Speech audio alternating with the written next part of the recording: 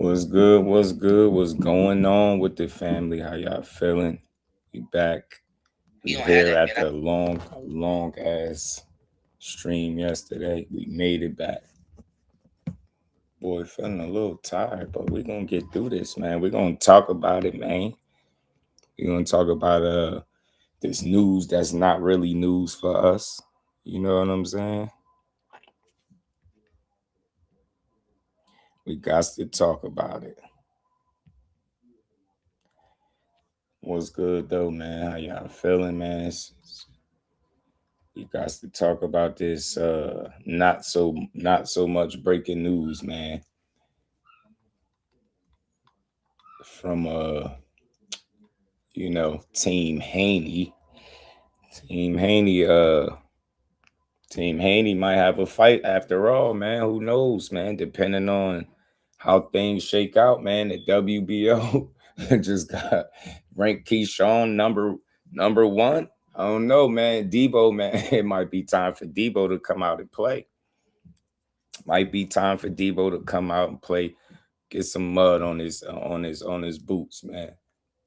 I think everybody been talking about the fight between him and Keyshawn or Shakur and Devin.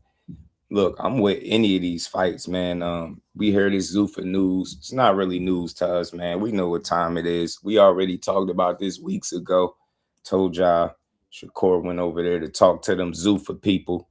And that's what it is, man. He went over there to talk to him, and I'm guessing maybe these talks have advanced since then, and maybe he maybe maybe we got some fights after all. Just getting hot. Hey yo, somebody just DM me saying Keyshawn Davis is easy money for Haney. What makes y'all think that? Like, seriously, what makes people think that Keyshawn Davis is easy for anybody? Devin Haney included, bro. That man ain't easy for nobody. Y'all gonna have some shit to deal with. I'm trying to tell you.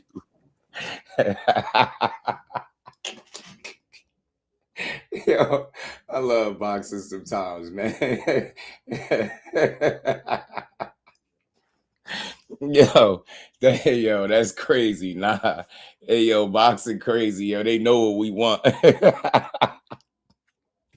Yo, Jordan, yo, you sent me the post. Dante sent me the post. I swear it was like Dante sent it to me. To Jordan, you sent it to me. It was like back to back. And then I open up Instagram and I see it. I'm like, damn. Okay. The businessman is number one in the WBO at 47. Hey, y'all, who got that WBO title? I forgot. Because I know Brian Norman had it. He had defended it against somebody. I know he came up short. You know what I'm saying? He held it down, no, but he came. Oh, it was Devin Haney. Yeah, it was. I'm telling y'all this now, bro. Look, I respect I respect Devin a lot. Yeah, I really do. I rock with him. I think the dude is a hell of a fighter. I always say that. But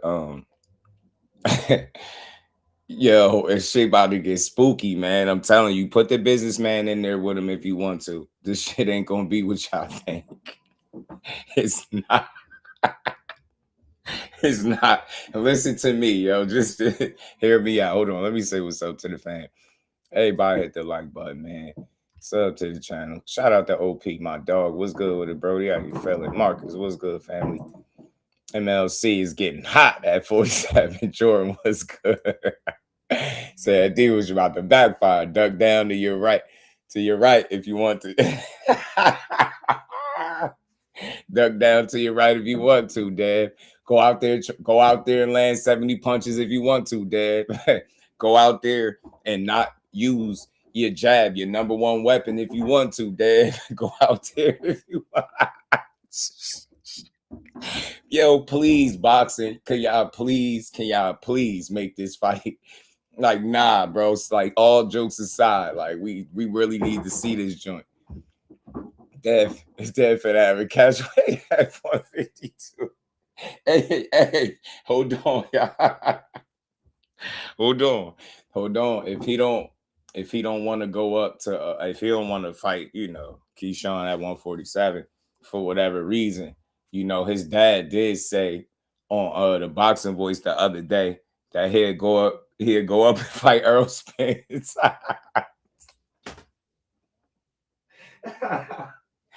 And then his fans said, man, I could see Dad going up to 154 fighting Sebastian Fundora. Man, I almost cried. Almost died laughing, bro. I'm like, what? Yeah, there's people out there that really believe this shit. Yo, DEEBO. Corey gonna be in the crowd. They're not ready for it respectfully at all, man. And we mean that in the most respectful way. Me too, bro. I'm so tired of hearing that people ducking. Like, nobody's ducking. People want smoke, man. Yo, can we get 20 likes in the building? If you did not, just double tap your screen one time. Hit the like button for your boy. Let's talk about it, man. Let's have a conversation. Let's talk about it. This shit is crazy, man. This is funny, bro. They know what we want. Just give it to us, bro. You get what I'm saying? Go ahead and give it to us, bro. Go ahead and give us the fight we want to see. You know what I'm saying? Look, Bill Haney said Keyshawn Davis will be easy work. He said that's like a regular nice work. Remember he said that? Said Keyshawn Davis like regular. That shit like, yeah, that's right. That's just a regular nice work for DEEBO. Get what I'm saying? Tell you gonna mess around and choke on that appetizer. Real shit. Hold on, let me pull this video up. I hope that the sound is coming through clear too, man. Because look, you gotta want to fight him, DEEBO. Let me show you what Devin think. I mean, what Keyshawn Davis think about you. You know what I'm saying? This is straight from the horse's mouth. I didn't say it. The businessman, aka the amazing Keyshawn Davis, he said it. I ain't have nothing to do with it, bro. Bro said this. You know what I'm saying? This is what he had to say. I thought he wasn't that good. Yeah. So that's just still how I feel. Like, you know what I mean? I respect it. What do you think he lacks in though? Like, what makes him not good? I just feel like first of all, like I go off mentalities when I go off a mentality. You know what I mean? He don't have that. That dog. He don't have that. And I know Devin since amateurs. The motherfuckers are having MCM bags before I even knew what the fuck MCM was. That nigga always had it. Yes. You know what I mean? So he don't got that hunk. Like he just want to be the greatest, but he don't come from the trenches. Like, you know what I mean? Like me, I don't want to be the greatest, but I'm gonna fuck you up though. You know what I mean? Like it's a difference. You know what I mean? So that's one thing. His mentality is just not when I'm on. You know what I mean? And as far as like his skills, I feel like he is like one notch under great. He does everything good. He don't have nothing great in his arsenal. Everything is just okay. That's good, which makes him a good fighter. But he just not fucking with the elites of the elites. I don't know how to feel about it because I haven't seen respectfully to Devin. You know what I'm saying? But I haven't seen spectacular fights. As it pertains to him. Dang, ain't listen, man. Hey, DEEBO, Reef was good. He said, hey, y'all remember when folks told Keyshawn move up and petition himself to be number one? Yo, I'm like, hey, y'all, I'm loving this shit, man. I really am, yo. Like, I'm enjoying this shit more than I'm supposed to. Like, yeah, y'all. All that barking, man, y'all might get what y'all looking for. I'm telling you right here, right now. And I mean this. Go out there and land 70 punches against Jordan C. My dog, how you been, man? Go out there and land 70 punches if you want against the amazing. You know what I mean? That shit won't be a good night. Oh my God, yo. This is funny, man. I hope this is what's going on next, man. Yeah, Haney fans are screaming. Did he? Yeah, he didn't petition. Nah, remember, hey, y'all remember the WBO president already came out and he exposed Keyshawn because he said if he really wanted to fight, he'd petition. Nah.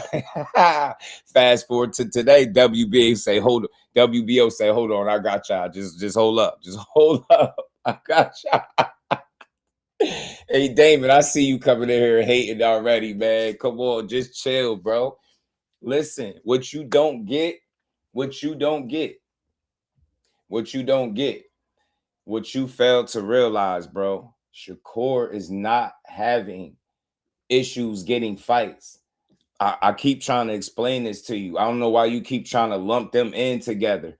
Like they're not, he's like, then you just see Shakur face off with somebody calling him out, right? You get what I'm saying? Like everybody got his name in their mouth right now, right? Everybody, yeah, they acting like they really want this, man. Like, look, man, this is what Keyshawn said about your boy, Damon. This is what he said. And it's still in the tongues of hey, he said the most viewed and talked about boxing on YouTube. That's a damn lie. Why do y'all lie like that? Like you really cool typing that shit, knowing it's a lie? Like you really think he the most popular boxer? Like Google that right now with your phone. Like Google that. AI it, Google it, chat GPT it, do anything you want. He's not the most popular boxer, bro. He's never been. You know what I'm saying? He's never been the most pop, but he's one of the most talked about. Because listen, I keep telling you, you take all these conversations like people are dissing them. I ain't say one bad word about Devin. I just laughed because the WBO made Keyshawn #1 at welterweight. That's all. Like, yo, bro, I said this. I joke, yo, I laugh and I joke. But I said this to you, Damon. You act like we against Haney. I said, yo, one thing about him and Bill, they always figure it out. Like I talk some shit, but yeah, it was a little disappointing to see all his fights falling out. Like you can't tell me as a fight fan, you're not disappointed to see that he didn't get the biggest rematch in boxing for himself, right? With the Ryan fight. He didn't get the Rolly unification, no Lewis Crocker, no Shakur Stevenson, at least as of right now. You get what I'm saying? That's a little disappointing. That's not a diss to Haney, but that's for you to realize and understand something about your guy. He's a top guy. He commands a lot of money. Not everybody's going to be willing to pay that because they're not sure if they can get the return on an investment. That's not a knock on him because, look, if one won't pay you, then somebody probably will. You understand what I'm saying? So what Haney probably really went and did was found a deal at Zuffa that worked for him. Same shit Shakur probably did, bro. You get what I'm saying? But it shit always look like this every time, but have you ever seen Haney just go like a real long ass time without getting a fight because he couldn't get no fight? Nah, man, this should just be little shit to laugh at. It's a little entertainment. It's funny, man. It's good conversation, but Devin Haney gonna be all right. He just better not get in there with the amazing. You know what I'm saying? He better not get in no ring with no Shakur Stevenson. Hey, other than that, he gonna be all right. He better not go up there and try to fight no Fundora or Spence, and he be all right. You get me? Keep doing what you don't. Keep plugging away, DEEBO. You get me? Dante, my dog. He said, we coming for DEEBO. He said they about to be talking soft on these panels tonight. You know, Haney fans are screaming he didn't petition. Now look. This is what he said. This is what he think about your boy. I always thought he wasn't that good. Yeah. So that's oh shit. He'll keep me on bullshit. He said, I always thought he wasn't that good. He be on straight bullshit, y'all. Man, he be on BS, man. Support the troops. Smash that like button, y'all. Y'all already know how we do, man. Rock out with your boy. Have some fun with your boy. You know we gonna talk about it today. Manuel was good, man. You just won't get it, bro. Damon, man, you my guy, man. You a supporter, so I genuinely rock with you, but you don't be getting it, yo. No, his fights is not dried up. He's not in the position Devin is in, bro. Respectfully, that's not the same. Do you hear Shakur Stevenson negotiating with 2-3 people or different fights and all of them not happening? That's not his situation, bro. You just want an announcement when you want it, but it's going to come when it's going to come. It ain't no announcement because he probably ain't got no fight lined up right just yet. You get what I'm saying? Same shit with Devin, but they could both be closer to making fights, bro. Don't take what I'm saying like a bad thing. You looking at it wrong, and you making me over-explain myself. You know what I'm saying? Like, nah, Devin is a top fighter. You think he not going to get no fight? You get what I'm saying? He undefeated world champion. You think he not going to get no fight, bro? It might not be the fight people was talking about the most or the ones they expected, but that man will get a fight. But I'll just be talking my little shit because it's funny. But I guarantee you, Shakur Stevenson don't have no problem getting a fight. The only way Shakur has ever had problems getting fights is when dudes don't want to fight him, but pretending like they do on the internet. And then when it come down to putting the ink on the paper, it's some other shit. You get what I'm saying? Now it's my dog got sick. Now it's I gotta mop the lawn. You know what I'm saying? You get what I'm saying? Now it's I gotta sweep the carpet. Like, you know what I'm saying? You hear all type of shit when it's time to fight Core. Yavis, what's good, fam? Yeah, man, hit that like button, man. Everybody, man, the likes is way down. Let's get the likes up, bro. Ghetto Fab, what's good, family? Key, you got to get there before hating. See, this is the problem too, man. Y'all can't take criticism. It's funny how Bill Haney could say that Keyshawn is easy work, and that's not hating. He easy work for Devin, but then soon as he tell you, and you ain't even listen to the full assessment. That's what he say. He never thought he was that good, but he said he do everything well. He's a good boxer. You know what I'm saying? He's saying he chill, man. He said Dev a good little boxer. G, you know what I'm saying? He say a good little boxer because he lose to Dev if they fight. This video gonna go viral. Shit, let it go viral. Hey, faith of Zion, man. That's the fun of it, bro. Somebody they gonna talk some shit and somebody gonna lose, and then somebody gonna get memed and clowned and joked on. It's all good. It's just boxing, man. I support all of these dudes that I talk about, bro. Like I had my picks as to who I think could win whichever fight, right? I do. I had picks as to who could win which fight, but ultimately, for me, man, this is a really good fight. You know, I come on joking because look, we be taking this shit too serious. Why we be mad at it? It's fun. Let's have some fun. Keyshawn talking shit, Dave talking shit, Bill talking shit, everybody talking crazy. Now, don't this kind of excite y'all though that the WBO just made this man #1? You know, at welterweight though. You get me? Y'all should be like, yes, now Devin got an extra opponent. Let's see if Keyshawn gonna stand on it, right? Come on, man. You got Core going to Zuffa. Some people think that could be the fight. It's looking up. Things is looking up for Dev, man. Hey, Damon, you need to be thinking the Bash brothers, bro. They giving your man life. They breathing life into your man career right now. They giving them options, B. You get me? They giving them options. Bill's still lying about negotiating with Core, but we gonna let that slide because the WBO, you know, they did right by us. You know what I'm saying? Putting Key where he rightfully belong. You know what I'm saying? Key, what Key say? I always thought he wasn't that good. Yeah. So that's just still how I feel. Like, you know what I mean? I respect it. What do you think he lacks in? If he struggled with little Lomachenko, and I don't even like to say struggle because Lomachenko is a phenomenal fighter. He's a Hall of Famer. If he had a tough fight with small Lomachenko, Keyshawn Davis is considerably bigger than him. And I just think it's a different fight. He's stronger physically. It's a much different fight. He got that pedigree too. I get it. Devin got the experience, but no disrespect to nothing he's done. Those first, I'm telling you, 17, 18 or so fights, bro. Like you could throw them down the drain. I'm not even trying to be funny. And then if you take his most notable wins and you stack those guys up to Keyshawn Davis, which one of those dudes beat him? You get me? Yeah, this not gonna be a situation where you get in the ring and you way bigger than it's not gonna be that. I'm telling you, it's not. It ain't saying, look, Devin Haney ain't gonna be no easy fight for nobody. Ryan had to cheat to beat him, and he still couldn't do it the right way. So he let me be clear. He got the experience. He got really good feet, reflexes. He fast. When he on top of his game, his jab is on point. His right hand is on point. He going to your body. You get him saying he using the ring, using his legs to get out of trouble. He's a phenomenal talent, bro. He got a chance to beat anybody he get in front of because, like Keyshawn said in his clip, he do everything well. He do. Devin Haney is a very polished boxer, man. And he's been doing it at the elite level for some time now. You got to give credit where it's due. But I'm going to talk my shit for sure. Like anybody thinking Keyshawn Davis is an easy fight for anybody is tripping. He just not. When I keep telling y'all, when you get to a certain level, it you know the gap closes. You know what I'm saying? When y'all operating around the elite level, that gap start to get smaller and smaller, and it become a game of inches, right? A matter of, like I told y'all, who could be more consistent at the highest level. That's what be separating these top fighters, bro. You get what I'm saying? It don't be no crazy ass gap. Like, because if you really look at, Devin Haney and what he do, and you look at Keyshawn and what he do, you got to be honest with yourself and say, man, they got different styles, but they both very polished and they can do everything, right? You get what I'm saying? I think Keyshawn is better defensively.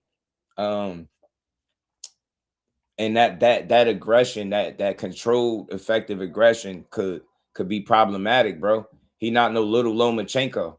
Get what I'm saying? Lomachenko was giving you a tough time, man. Keyshawn Davis will be able to do the same thing, is all I'm saying. There ain't gonna be no easy wins for nobody. That's like me telling y'all Devin Haney gonna be easy work for Keyshawn. I don't say shit like that because I don't believe that. I don't think he easy work for nobody. But at the same token, it ain't gotta be easy to get your ass beat.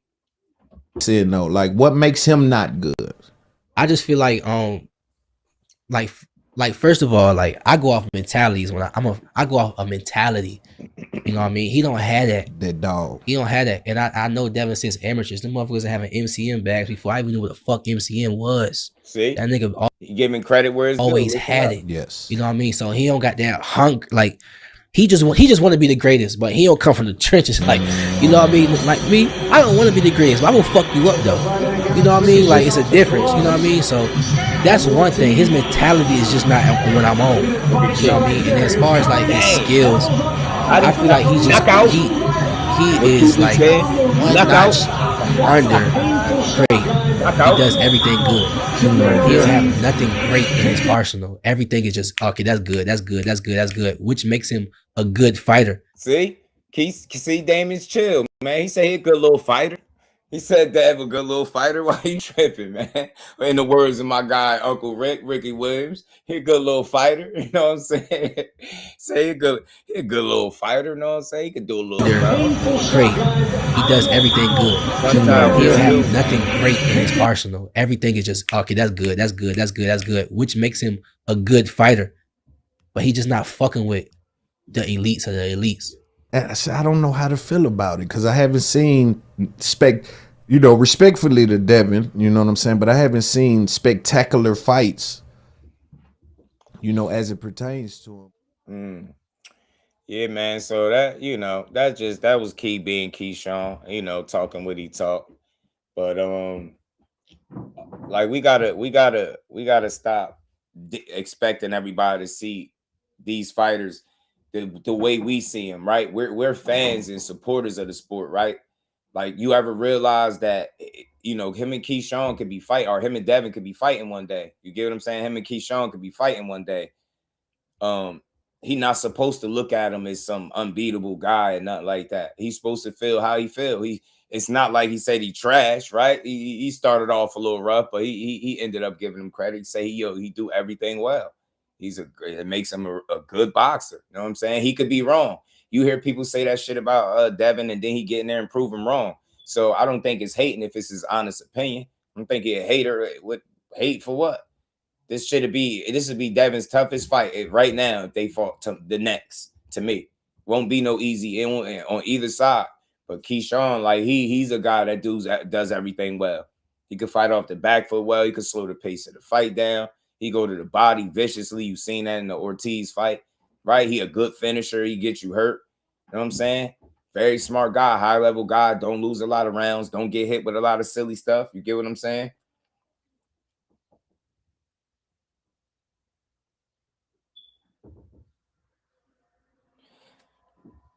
I'm trying to figure out something real quick. Cause am I tripping? I see like a dog in here, and who's a sucker? I just want to know, cause you come in, you kind of spamming, and I happen to look, you typing, so who's a sucker? I just need to know. I'm gonna make sure it ain't no confusion here. William, what's good, fam? Just my opinion. I could be wrong. You feel me? Ortiz doesn't have the same feet as Devin. Nope. But they're both limited offensively and defensively. Yeah, but you know what? He could get on that good foot. Know what I'm saying? Dev ain't beat nobody better than Keyshawn. That's the point. They don't get it, bro. They don't get it. That's why I keep telling them why. It's not that his experience don't matter. His experience, I don't think, will weigh in as much as what some of his fans think. And the reason being is Keyshawn Like a lot of that. Nah, don't talk in circles. I want to know directly who you referring to as a sucker. You came in here kind of disrespectful. You know what I mean? Talk boxing. Don't talk weird shit. Like, could you beat Keyshawn? If you calling Keyshawn, could you beat him? And if you can't beat him, what that make you? Come on, man. Don't come here talking crazy. I ain't with that. You know what I'm saying? Anybody that agree with him, I agree with whatever the fuck I want. You know what I'm saying? You gotta watch y'all weird ass dudes be having to watch who y'all be talking to, man. You come in here, talk boxing, don't talk bullshit. You don't agree with Keyshawn, say that. But all that random typing, nah, man. Have some respect, man. Talk like a man. None of these dudes is no suckers, man. The only dudes calling these grown-ass men suckers that's living out their lives are bitch-ass dudes themselves, man. Straight like that. He could feel how he want to feel. Is you and Bill shit? Is you calling Bill a sucker and saying he hating when he's saying Keyshawn is easy work? Right? That weird-ass shit out of here, man. Oh, what? Yeah, thank you. Yeah, get your weird ass on. Back to the cook. Y'all dudes got to get out y'all feelings, you little hoe ass dudes, man, because I'm gonna give you what you're looking for every time. You get what I'm saying? Don't come in here with your chest poked out, talking crazy. This is why dude be having a problem getting fights now, because y'all act like sissies and suckers when somebody critiquing a dude. You think everybody's supposed to think that, you know, Devin Haney is Hanos or a water walker like you? If you think Devin Haney whoops Keyshawn, just say that. But all that tough out, he's sucker. Anybody like him now? You pussy for that. Coming in the chat, it's easy to talk like that behind a fake avatar when nobody know you. Get your weird ass on, man. Like I said, let me play this clip again because people be getting. I always thought he wasn't that good. So that's just still how I feel. Like, you know what I mean? I respect it. I always thought he wasn't that good. So that's just still how I feel. Like, you know what I mean? I respect it. What do you think he lacks in though? Like, what makes him not good? What he lack, I just feel like like first of all, like I go off mentalities when I go off a mentality. You know what I mean? He don't have that dog. He don't have that. And I know Devin since amateurs. The motherfuckers having MCM bags before I even knew what the fuck MCM was. That nigga always had it. Yes. You know what I mean? So he don't got that hunk. Like he just want to be the greatest, but he don't come from the trenches. Like, you know what I mean? Like me, I don't want to be the greatest, but I will fuck you up though. You know what I mean? Like, it's a difference. You know what I mean? So that's one thing. His mentality is just not when I'm on. You know what I mean? And as far as like his skills, I feel like he is like one notch under great. He does everything good. He don't have nothing great in his arsenal. Everything is just okay. That's good, which makes him a good fighter. But he just not fucking with the elites of the elites. I don't know how to feel about it because I haven't seen respectfully to Devin. You know what I'm saying? But I haven't seen spectacular fights. You know, as it pertains to him. And look, man, I'll just be having fun with this stuff, but y'all dudes, man, this is not the channel to come with your emotions and feelings, bro. We have fun, we talk boxing. Y'all, like, I'm telling you, it's a real epidemic of soft ass behavior going around in boxing where you think your opinion of a fighter matters more than the ones that do it for a living. Like, how that makes sense? You get what I'm saying? Damn, bro, the man spoke what he said, man. He gave him some credit. He ain't got to fall in love with Devin. He don't think nobody could beat him. And that's most of these fighters, bro. That's most of them. You know what I'm saying? Nah, yo, listen, bro. Y'all, I don't know how y'all hear information. Y'all make shit about the wrong stuff jealous. Why would he be jealous? Nah, if that was the first time you ever heard somebody say something about him not being from the streets, like, or the trenches, he said, and he don't mean like gangster streets, but he like, yo, he come from something different. He like, yo, this dude came into the game good. We came in struggling. It's a lot of people. Regis was saying the same thing. That shit, Devin showed you that shit don't mean nothing.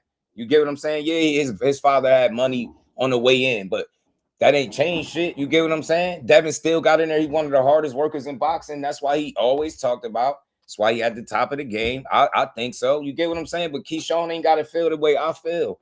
It's competition, bro. You ain't supposed to rock him to sleep. But you are supposed to praise him? Like, he not about to do that. If you want praise, go to them fucking Haney Ho channels. They'll do it all day. Y'all, it's crazy how sensitive y'all get when somebody criticize this dude.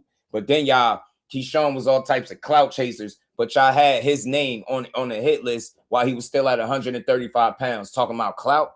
Make this shit make sense. Y'all be weird as hell. That's why the man every time it's always so much confusion when it's time to fight, because they don't give nobody credit. Everybody easy, nobody on his level, everybody be bums, and then when he beat him, he want credit for it. Brian Norman ain't this, he ain't that, but then after you beat him, you beat the best guy in the division. Come on, man. That's the shit we be talking about. Keep it consistent, man. If you good, say you good. Don't get mad at Keyshawn. Put your fucking money on Devin if they make the fight. Stop crying. Get that hoe out your blood, man. It's just boxing, bro. You don't gotta be sensitive about it.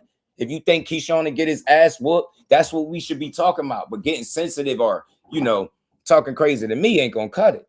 Texas Heat was good with it. Shout out to my queen, the baby girl, Miss Just Do is in the building. Yeah, he definitely gonna be difficult to beat, man. Earth Angel, they know it. I want to see him win. Me too, man. That's how I look at it. I want to see him win in life, man. That's how I do. All these dudes, Blunt Sports, what's good, homie? How you feeling? They all they do is cry. And then y'all just cry. Yeah, I was just crying about opponents. Now you potentially got one. Just chill and enjoy it. Enjoy the ride. Tony, what's good, homie? How you been, Texas? Shout out to my dog. Hold on, man. I ain't right. Oh, he is. He is. Tony, what's good, Tony? How you feeling, Tony? Long time no see. It's not. Devin is not at the top of the game. No, Bill put him at the top of the game with his business moves. Nah, that don't make sense, Mag 7. That don't make sense. Respectfully, Mag 7. It don't make sense. Respectfully. What I'm saying is it's a combination of the two. It worked hand in hand. Bill business moves put him to the top, but it was Devin winning the fights. You can't get to the top with just doing great business without winning the fights. Devin Haney is 33-0. We got to give credit where it's due. I'm a different kind of guy. I talk shit, I joke, and I'm gonna give my honest opinion about who I think can win or lose a fight. But you ain't gonna be no Devin Haney slander for me or me discrediting the work that man put in. That's why I got the respect for him that I had for him, because I've always said this. For a guy that had his pops come into the game with money, he didn't treat it like, all right, I'm rich, so I could just coast. Nah, that dude works extremely hard. And this is me telling the honest truth. This is what I think about the dude. He's one of the hardest workers. That's why I believe he's there. Is that him winning the fights? He is skillful. Let's not act like he not. He elite, whether people want to give him to him. I get what Keyshawn is saying. Keyshawn, like, yo, he ain't messing with the elites of the elites. But me as a fan, I'm not a boxer. I'm not going to ever have to fight Devin Haney. So I can give him credit for what the fuck he showed me. That man is at the top for a reason, because he can fight. He's disciplined. He works hard. He knows how to fight. He's a smart guy, man. Yeah, I respect his hustle, his grind. You get what I'm saying? He could have easily got in here and been like a rich kid and took the shit easy. Nah, man, Devin Haney went out there and put the work in.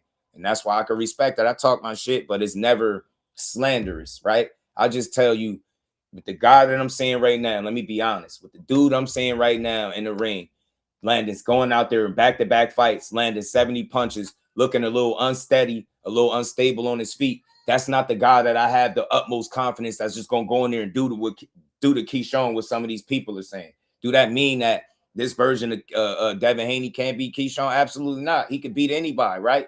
But it's going to take the right kind of game plan. But what I'm saying is, now we got a little bit of consistency. You have back-to-back fights, right? You fought these guys. You beat them. You won. But it looked a certain way, right?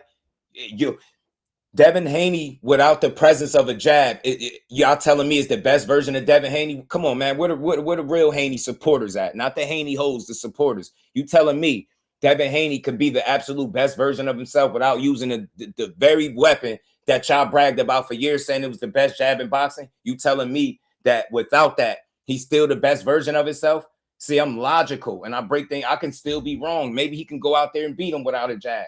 But no, when you really got a real one in front of you, you get what I'm saying? The difference is all that experience that he was getting early on in Mexico. Keyshawn got that shit in the Olympics at a higher level. Y'all really don't get it. He came in seeing the different styles, man. He came in with a pro style. You get what I'm saying? the shit is different. He came in fighting at a different level. He didn't have to go take a Mexico route. All his fucking fights is televised. It's just the shit is not the same. Never fought a guy with a losing record. That shit matter. Get what I'm saying? Silver medalist, yeah, you lost to Andy Cruz, but you made it far. You seen a lot of different people before you lost. You get what I'm saying? Beat a lot of ass. All that experience that y'all be talking about, he got a lot of that shit as an amateur. I'm telling you, seen him different styles and beating people ass and traveling and doing it. Telling you, the dude can do everything. This would be a great fight for boxing, and I hope they make it. I don't care which fights they make first. I can't control the business. I just can support the fights. Make the Keyshawn Davis fight with Devin Haney. Let Devin Haney go out there and prove people for the 34th time why he one of the baddest dudes in boxing. What we crying about? Shut y'all asses up. Don't you want him to have opponents? Y'all said y'all want to see Keyshawn Davis. He go to welterweight, man. He clout chasing. He clout chasing.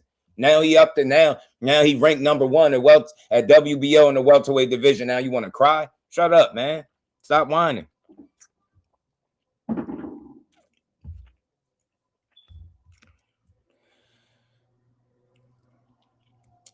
I mean, listen, I appreciate support, but I don't tolerate disrespect. And you got my initials. I think it was this like a dog. You know what I'm saying? I don't wear a skirt. I'm a grown ass man. You get what I'm saying? Like, you come in here with the disrespect. I don't stand for it. Support or not, I don't give a fuck about your money.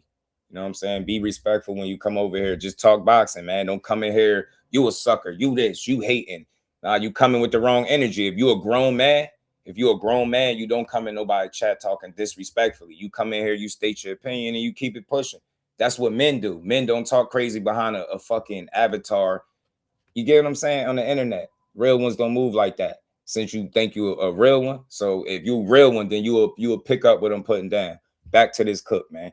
Hit that like button, y'all. Appreciate the support, though. But hit that like button, y'all. Sub to the channel. Support the grind. You know what I mean? Forcing Keyshawn Davis up to a division that he hasn't fought in because Dev is fighting at 54 and 147. Nah, Dev never fought at 54. Dev got one fight at 47, Tony. He only got one fight at 47. Dev do. He got one fight at 47, and the fight before that was at 44. You know what I'm saying? So nah, he's never fought officially at 154 pounds. Nah, and you can't force Keyshawn nowhere. I think the writing was on the wall. He was already talking about going to welterweight. He had a little weight scare. You know what I'm saying? He had that little weight scare, and people felt like he just need to just move up. So now that that's a reality, nobody should be complaining about it, right? Nobody should be mad at him going up there. It's a good thing. Listen, if he in over his head, let Devin Haney be the one to check him. Let Devin Haney be the one to kick his ass. If he in over his head, let Devin Haney put that belt on him. You know what I'm saying? This is good. This is good shit. You know what I mean? Rolly said they smoking mirrors. He was talking about on the business end. You know what I mean? Shout out to the homie Blunt Sports. What's good, bro? Said just they gonna say, hold on, Matt, my bad. What did it say? Cal Cooler, blesses, homie. How you feeling, bro? Shout out to my dog, Cal. Y'all be bugging sometimes. Mike Magic, what's good, homie? How you feeling, bro? Sean's supposed to think potential opponents aren't better than him. Facts, Damon. That's all I'm saying. That's what he's supposed to say, bro. That's what he's supposed to say. It's up for Devin to prove him wrong. You get what I'm saying? Beat his ass. Prove him wrong. They're gonna say he shouldn't be ranked number 1. Nah, don't cry now. Hell no. Hell no, because they wanted him to petition Dante. I don't want to hear that crybaby stuff. You know what I'm saying? Nah, he there now. You know what I'm saying? He did now. WBO said, hold up, man. Let me pull the post up, man. You know what I'm saying? They be mad about everything. Stop crying about boxing. Let's support boxing. Let's build boxing up, man. I don't tolerate no type of disrespect to talk boxing up. None whatsoever. You know what I'm saying? Just come build with your boy. You know what I'm saying? You don't gotta come in here with pistols blazing, man, to have a conversation with your boy. Cut, what's good with it, boy. Core of everybody. You know it. You know what it is. Cut. They're gonna say, man, these Shakur fans, man. Woo, boy. And man, I'm gonna tell you just like I told the last one, man. Shut up and learn some boxing, bro. That's you gotta be a youngin', or you must be new to boxing, because you pushing the same bullshit rhetoric that these immature, uneducated dudes that don't have a clue do. Nah, they're not ducking. I don't gotta make excuses for no fighter. I don't get paid to do that, but I understand boxing better than some of you silly ass individuals. So I don't push duck narratives every time a fight don't get made. Y'all running around here talking about people are ducking guys without even being in the same weight class. That's idiotic, man. You don't even make sense, man. Sit back, shut up, and learn some shit, man. You hear me? Learn something, man. Uh-oh. Uh-oh. Uh-oh. Keyshawn needed that. Move his body. It looked like his body growing, man. That could be a good thing in boxing. Keyshawn up there at 147, 147. Devin Haney and Shakur get Tank Davis 100. Oh, yeah, without him. Oh, shit. Damn. My big drop drag. I don't know who Rolly next opponent going to be, man. PBC going to have to work that out. I have no idea. Devin, hey, Ancient Future, shout out to you. Are they fighting or is it still Shakur and Devin? I'm confused by Bill's interview yesterday. Listen, from what I understand with Shakur, that's not being negotiated. He could be keeping something close to the vest by playing it that way, but I don't think so. I think he wanted to make sure the fans wasn't getting overly excited about something that wasn't coming. The only way I would think that Devin and Shakur was on the way if Shakur goes to 147 pounds. I don't think there's no other way that the fight happens unless they ended up he finally met him in the middle, but I doubt that. Devin Pop said he ain't going down, and of course they ain't going up. So I doubt if it be Shakur. This is why I started talking about this particular fight with Keyshawn and Devin, because I mean, look, it seemed like a logical fight. Well, what are we waiting for? What are we waiting for? You could fight Brian Norman, you could fight Keyshawn Davis. It's that simple. They both held titles before. You know what I'm saying? And the WBO title at that. So come on, man. Like, I'm just about seeing good fights. If that man can, if he can kick the amazing Keyshawn Davis's ass, I want to see it. Why wouldn't you? You know what I'm saying? A lot of y'all said he talked too much. You don't like his energy. He too hyped up. He a cloud chaser. He be too animated. There you go. You got it. You got a vet in Devin Haney, a 3-division champion, man, with 30 plus wins in professional boxing to go up against him. He got literally more than double the fights that Keyshawn Davis got. So y'all should be really confident that your man can win. All that experience, right? Telling you, man, that shit gonna look different though, because he not gonna be towering over Keyshawn. He not gonna be way bigger. And the skill gap is not gonna be a significant one. It's not gonna be nothing crazy. You're gonna be in there with somebody that can do everything well at a high level like you could, and possibly some things better for sure. You know what I'm saying? So they both got their attributes, they both got things they do well. But if Devin jab is not on, in my opinion, against a guy as talented as Keyshawn that can do everything, that's going to use his jab and every other punch in his arsenal, it's going to be a tough night for him. You're not going to just be at a box, play keep away. The man know how to cut the ring off. You've seen him do it. He patient as hell. His body shots is vicious. You get me? Telling you, man, you're going to have your work cut out. And Keyshawn will too, because Devin, you know, he's disciplined, smart, rangy. You know what I mean? He's fast, athletic. It's a good test for both of them, man. I don't care who people think gonna win. We just got to stop being disrespectful over our opinions, man. I don't respect nobody that got to be disrespectful just to talk boxing. That's sucker behavior, because I know that's not how you carry it when you see somebody in real life. When was their last mandatory? Sandor Martin? Vacated. Believe. In the vacating. The belt he got from Regis, right? Key about to beat Devin and then beat Norman Jr. right after that. Heart will be in my throat. I'm too invested, man. Listen, Herb Angel, that's and nothing do that to us like boxing, man. I'm with you, man. I be loving it, man. Like duck narratives. Yeah, it's idiotic, Tony. The duck narratives is idiotic, bro. That's for people that don't really know boxing. That's why that's all they got to say. Look, and then you come in with your little smart mouth or your little weird comment. But notice none of the powers that be are saying that. When it's that, they'll speak on it. Shout out to Faber G's. They'll speak about guys not wanting fights or avoiding fights. We ain't even got to that point yet. Shout out to Watch 272, man. It's a great fight, man.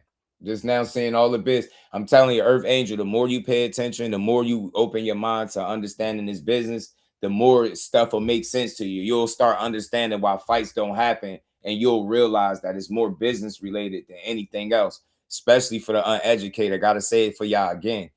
At the absolute top where Devin Haney is operating at, that's where he at. I don't care how you feel about his style. I don't care. He's operating at the elite level. It's a business up there.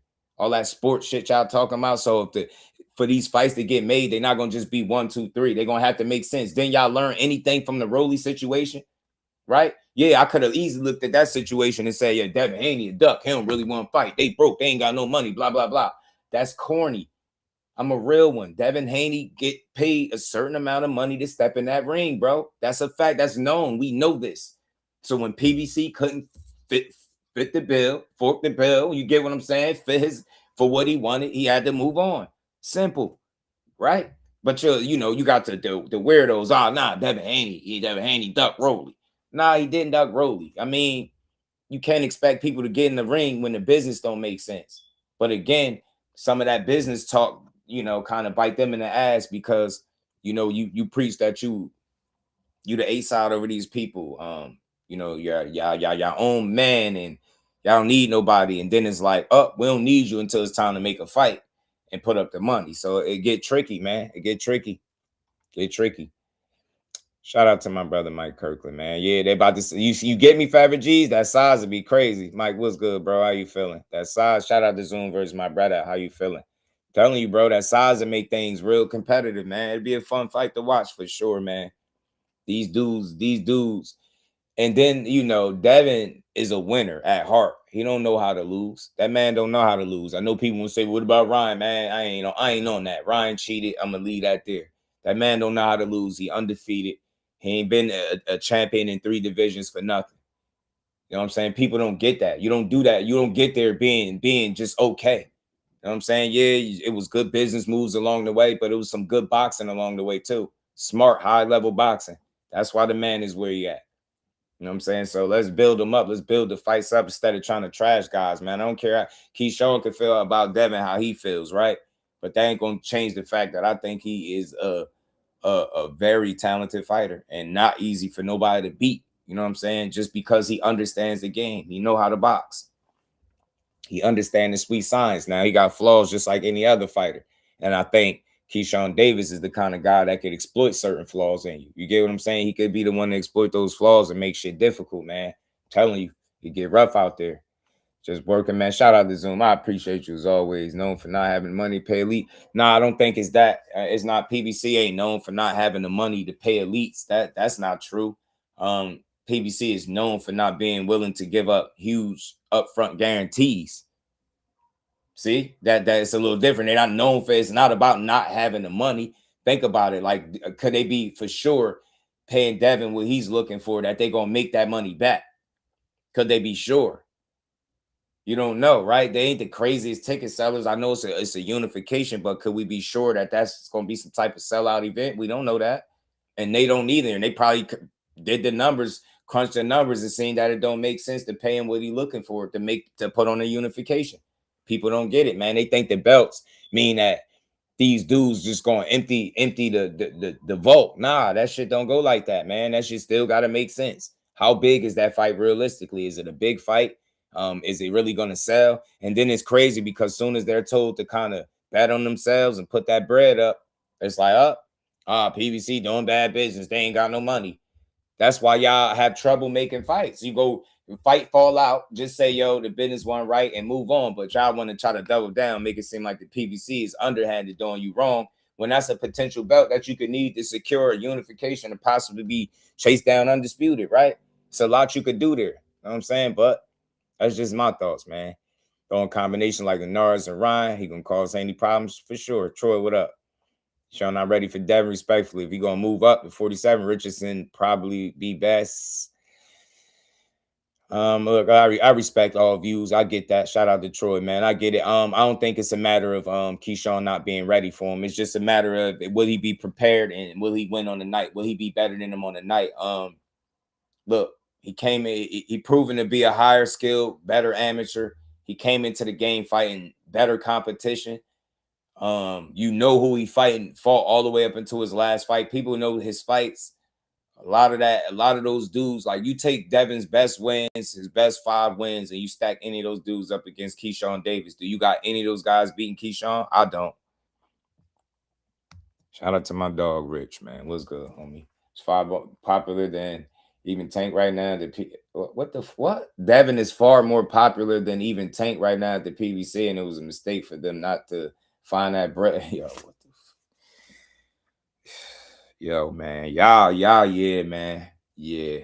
Yo, it official everything. Shout out to my dog, man. Yo, you really believe that Devin Haney is more popular than Tank? You believe that? You do know you could look that up, right? You could Google it or however you find your source of information, whatever you comfortable with. But there's no source out there that's going to tell you Devin Haney is more popular than Tank. And it's not a mistake for the PBC. The PBC is going to go on to do what they're do. Who gonna be on the sideline not without a fight? You get what I'm saying? It's not a mistake for the PBC. How is it a mistake for them if the reason that the fight is not being made because they can't give him the money that he's looking for? Right? Or they feel like it might not be worth it. Why would that be a mistake? That's just smart business. Dumb business will be overpaying at this point.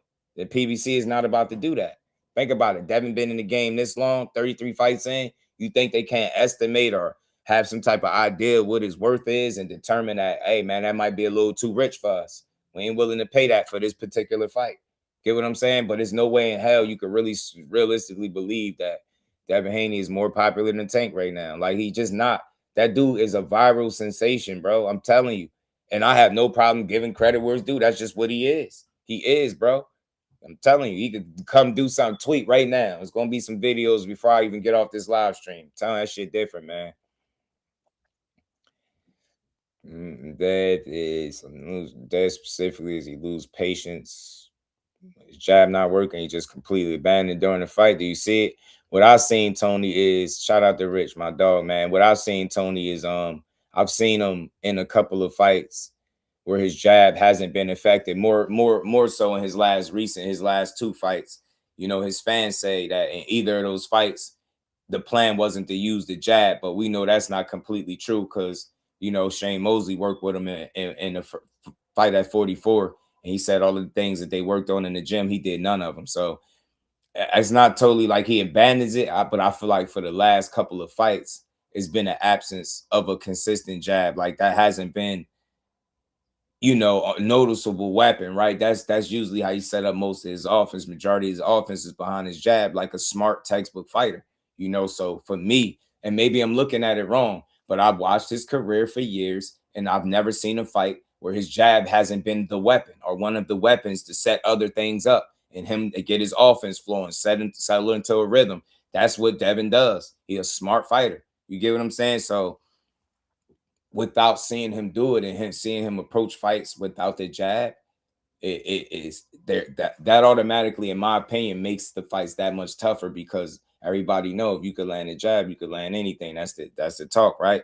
So if that's been your weapon for all these years and now it's no longer your go-to, or it's like almost a afterthought, that's not necessarily a good sign, because to me, I've seen back-to-back fights where your jab has been more absent than in any other fight that I've watched of yours, and as a result, your punches landed was way down. The amount of chances you took was lower. You know what I'm saying? Everything, right? The action kind of, you know what I'm saying, is not what it is when you popping somebody in the face with that jab and following up with that straight right hand that you known to use, man. So I've watched Devin Haney over the years, man. That dude, it's a reason. Like, you gotta think. Shout out to CJ. People was bragging about how good his jab is, and you know, saying he got one of the best jabs in boxing. I believe he got a top jab, but we all know who got the most accurate jab in boxing. I don't think I got to say that. I think y'all already know. You know what I'm saying? As he hesitant to get countered, that Ryan fight changed him. They don't want to admit it. Shout out to Tommy, man. What's good, fam? Look, I could level with you. I mean, I think that, you know, after the Ryan fight, I definitely think that he's been a little more unsteady. I think that's why we've seen back-to-back fights where he's landed those 70 punches. And I'm just a numbers guy. Like, I don't factor in every number, but certain things stand out to me. And all I'm saying is, if that's Devin Haney at his best in his last two fights, then go show me any other fight where you seen him land that few punches. And you know what I'm saying? In distance fights. Show me 12 rounds, 70 punches. Remember, y'all, Shakur Stevenson and De Los Santos, he landed 65 punches. It was the worst shit ever. 5 punches more than that ain't too much more. Only difference is it was 5 punches, and one of them 5 punches was a knockdown with it. But you get what I'm saying. You get my point. Get me? So, man, God, I just want to see it, man. I just want to see these fights, man. Just ain't me. That's what Keyshawn said. You get what I'm saying? Hey, Mike, I played the clip. I'm gonna play it again for you because you in here. Everybody hit that like button, man. So up to the channel, put some color in the chat, hit the super chat, hit the cash app. Let's build. This is what he said right here. I always thought he wasn't that good. Yeah. So that's just still how I feel. Like, you know what I mean? I respect it. What do you think he lacks in though? Like, what makes him not good? I just feel like first of all, like I go off mentalities when I go off a mentality. You know what I mean? He don't have that dog. He don't have that. And I know Devin since amateurs. The motherfuckers having MCM bags before I even knew what the fuck MCM was. That nigga always had it. Yes. You know what I mean? So he don't got that hunk. Like he just want to be the greatest, but he don't come from the trenches. Like, you know what I mean? Like me, I don't want to be the greatest, but I'm gonna fuck you up though. You know what I mean? Like it's a difference. You know what I mean? So that's one thing. His mentality is just not when I'm on. You know what I mean? And as far as like his skills, I feel like he is like one notch under great. He does everything good. He don't have nothing great in his arsenal. Everything is just okay. That's good. Which makes him a good fighter. But he just not fucking with the elites of the elites. I don't know how to feel about it because I haven't seen respectfully to Devin, you know what I'm saying? But I haven't seen spectacular fights. Against that too, yo. That too. You know, as it pertains to him. That too, bro. Shout out to Trey. What's good? 40 punches. Where you get your number? Yo, bro, really just be saying shit, man. Y'all really, when y'all like Devin, y'all willing to just be just like crash outs. He landed 65 punches, fam. Where are you getting 40 from? You just making like what you dude just be making up his own facts, bro. Man, what's wrong with you? I'm being honest with you. So, hey, Damon, real shit, bro. I need to know how you think, seriously. So, hey, Damon, you telling me from Ramirez to Brian Norman Jr., that's the best version of Devin Haney you ever seen, right? That's what you telling me? Go ahead and fucking lie. I want to see how unrealistic you dudes are. Seriously, yo. I don't want to hear that's the new and improved version because no the hell it ain't. No the hell it ain't. Google ain't tell you that dumbass shit. Google ain't tell you that. Google ain't tell you that. Google ain't tell you they landed no 40 punches, bro. Dude, it's crazy. If this 40, that might have been De Los Santos landed 40 punches. I know this. I know the numbers. You think I'm gonna just be yelling the numbers out without knowing them? Yeah, look at the technique in the round 11, DEEBO. I'm telling you, man, I got key, but Devin know how to win. And that's what I said earlier, Trey. I said Devin is a winner. He don't know how to lose. All he's done is win, bro. That's all he's done is win. Get what I'm saying? That's all he's done is win. All he's done, bro, is win. So it won't be no different. He gonna go in there and he gonna try to beat Keyshawn Davis, man. That shit ain't gonna be no easy fight, but I'm telling you, that shit'd be problem, man.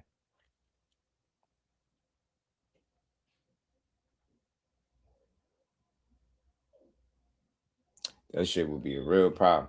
I need to know how you think. Yeah, it should be as funny as it is. Yeah. Reef stupid.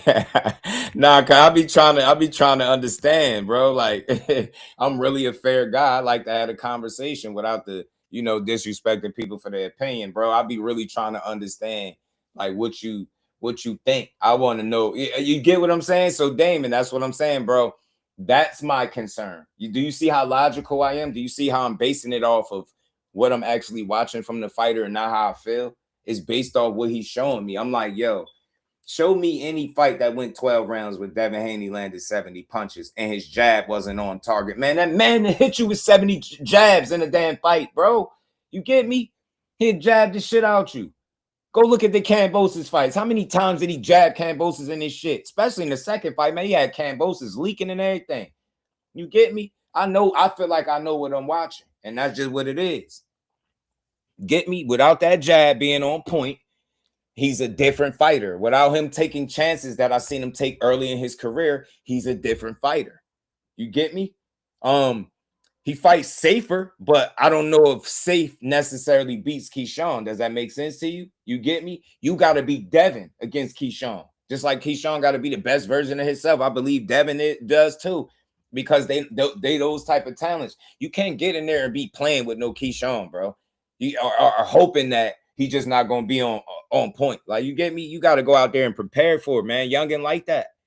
Shout out to the Queen Lisa. How you feeling today? Reef stupid, man.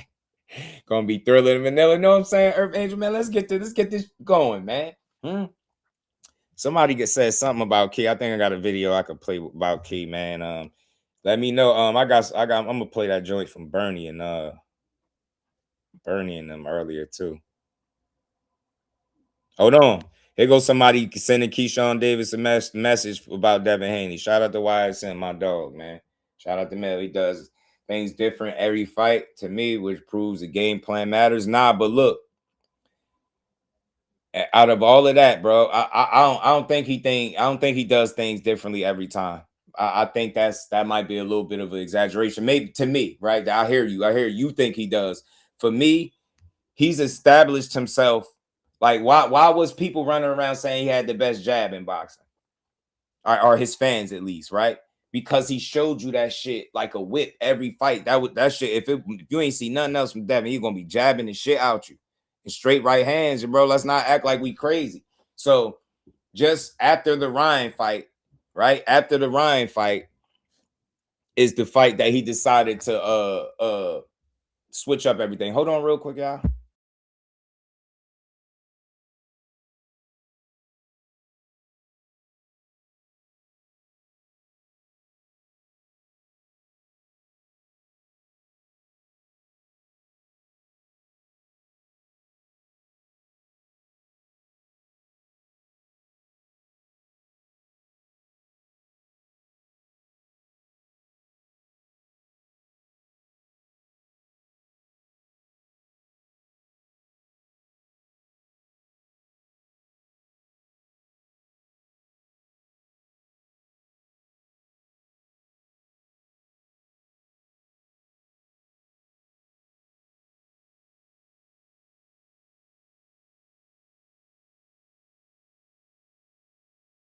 My bad, y'all. I had a phone call. My apologies, y'all.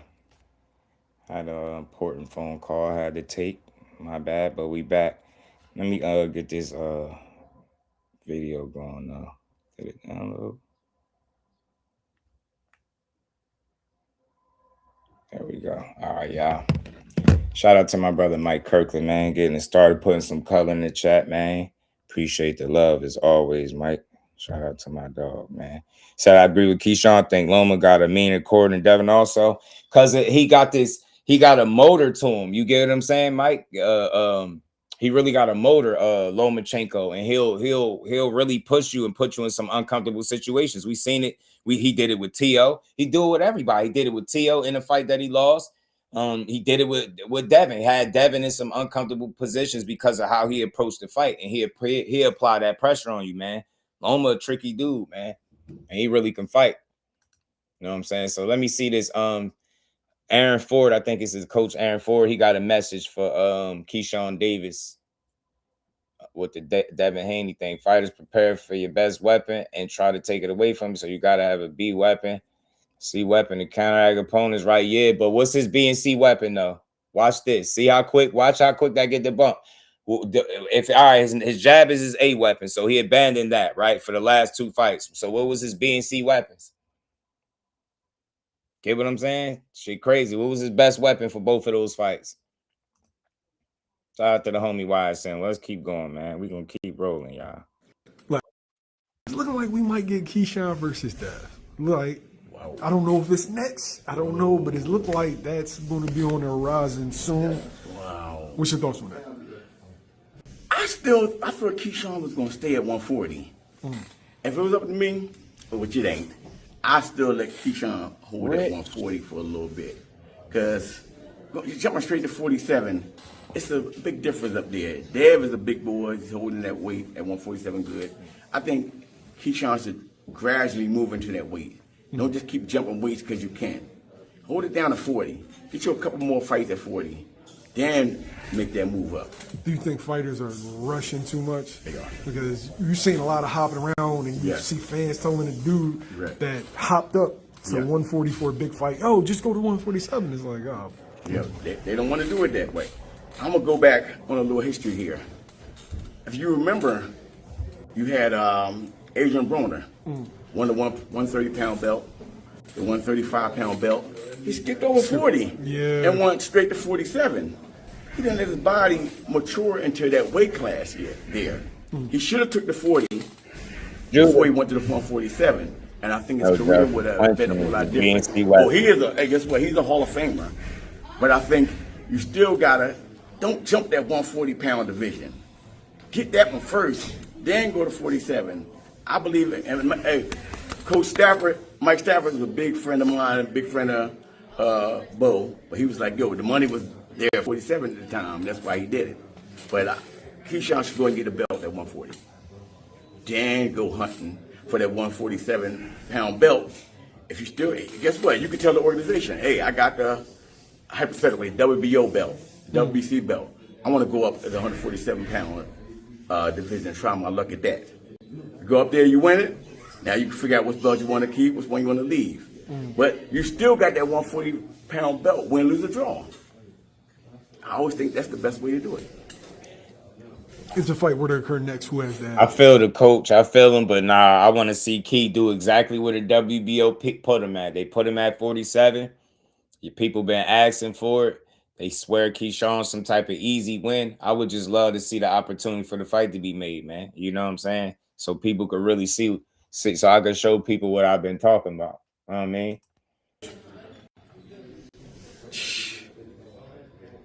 I have to say Devin. I have to say Devin. Why? I just think he's the bigger man. I think, hey, so much more experience. Keyshawn is still learning on the job. He's a bad man. He's a former world champion. But I guess what? It's levels. It's level.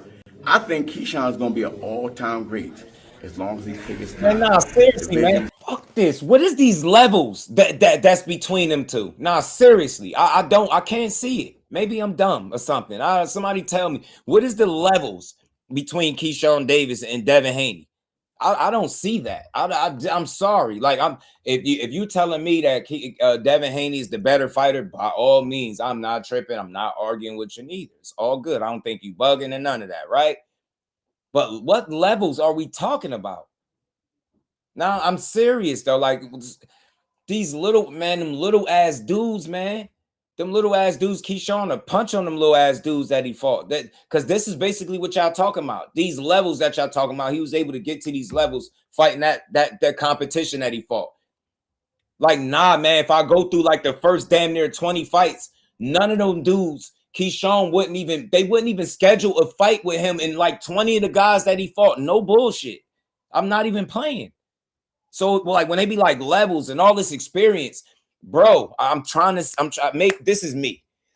The Mexico route is all due respect, man. Get it how you live. Devin was young. He got it out the mud. I respect that shit.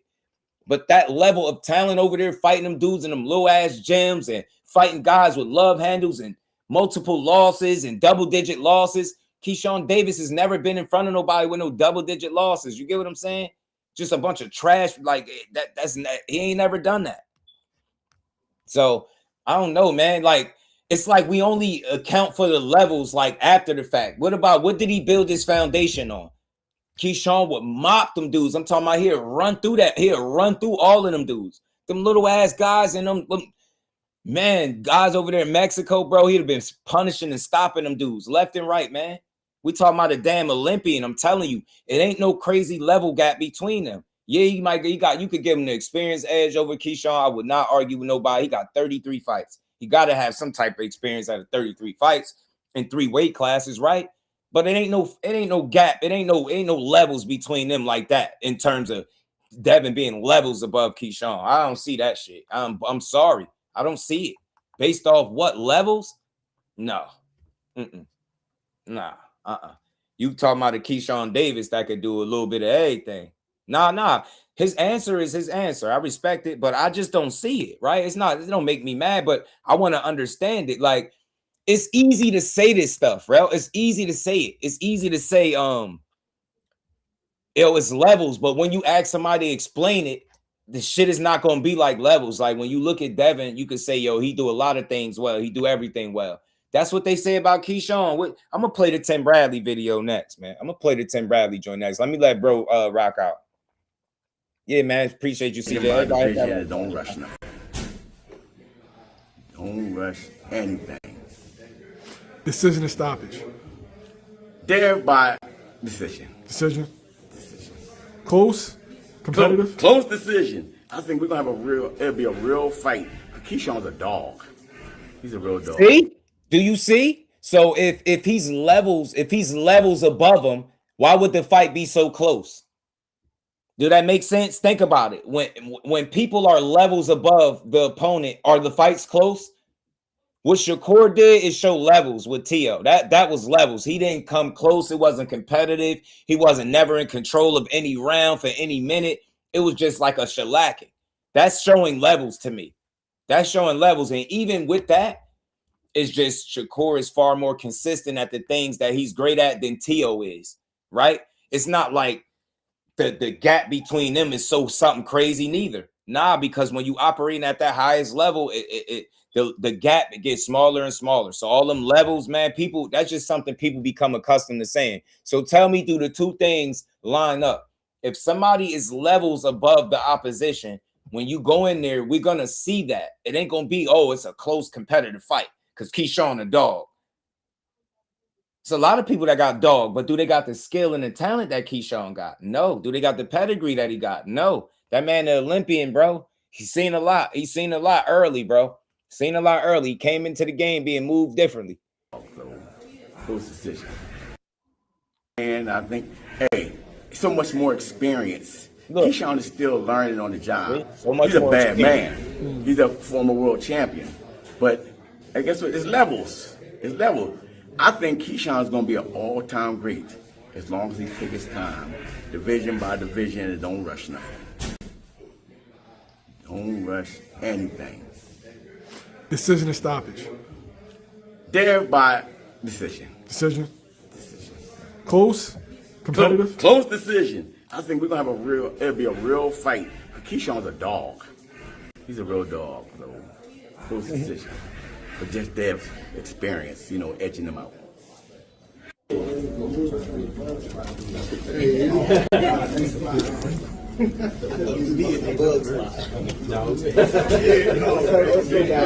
bugs in here now, man. The bugs gone, man. The bugs are gone. Another room.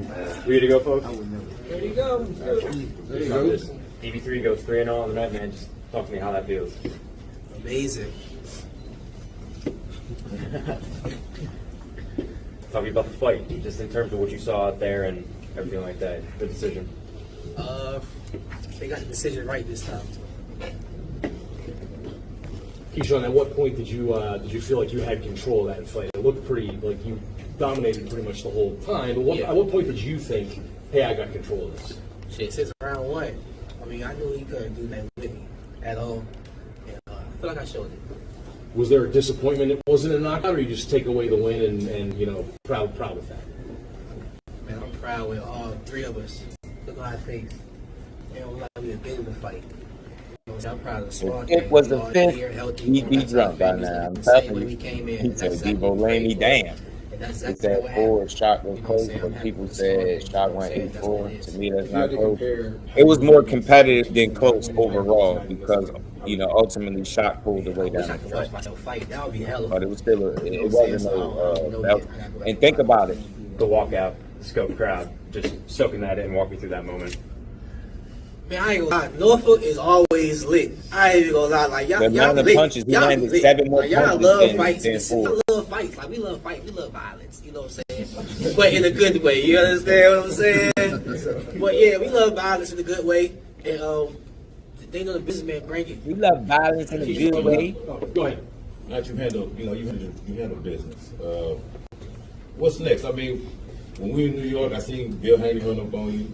All these other fights that's been talking about. What's next for Keyshawn?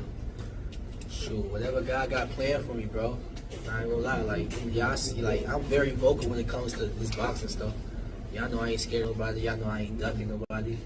I done went on a stream rant calling everybody out. I done did everything I can do.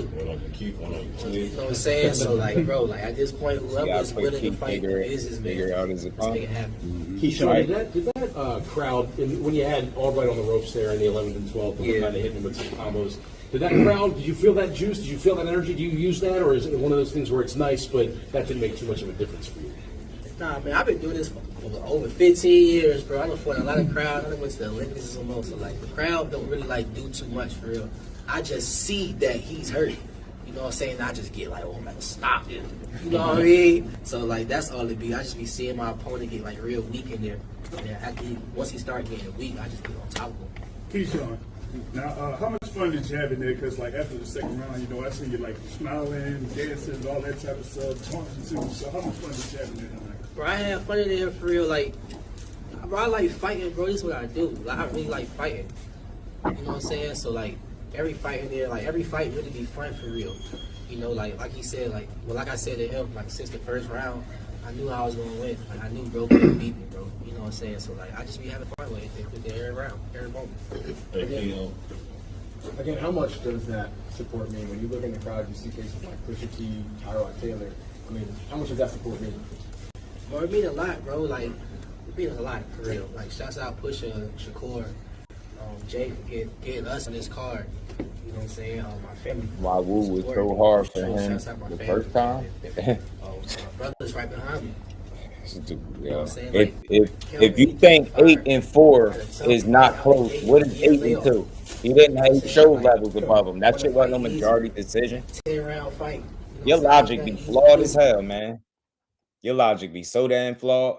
You think 8-4 was close to 8-2, and that 8 rounds out of 10. Devin Haney versus Keyshawn Davis, if that match was to happen. Now, Vince, I know we got a lot of Keyshawn guys on here that love him, fans and stuff. Hey, I love him too. I think he's a fantastic fighter. I do. I think Devin Haney's a fantastic fighter as well. But the matchup itself, I don't want to see it. I don't want to see it. Damn, Tim, you don't want to see it. Nope. I don't want to see it. Styles make fights. Well, you don't want to see the best fight the best, Tim? No. Styles make fights. You fans, check this out. Fans. Oh, this fight happens, y'all going to be disappointed. Y'all going to be so upset. Y'all going to be disappointed. Because I already see it. Y'all thought Valentine's Day came early in this fight. Valentine's Day gonna come again. It's gonna be 3 times if this fight happens. Because when you have this type of talent inside the ring, what happens is when they're standing in front of each other and they're, it's chess. They're going back and forth, right? It's chess. Both of them, just imagine both of them have, a pistol in one hand, in each hand. And they looking to shoot the other one, right? Let's just say hypothetically. And they right in front of each other, and they missing, and they missing, and they missing. That's what's the fight gonna be. And then when they try to close the distance, what's gonna happen is that you got 2 guys that are tactically savvy that are gonna do what? Tie the hell up. Haney don't fight in the pocket like that. And when he does fight in the pocket, it's mostly clinch, hit you, break, all right, back on the outside. Same thing with Keyshawn. They terminate exchanges, both of these fighters. That's what they do. Now, I know some of y'all thinking, can Keyshawn even go up to 147? The dude is the young man is 5'9". Yes, he can go up to 147. Yeah. It's been about a year since he's been at 140 pounds, if that. He was just at 35. He's growing. He's 27 years old. He's growing, and he's growing rapidly.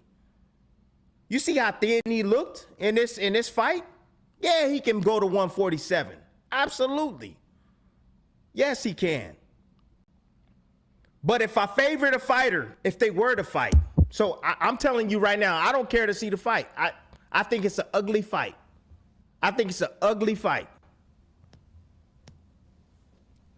But who will be the favorite off of both their performances, their last performances?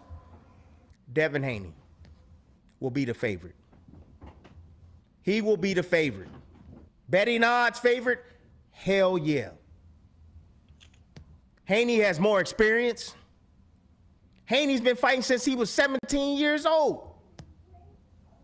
Fighting grown men out there in Mexico. He ain't even 18 yet. Couple of undisputed championships. Been in there with legends. Come on. That's experience. And the one thing that I know about boxing, like I always tell y'all, man, on this channel, is that that's what matters. Oh, you can have all the skills, but this right here, you don't have this? Picking dudes up and slamming them on the floor? Not making your damn weight? Lack of discipline. Y'all do know that this shit was he was singing a much different tune a little while ago too. He clearly said Keyshawn is more skilled than Devin Haney, and he picked him to beat him. It's another video, but this one was, I played this one because it was obviously the more recent breakdown, and he went in depth with it more. Dudes be flip-flopping left and right, man. We've shown a lot of recency bias. Like when you see a fight play out a certain way, we immediately get to thinking that that's it. That's just every fight for him, man. But look, I'm standing on what I'm saying.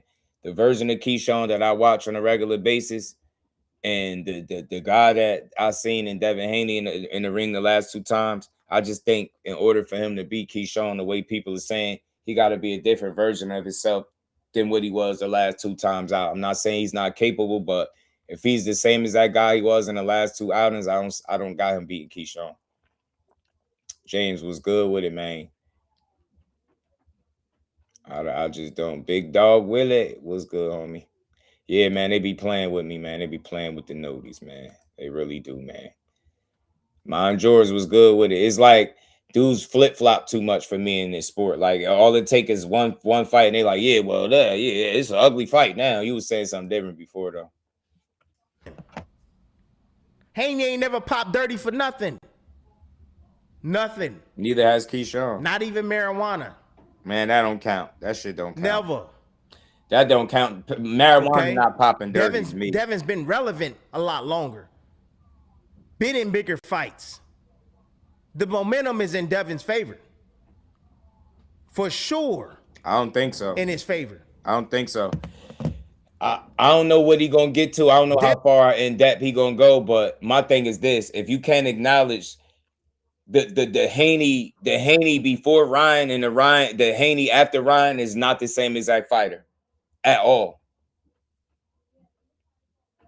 Don't see Keyshawn getting past Devin jab. What jab? Mr. MP Trades? What jab? Because what was that jab at them last 2 fights? I don't know. Keyshawn got better defense. He get hit less. No, he got less fights, but he get hit less right now. I don't know, man. I don't think so, bro. I don't think so. I think you got to account for the dude that you seeing right now, and we got to acknowledge that's not the same exact fighter. And I think you just said it, Damon. What you seeing now is not the best version of Devin Haney. So we're talking like what you're getting is the very best version of him before Ryan. Before Ryan, I could understand these conversations and talking points a lot more. After Ryan has been a different fighter, and we got to see 24 rounds of how different he is. 24 rounds. Did Bill Haney pay this man his money? Devin don't mind a boring fight. He don't mind. He landed 70 punches, MP. He landed 70 punches. How many of those you thought was jabs? Go look it up. His jab wasn't on a heavy display his last 2 fights. This is why I've been saying. His jab has not been a primary weapon like it's been in the past. His fans claim because he fights a different way every time, but I could point to about 30 fights where the jab has been a primary weapon and how he set up his offense. So his fans just be delusional. They say anything. That's why they end up running into a situation like Ryan, and they lucky that the man was cheating and had some shit in his system, because y'all went into that fight in denial, thinking you could knock a guy out. Wow, knock him out, and then you step into, then you get cracked. You get what I'm saying? Now, since then, you're trying to explain to me, or you trying to convince me that that's the same exact fighter that he was before he fought Ryan Garcia, Absolutely not, bro.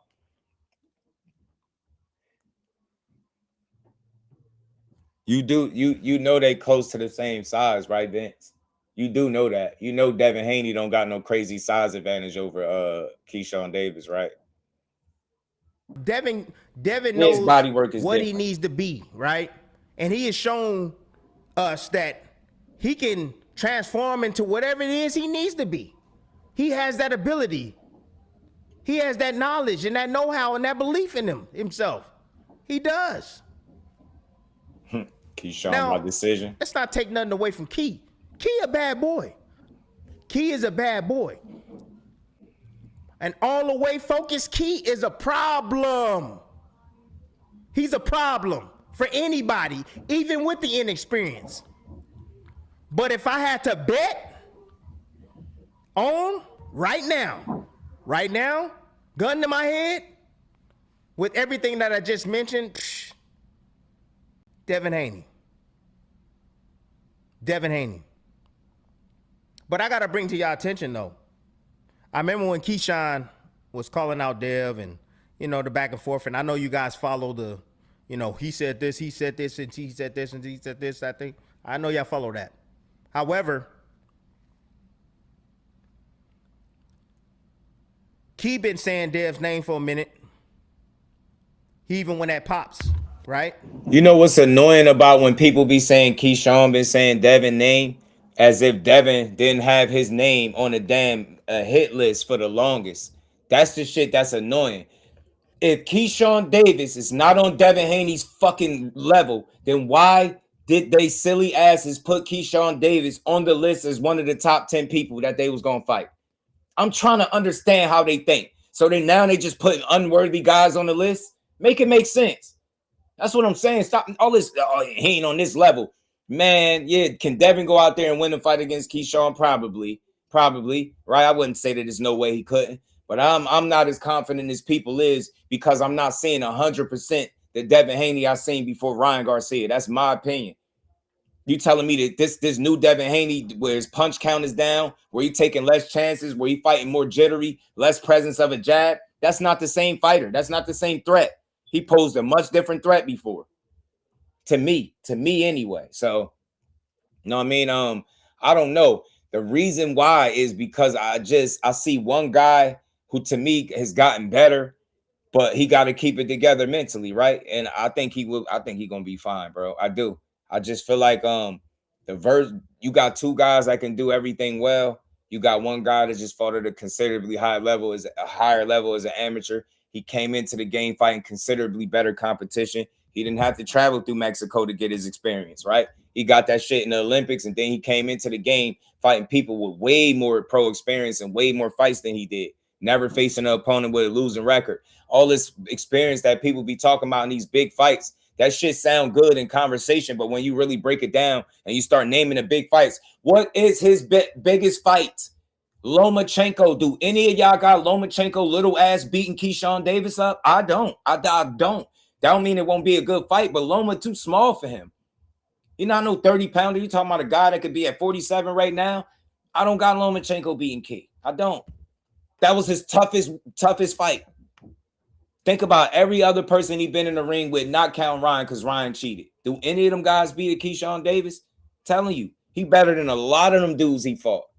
The only person I will give them for saying was better than Keyshawn Davis is Loma. I give him the Loma one. I give him the Loma joint. I give him the Loma one. Other than that, I don't think so. Better fighter than Ryan Garcia is why I favor Keyshawn over Devin. I'm telling you, bro. I'm not going to allow him to beat him. Look, it's all good, Vince. We can see it differently. It's cool, but I'm not saying there's no way in hell that Devin wins. But see, y'all not acknowledging what I'm saying. Everybody that's picking Devin, yeah, Big B-Lo, that's what I'm saying. They're saying Key ain't on Dev level. So why did he have him on the list to begin with if he wasn't on his level?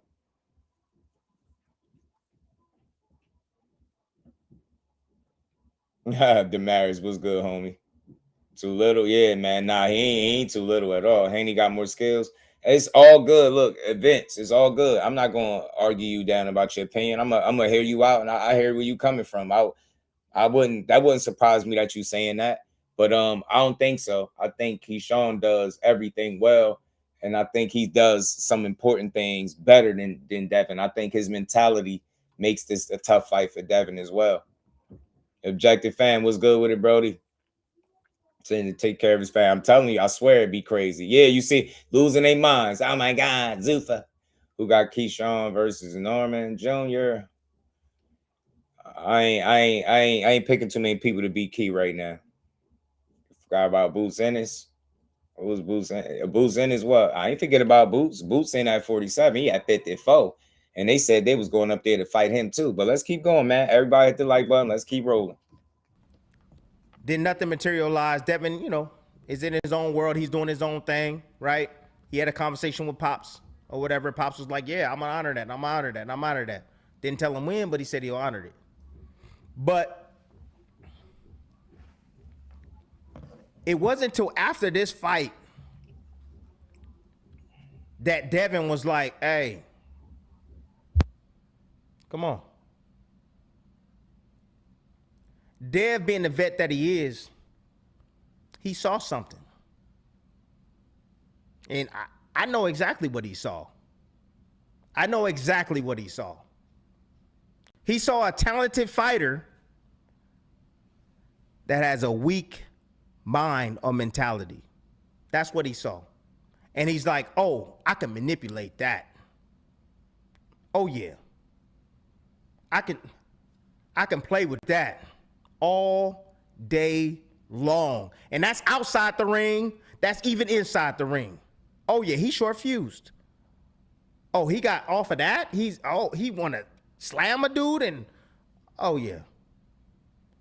Oh, yeah, he ain't got enough for me. That's what Dev sees. That's what he sees. Skill for skill. Let's talk about skill for skill. Who's more skillful? Who you think is more skillful? You think Dev is more skillful than Keyshawn? Dev got a great jab. Key, his jab is good. Dev got a great jab. Good timing. Key got great jab, good timing. See, and I agree with what he's saying, but my thing is this, and maybe I'm reading too much into the last couple of fights. All right, y'all, maybe I'll acknowledge that. I want to try to talk about every side. Maybe I'm reading too much into the last fights. Maybe those was his two fights that he needed to kind of get back comfortable. Maybe Keyshawn Davis would be the fight where his jab would return full force. But that's a gamble. That's a risk. We can't say that with 100% certainty that we know that the jab would be what it's been before the last two fights. You get what I'm saying? Like the best fighter is Loma, bro. And the rest of them guys, Keyshawn, will wipe the floor with a lot of them dudes, man. Let's get the likes up, everybody. Everybody double tap the screen. Get the like button. Hit the like button one time. I promise you it won't punch you back. He said he mess around and sleep, Dad. Embry say he mess around sleeping, man. I'm telling you, look, man. All I'm saying is this. You have to be real enough to acknowledge at least what I'm saying. What I'm saying makes sense. I'm not saying 100% Devin loses to Keyshawn, but this whole notion that he ain't on his level or he too small and he won't be able to compete. You just heard dudes say Devin Haney is levels above Keyshawn Davis, but then turned around and said in the fight, he got to be in a close fight, a decision, because Keyshawn a dog. So if he levels above him, it won't be no close fight. If somebody is truly levels above you and they display it on the night, the fight won't be close. It can still be competitive, but it won't be close. So if you got a competitive decision, that lets you know that realistically you can't think a guy is levels above him. You can't think that. Get what I'm saying? I think Loma be too small, mind yours. I really do. You already know, Vince. Appreciate you. Everybody smash that like button one time for your boy. Let's get the likes up over 60, man. Let's keep going. It's a good conversation, man. I like the dialogue, man. We don't got to be toxic. I ain't arguing with nobody about, the people that think they're going to win. It's just a good conversation. For me, y'all, what y'all not factoring in, I think the people that just, oh, Dev, 100%.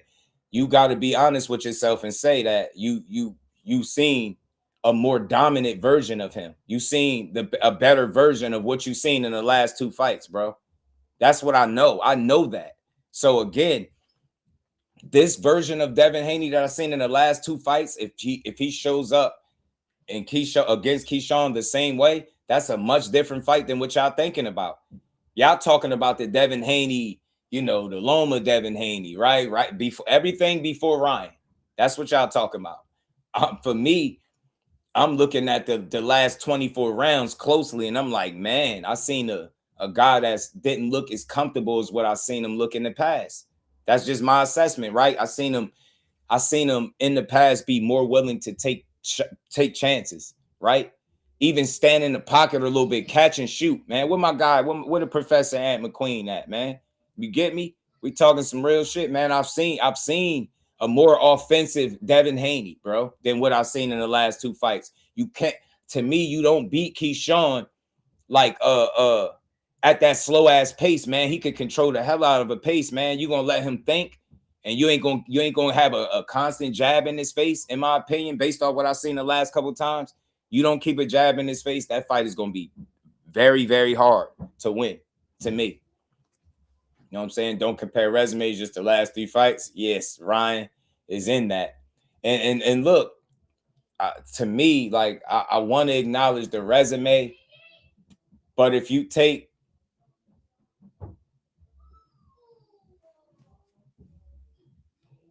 the last 2, you know what I mean? I just don't know. Dev looked better at 47. It was almost the same fight. MP is the 44 fight. He landed the same identical amount of punches. The only difference was he got a knockdown. And he outlanded Brian Norman by it was 59 to I don't know, 67 or something. It wasn't no crazy punch differential, bro. It's his punch output, the chances that he don't take, and the jab that he's not using, to me, handicaps his game. He can't be the best version of himself fighting that way. To me, that's a way more competitive fight with the way he fights now, to me. Way more, and it's a better chance that he loses. Through 118 jabs. How many did he land? You know what I'm saying? How many did he say?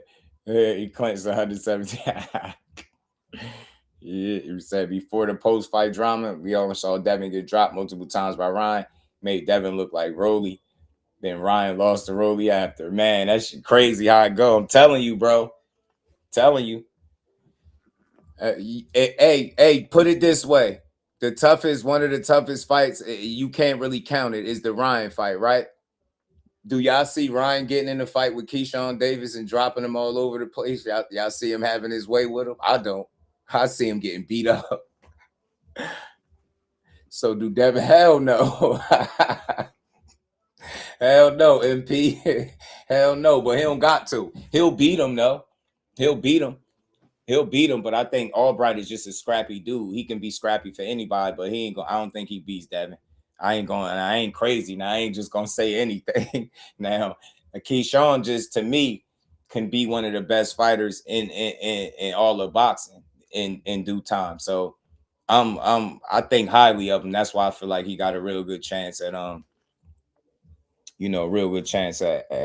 at not only competing, but making this a different fight than what people think. But you don't know. You never know.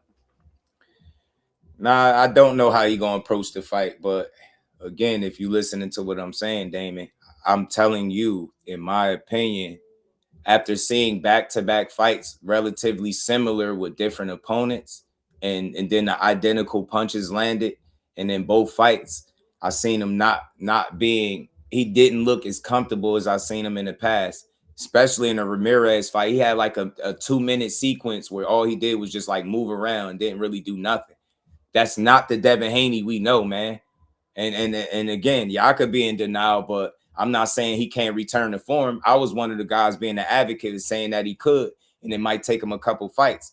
That's why I have also acknowledged that it may be an opportunity for him to return to form, but that's a gamble. I wouldn't bet on that. You get what I'm saying? Especially against a guy like Keyshawn Davis that I know he damn sure gonna respect inside that ring. He gonna know that shit real in there. So I don't know.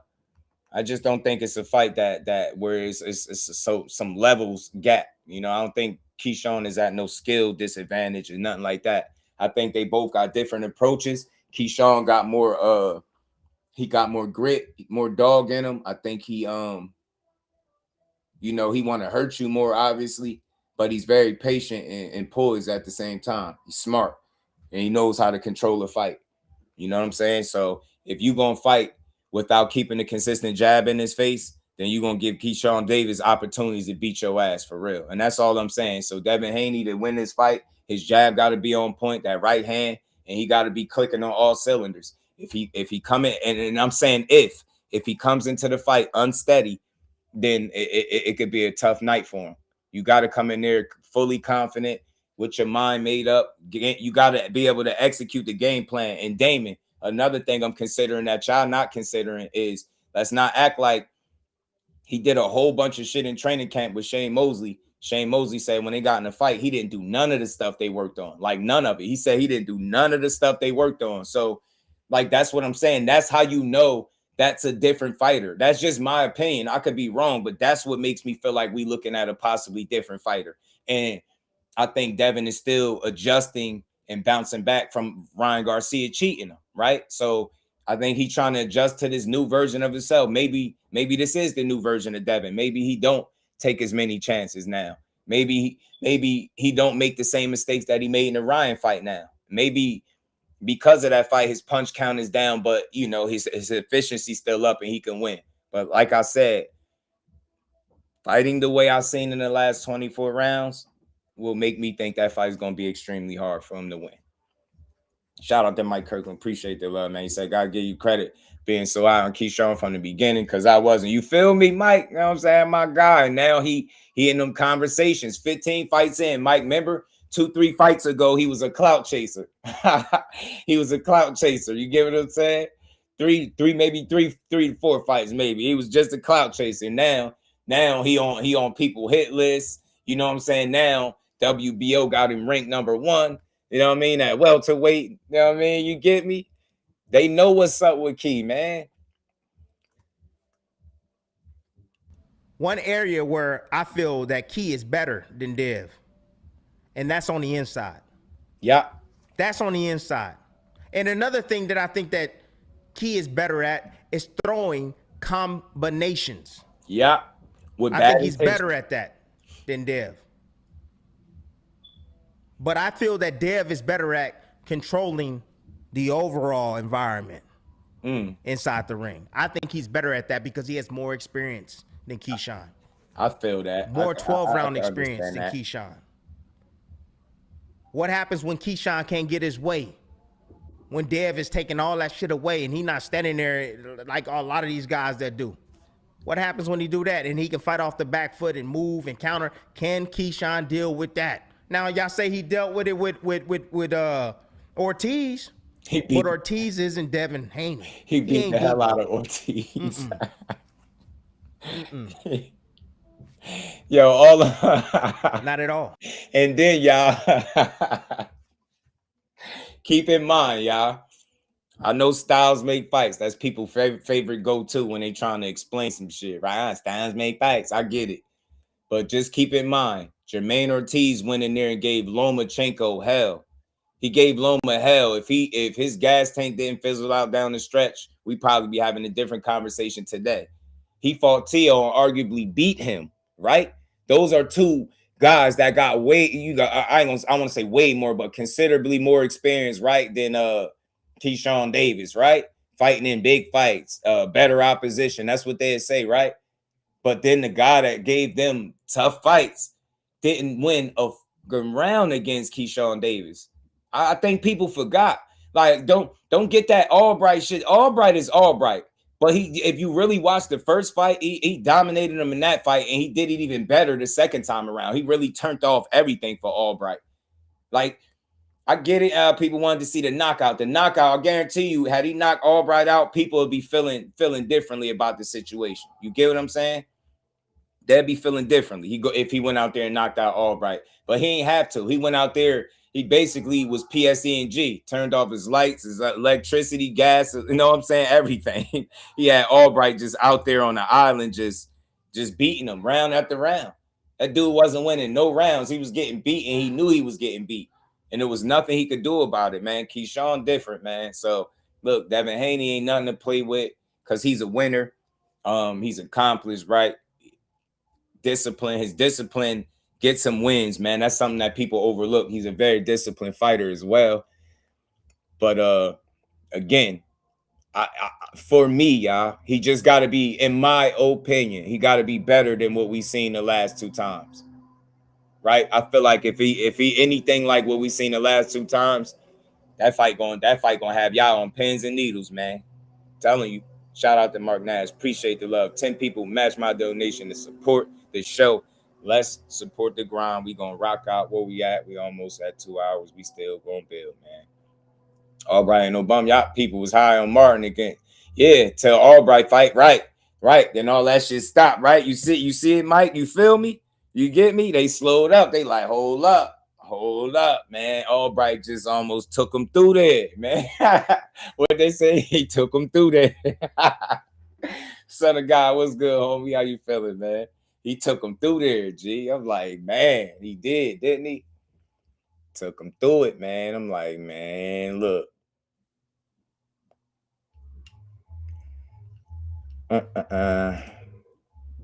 Telling you, man, we gonna have his work cut out for him, G. They bring back same day weigh-ins. Oh man, dudes would be past dying on the scales, man. That dead boy. That should be different if you did that. He should have agreed to 35, and he wouldn't have to worry about being weight drained. He didn't agree and wanted that 36 catch weight, so he got hit with a rehydration clause for sure. Shout out to my homie, son of God, man.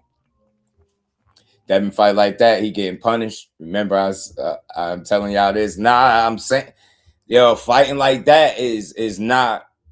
That to me won't trouble Keyshawn the way people saying. He don't got bad feet. He got educated feet. He know how to use the ring. He could fight forwards, backwards. He got lateral movement. He got good defense. Like I said, man, he could set traps. His body shots is dangerous. His combination punching is good. His inside fighting is good. He know when to be physical, right? When to step it up. Know when to be patient, right? It's a lot there, man. It's not a lot that he can't do. You ask yourself, honestly, what you feel like that Devin Haney can do, and then ask yourself what you feel like Keyshawn Davis can do. It's not a lot. That list is short on both ends. Them dudes are polished, complete fighters.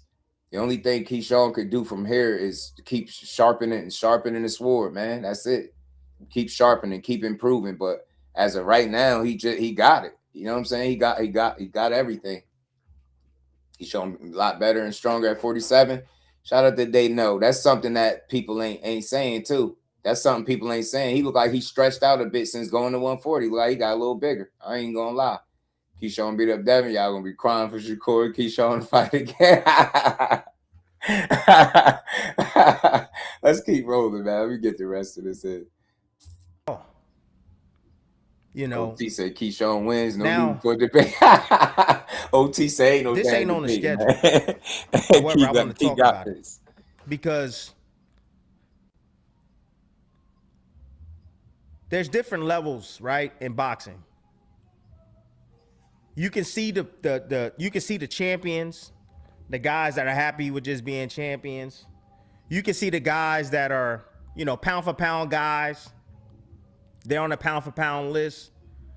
But there's very few guys in the game that are all-time greats or have the potential to be all-time great, an all-time great.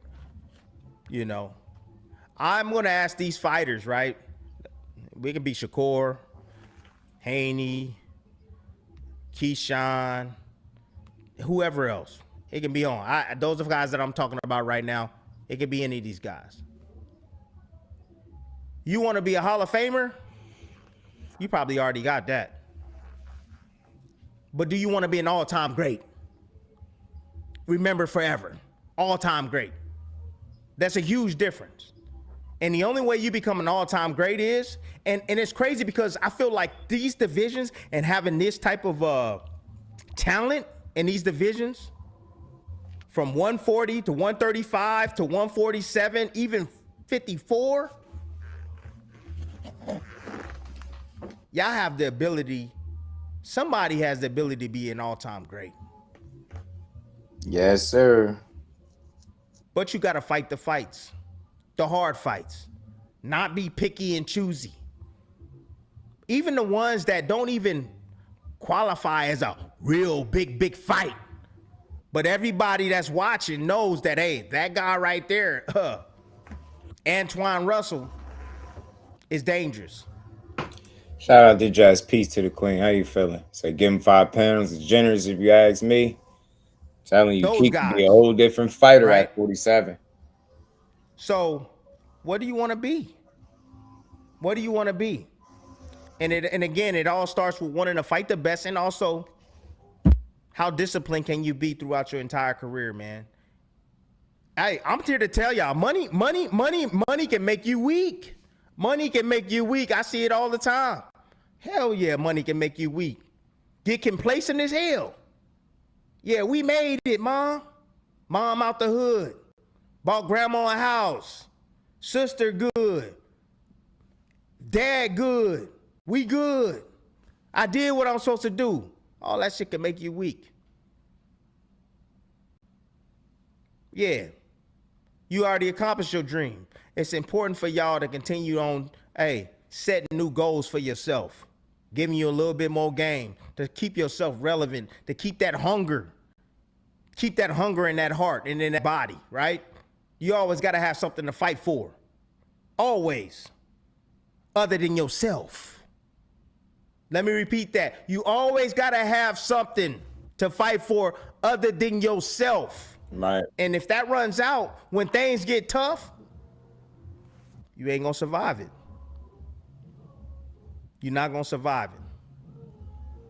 You know what? Shout out to Big B-Lo. I feel you. You know what? You know, my initial reason, my thoughts on the rehydration clause and why they used it was whenever there's a weight discrepancy between two fighters and it's a fight that want to be made, you'll see a rehydration clause. So it's like meeting in the middle. It makes it so that either guy doesn't have too much of an advantage or disadvantage at the same token. I know to a degree, people gonna feel like the advantage is gonna help one guy or the other, but you know, we went over that. I had pulled up the definition and the description of rehydration clause and why it was used, and it made a lot of sense. You know, it's not in place like what a lot of people think to try to give somebody, whether it's the bigger or the smaller fighter, the advantage is to make sure either guy don't have too much of an advantage or be at too much of a disadvantage, right? And I noticed like you see them the most, the rehydrations, when it's a weight discrepancy between two fighters and they trying to, you know what I mean, kind of meet up in the middle. So you'll see these catch weight fights and or rehydration clauses and shit like that. But you know, I feel like when you really compete for those titles and stuff like that, a lot of times, you know, them rehydration clauses won't even apply. So a lot of these guys we be talking about, we hear the discussions, but we haven't seen a lot of these dudes be in these rehydration clause type fights. You know what I'm saying?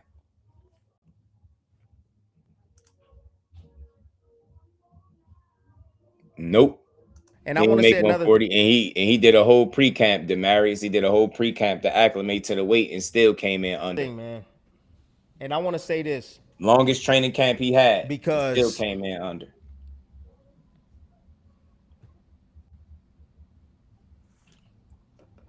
I'm hard on the dads, man, in boxing. I'm only hard on them because they make me be hard on them. That's what it is, because there's many dads in boxing that make it about them and not make it about their son, right? And they acquire a lot of attention. And I know some of y'all, oh, that's LaVelo Ball and all this. Yeah, I get it. I understand all of that. They making noise for their son. They vouching for their son. I get that. But,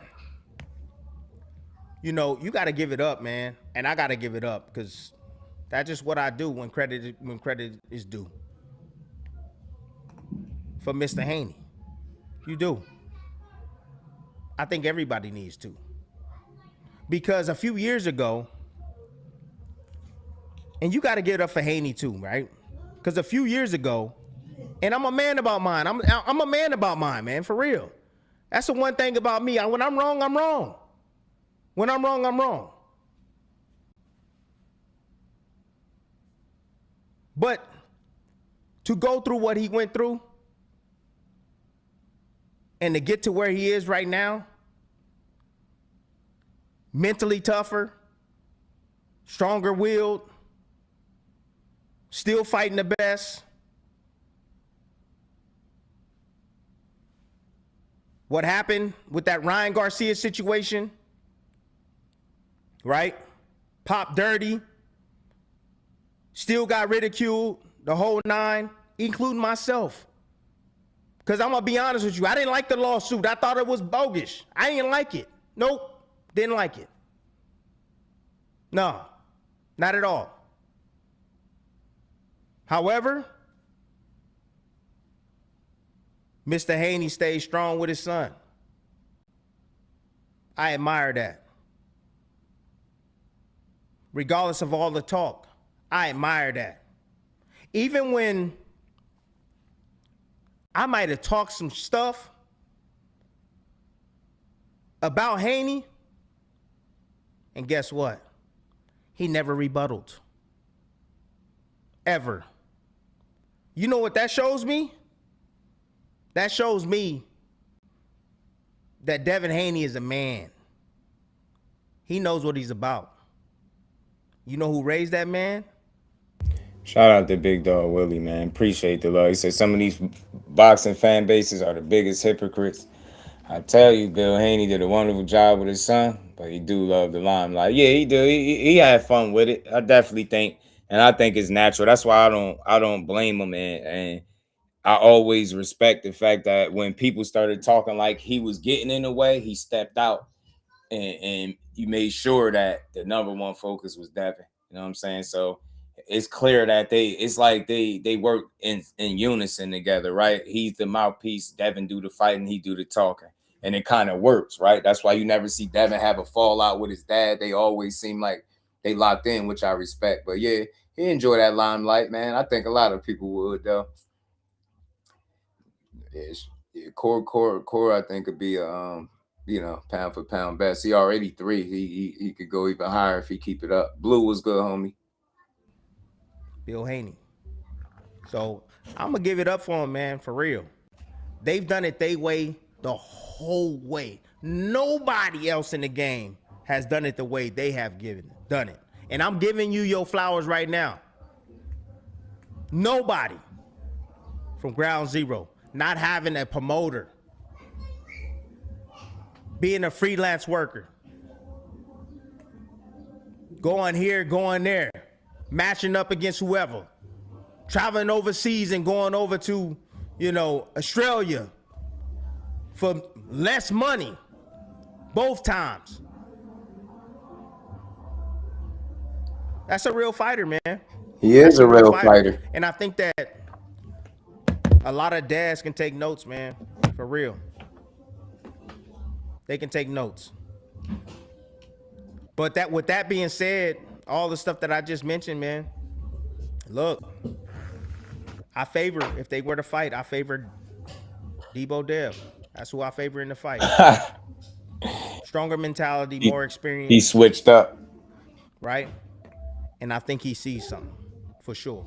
And I know what that is. Tim Desert Storm Bradley, you already know the damn rest. I think he definitely switched up, though, man. Definitely switched up a bit. I mean, but look, DEEBO got a lot of people feeling like he gonna do what he do, but like I said, you gotta be on your A game with him. You gotta be on your A game with him, and if you're not on your A game, then your ass could be whooped, bro. You know what I'm saying? Your ass could be whooped.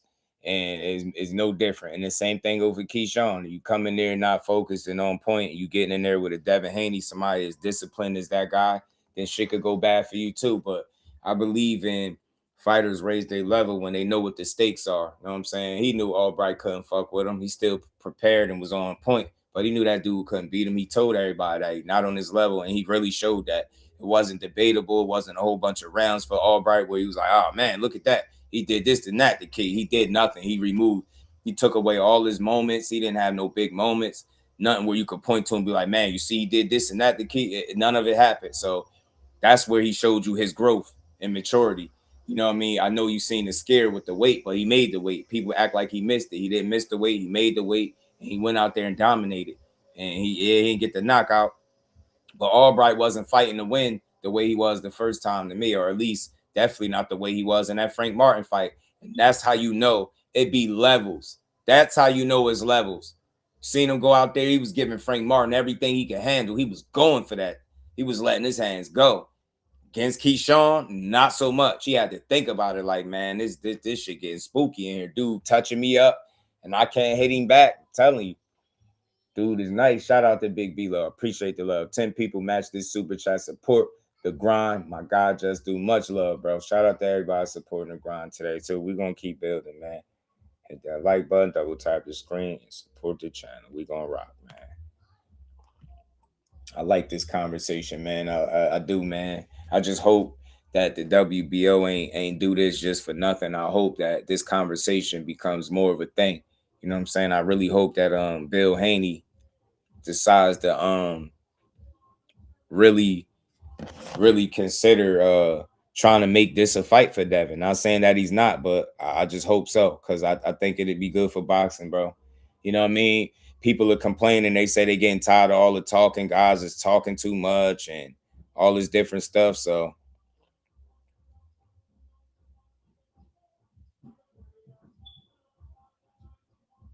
you know what I'm saying? So we gotta see, man. We gotta see that. He said Dev tried that too before the Ryan fight. That name DEEBO Dev is hilarious. Nah, it is. That shit is funny though. It's funny. It's funny, man. It really is though.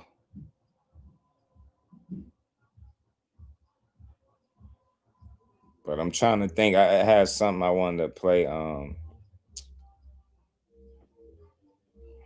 Something I wanted to play. I gotta see. Top Rank paid for that spot. It's a WBO title.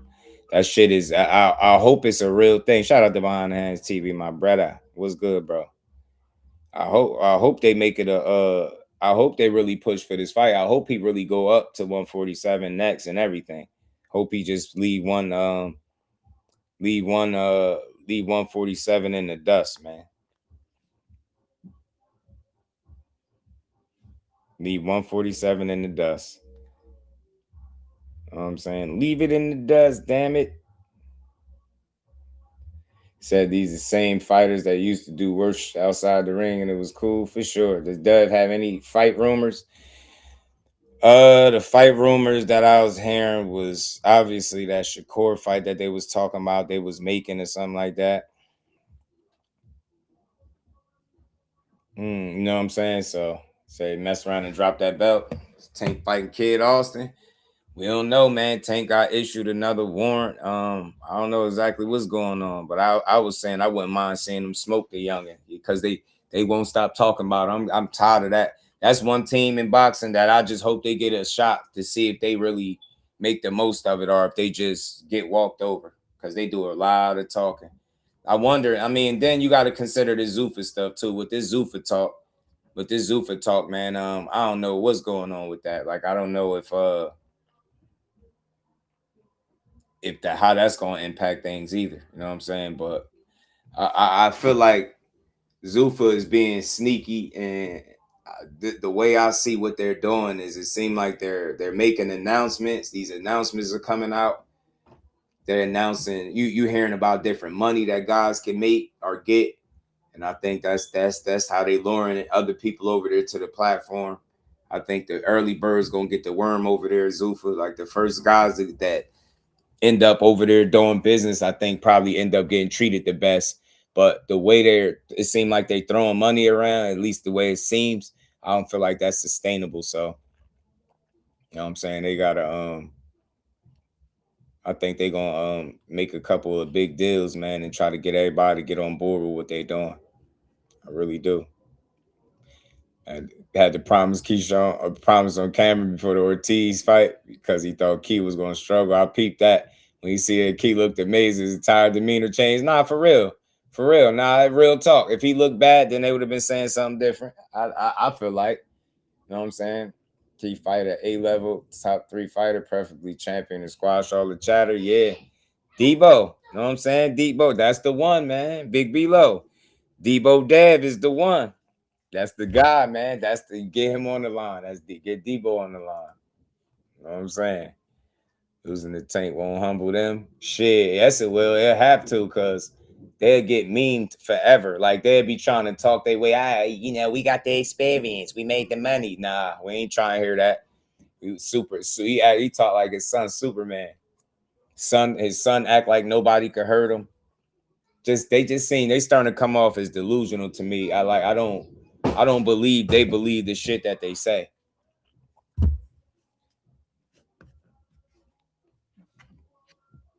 You know what I'm saying? They need to take an L to somebody.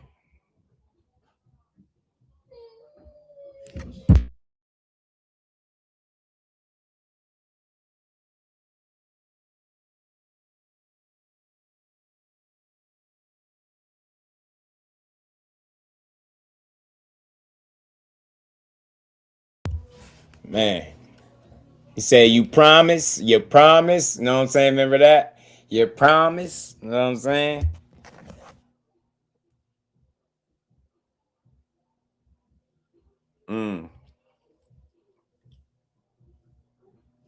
Shout out to my shout out to my guy Reef, man. I see you. I'm gonna pull this joint up too. I'm glad he said this too. I'm glad he said this. But we gonna talk about it too. Cause I'm just sick of the narratives, man. Look, I like the conversation with Devin and Keyshawn. Keyshawn a real one. Devin is too. He got the experience, right? He got the fights over Keyshawn, but I think Keyshawn got the potential, the talent, and the upside. I think he got the skill set right now and the temperament to handle business. Yeah, if Devin Haney come in there looking like a compromised fighter, all that shit y'all talking about gonna go out the window. He better come out there jabbing. That shit better be on point. His legs and feet better be on point. They better be working together. And he better be willing to take chances. You come out there and think 70 punches gonna get it, I think that's gonna get you beat and beat up too. You know what I'm saying? Now, whether or not you get stopped to be on you, but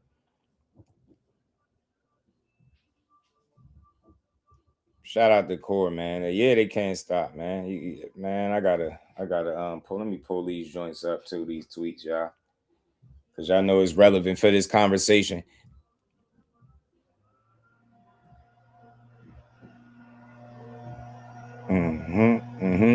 So sometimes I think fighters take a fight off just to reel in the bait so they can look vulnerable and get a fight. So how Dev called him out after the fake bad fight against Albright.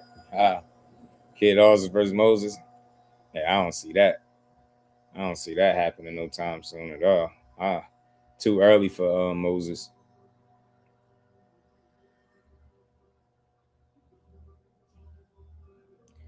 At least that's what I would think so.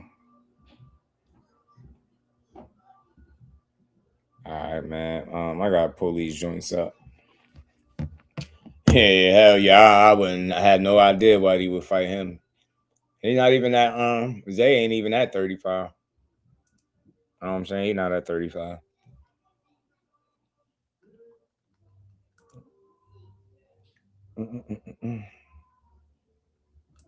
Let me pull this up, man.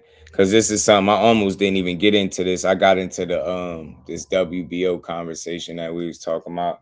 So he quit 7. Yeah, hell no, 7 fights in. And shout out to Zay Bop. He looked phenomenal too in his last fight. His combination punches was on point. He was sharp as hell. I see some people hating saying what were they saying? How they was saying he born and he ain't got no knockout power, some weird ass shit like that they was throwing out there. I'm like, these people are really weird, man. Some weird people in the boxing space, man. Really weird. But look, y'all keep hearing this Zuffa stuff. I told y'all weeks ago that we heard about some of these talks already, man. If y'all was in here, y'all heard me talk about it. But even when I heard Eddie Hearn speak about this yesterday, it just sounded like more spitballing. It sounded like he was spitballing more so than speaking from exactly what he heard. But I hate the fact that this mode is like this, and y'all can't really see the hold on, let me see something.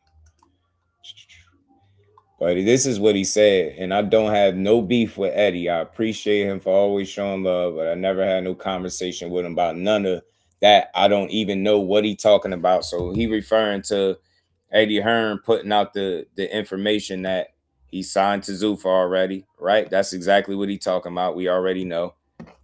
He's saying that's not that, he don't know what he talking about. Then he said it's so much cap on his name every day. He said this is sick. Just know I'm with the shits and all these names y'all talking about will have to deal with me. I just pray y'all bet against me when I catch up to him. So I don't know, man. Seemed like some more premature Zuffa talk, but you know, he'll talk to Zuffa. Yeah, it's crazy. I mean, yeah, they don't care. They don't give a damn.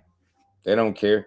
And look, I one conversation that I'm kind of tired of, man. I get it, yo. I get it. Y'all want to see the fight between him and Tank, but y'all don't got to continue to push rumors. You think that pushing lies on the internet is going to push us any closer to getting that fight between them two? That shit is ridiculous, bro. They already talking about he went to Zuffa to duck the Tank fight. What Tank fight? I just want to know when people say that, like, what Tank fight? Was there ever a fight between them, and when? What, did I miss something? That man is obviously dealing with what he's dealing with, legal situations, and then when he come back, I'm pretty sure that's not the fight he gunning for.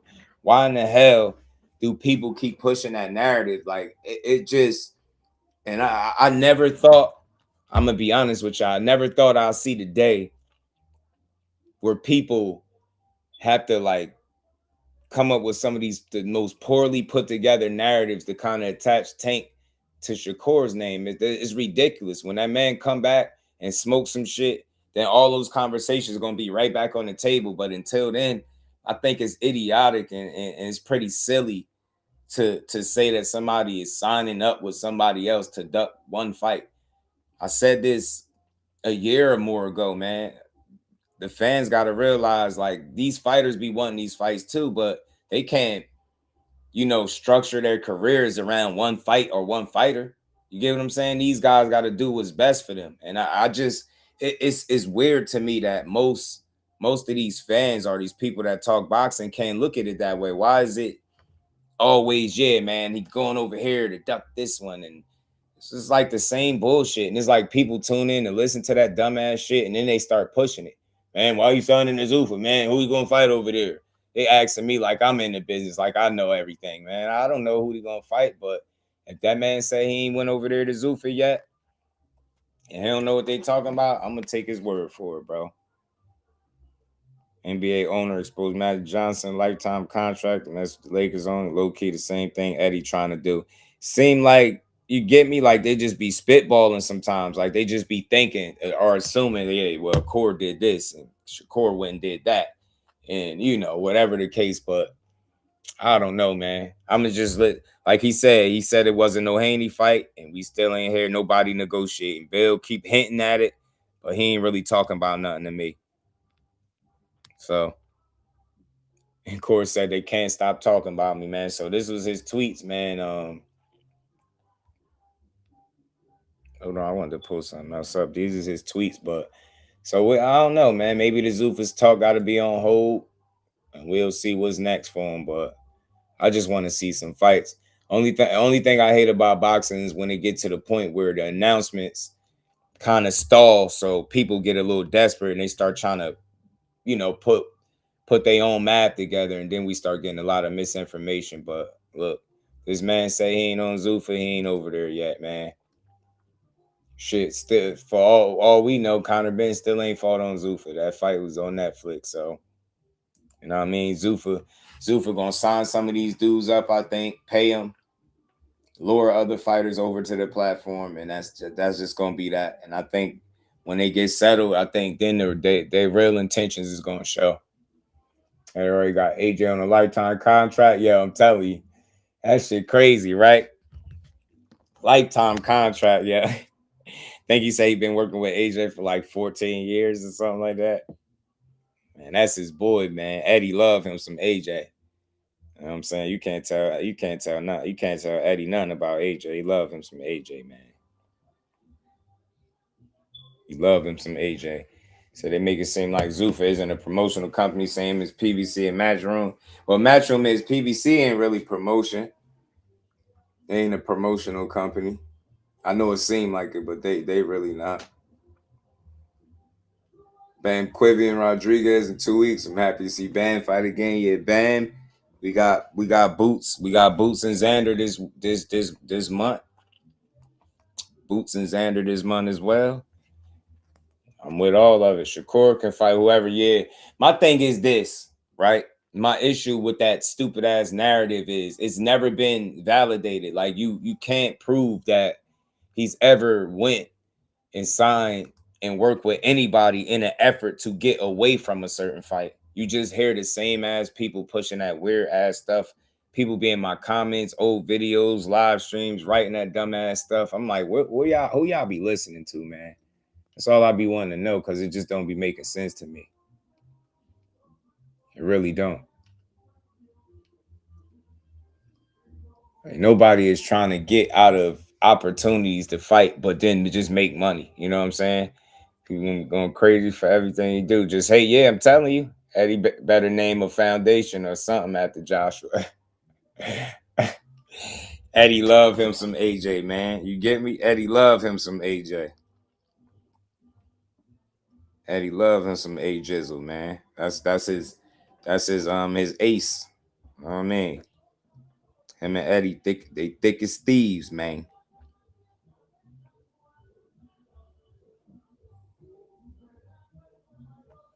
Hold on, man. Let me see something. We gonna get to some stuff. I got some stuff to pull up, and I wanted to listen to this. I wanted to react to this interview from Ward, man. Can y'all hear music, bro? Please, I hope y'all can. Bro, I can't stand that music they playing right now. That shit is blowing me. My bad, y'all. Let me get to this, man. Pull this up.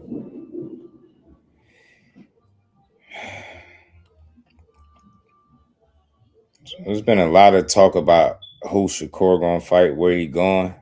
I can't say I got the scoop. I wouldn't be surprised if you end up on Zuffa if Zuffa is paying the money that nobody else is gonna pay. At the end of the day, they are prize fighters, so they want to make their money, the most money possible. I wouldn't expect it.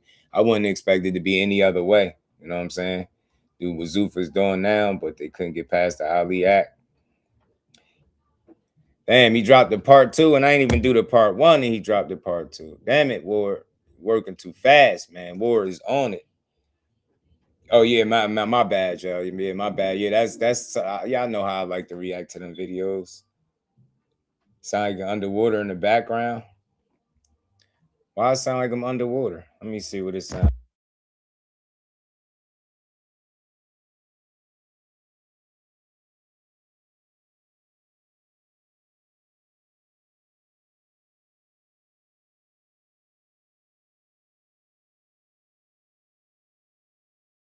Nah, it sound regular to me. Sound regular to me. Long as y'all don't hear that damn music, we straight. Gotta react to Bernie and Bill on Mill City. He exposed the Haney's. Ah, shit. Hold on, I got you.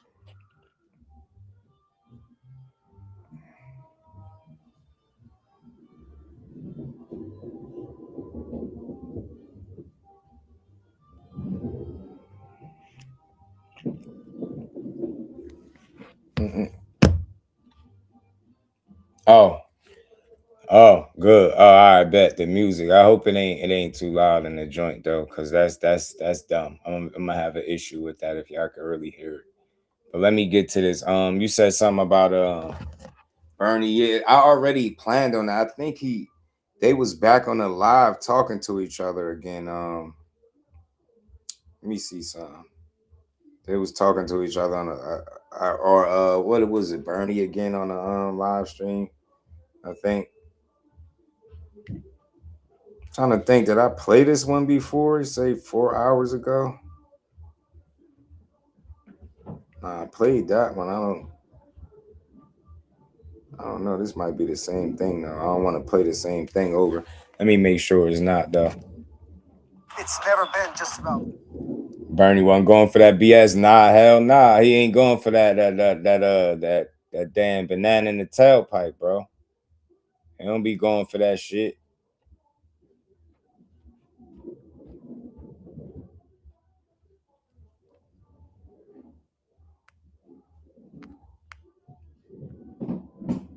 Hold on, I want to make sure. Pounds right now and do it. Yeah. Now that's like I said. Now what? Now the thing about that, like I said, if he go up there to 47, I think he shouldn't be able to weigh no more than 10 pounds over the limit. I think he should have he should have no. If he's weighing at 40, I believe at 147. This is any of them. Whether it be I think I reacted to this yesterday. I think he just like reposted just when they was talking, but that was the same thing from yesterday when we was talking about the 47. He talked about the 25%, how he thought it was foul. They know what it is, man. They know at the end of the day, man. They know they was they wasn't even trying to negotiate. They was on some weird shit, and it was no way no fight was gonna get made like that, bro. Wasn't no way no fight was gonna get made like that. Let me pull up some. I got a video from Greg Hackett I wanted to listen to. I think they thought Shakur wasn't gonna perform like he did against TL. So now TL trash and Shakur need to fight again in a new weight class. Absolutely, you know how it go, bro. They don't waste no time. They don't waste no time. I mean, whatever he do, they complain. I swear, I ain't never seen nothing like it, bro. It's everything they do. It's like they got a problem. Yeah, I had reacted to it, the 25%. Bernie called him out for it because he knew what it was. He said he thought it should be 60-40 and stuff like that. Yeah, Bernie was on his ass, man. Bern was on his ass, man. Bern was on his ass. He wasn't going for that. That BS. Defeats Raymond Ford. He immediately starts going at it with Shakur Stevenson to the point where Shakur hops in the ring and they talk about fighting next. Yeah. What's your thoughts on the back and forth in the fight? The back and forth was the fact that Shakur wasn't already in the ring was like, all right, it gave it the look like, all right, they ain't set this up. And then the fact that he had the go out there and be like, no, come on. That made it look like, all right, they ain't set it up. This is real. Yeah. All right, so Shakur get in the ring. I mean, they get to going back and forth. What they did to each other with it, I'm really Shakur telling him some shit. I'm really, whatever. I think Oshaki really want to fight. I think Shakur. I don't know. It'd be weird. I think Shakur like I'll fight him, but it's not what y'all think. Oshaki using a lot of points, but I think he should wait. I think Oshaki should chill. Get a few more, not a few more, but give me like 2 more before you fight Shakur. Don't fight him right now, because his name hot right now. You know what I mean? What I'm saying is Shakur got a way of making you look like a dud. You get what I'm saying? And one thing about him, what I do know, guys he been in the ring with already, he make them look like duds. I was saying the same thing on my live, yo. And that's crazy. You didn't see a lot. That's crazy. So I'm like, yo, Oshaki name right now is buzzing. Keep the buzz. I ain't saying don't fight, but don't fight Shakur right now. It's gonna get you. It's gonna be something. It's gonna really get to you. And I think Oshaki will give him a good run, but I think Shakur's size, his skill, his patience, I think it'll make him go crazy. Was that the most shocking thing? Because Corey started his career off at 26, but when they got in the ring, he was visibly the bigger man, much bigger man. Right. And I know what Shakur wasn't all the way down. I know he went down 35 or 40, but he just looked too big. And I think the skill set and the patience really be the killer. See, and one thing I meant to say about Oshaki and Ray, And I think the same thing with him and Shakur. I don't think it's going to be what people, what I thought Ray and O'Shaquie was going to be, it wasn't. It was a good fight, but it wasn't what I thought it was going to be. So I think Shakur and O'Shaquie will go the same way. I think that'll be the same way.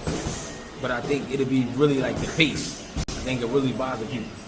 Yo, to your point, remember I always call Shakur a snake, and it's not to be disrespectful. No. It's how he operates. Snakes rub up against you, fill you out, get comfortable. He go around sparring the best possible guys, and all the guys that he could potentially fight. Right. And I feel like once he got you a measure, he one of them dudes that, like, once he become comfortable, ain't nothing you can do. He got you. Yeah. So that's why I'm like, man. People think, somebody keeps saying on the tube, somebody kept saying that I don't like O'Shaquie. No, I respect O'Shaquie a lot, and I like what his work. I like the art of his work. Like I like what he do. I like how he make it look. That slender style he got, that in and out style, that skinny shit down the middle. I like O'Shaquie. You know what I mean? I like his energy. I like his attitude. I like how he know how to up the ante when he need to and start putting them punches together. He was doing it in the fight with Ray Ford, man. It's like he understood that he needed to step it up a bit more, and he was able to do that. Then he started using that little, I think it was the right uppercut to split the guard. Landed one of them that I think kind of buzzed in trouble Ford. I think, well, he said the 11th round. Yeah, man. So he got a good side. He, good boxer, fun to watch. I'm with these fights, man. I just want to see the fight. I'm gonna play another video from the Agnew podcast, man. They was talking about this fight as well, and them saying the size don't matter. I don't really think that's gonna be the determining factor either. I know it's easy when you see somebody, you look, you like, oh man, that's gonna be a problem. But you hear what O'Shaquie said. Keep that going. You go fucking with Shakur, he can fuck with your time, and you know what I'm saying? I'm saying this is the moment for O'Shaquie. Run it up first. Run it up like two more. Run up like two more, then fight Shakur. I feel like the perfect joint for him. Go in there, cook Navarrete. I got him wide. You did Navarrete. Grab 2 belts. You got something going on. Good name, bro. Yeah, you got something going on in Houston. You know they'll put it in Houston because Navarrete is a Mexican, and you did 7,000. So you jumping all the way up to 40. To me, that don't make no sense. Man. But I do think he earned the fight. By beating 2 quality guys, he earned to be in there with Shakur. I just don't think it's the right move. Yeah, and see, this is what you gotta pay attention to. You beat Cool Boy, and you beat Cool Boy, and you beat Ray. You know the thing about Cool Boy and Ray? They both fighters, naturally. They naturally want to get to it. They not okay with jabbing and straight right hand. They not okay with it in and out with the jab. They not okay with that all night. They want to fight. You know what I mean? So Shakur is a different mentality. Shakur want to fight, but he want to win. Most importantly, so he gonna make a decision to win. He gonna do anything to win. You know what I'm saying?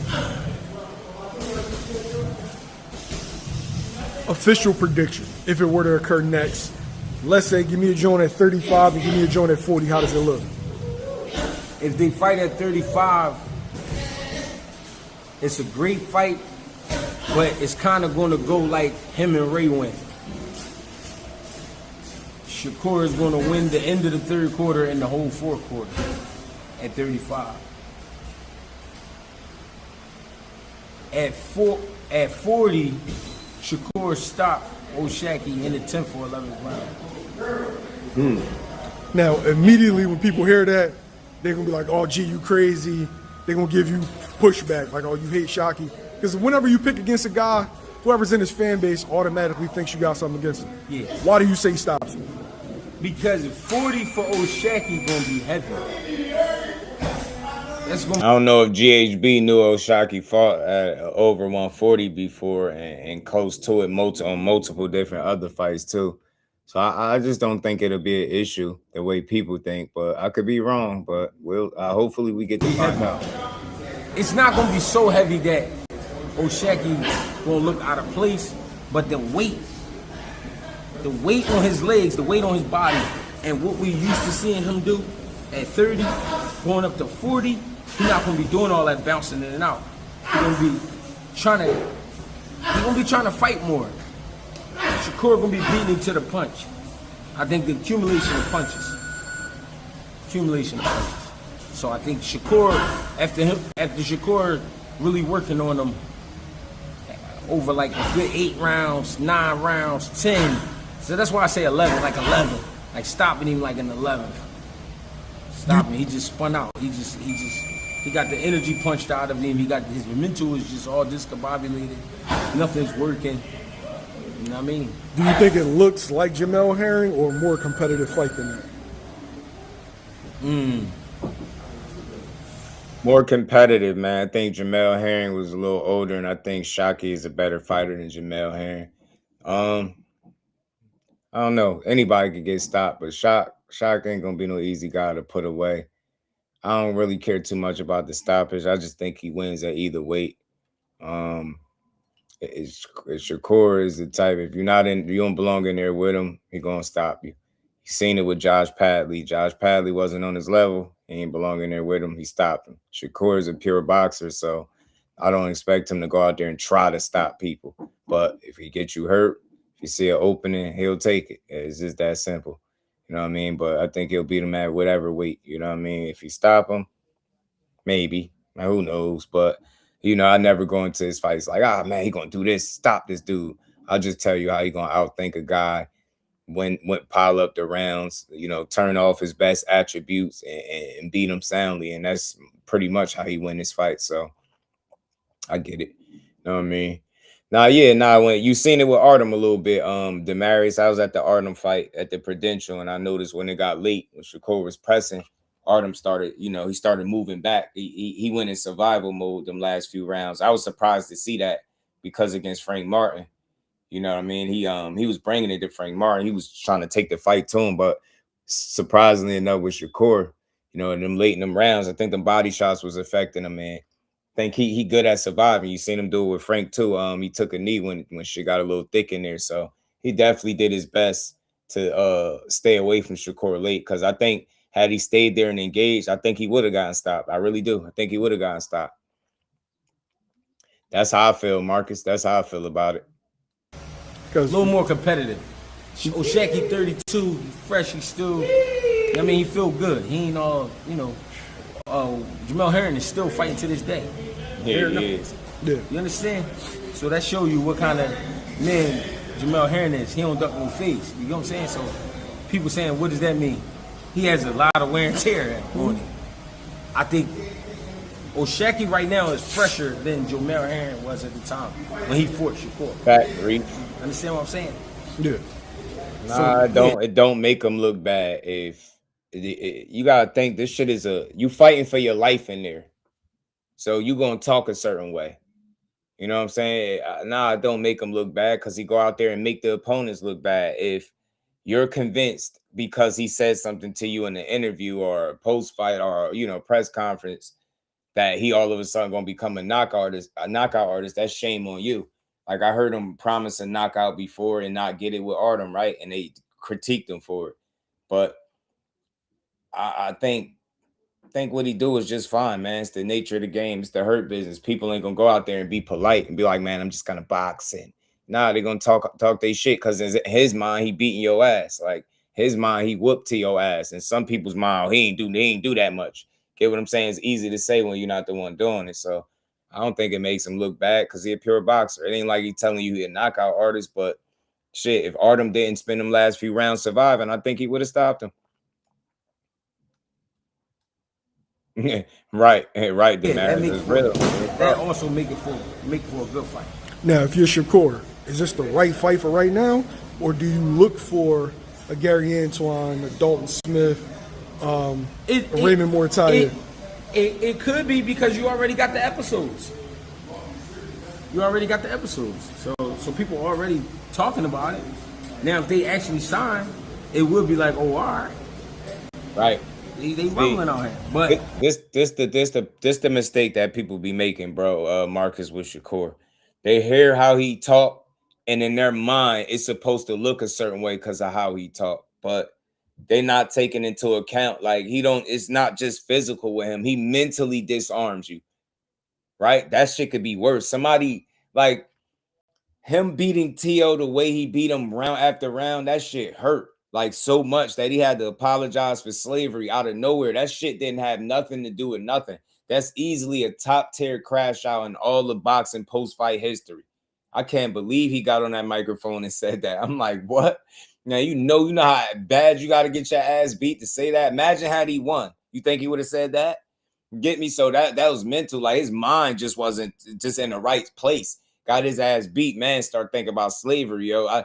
I know it's like, man, he just did it to no, man. Just think about that. He really whooped his ass to the point, bust this dude eyes up. He did exactly what he said he was gonna do to T.O. He ain't say he was gonna stop him. Say he's gonna whoop his ass, right?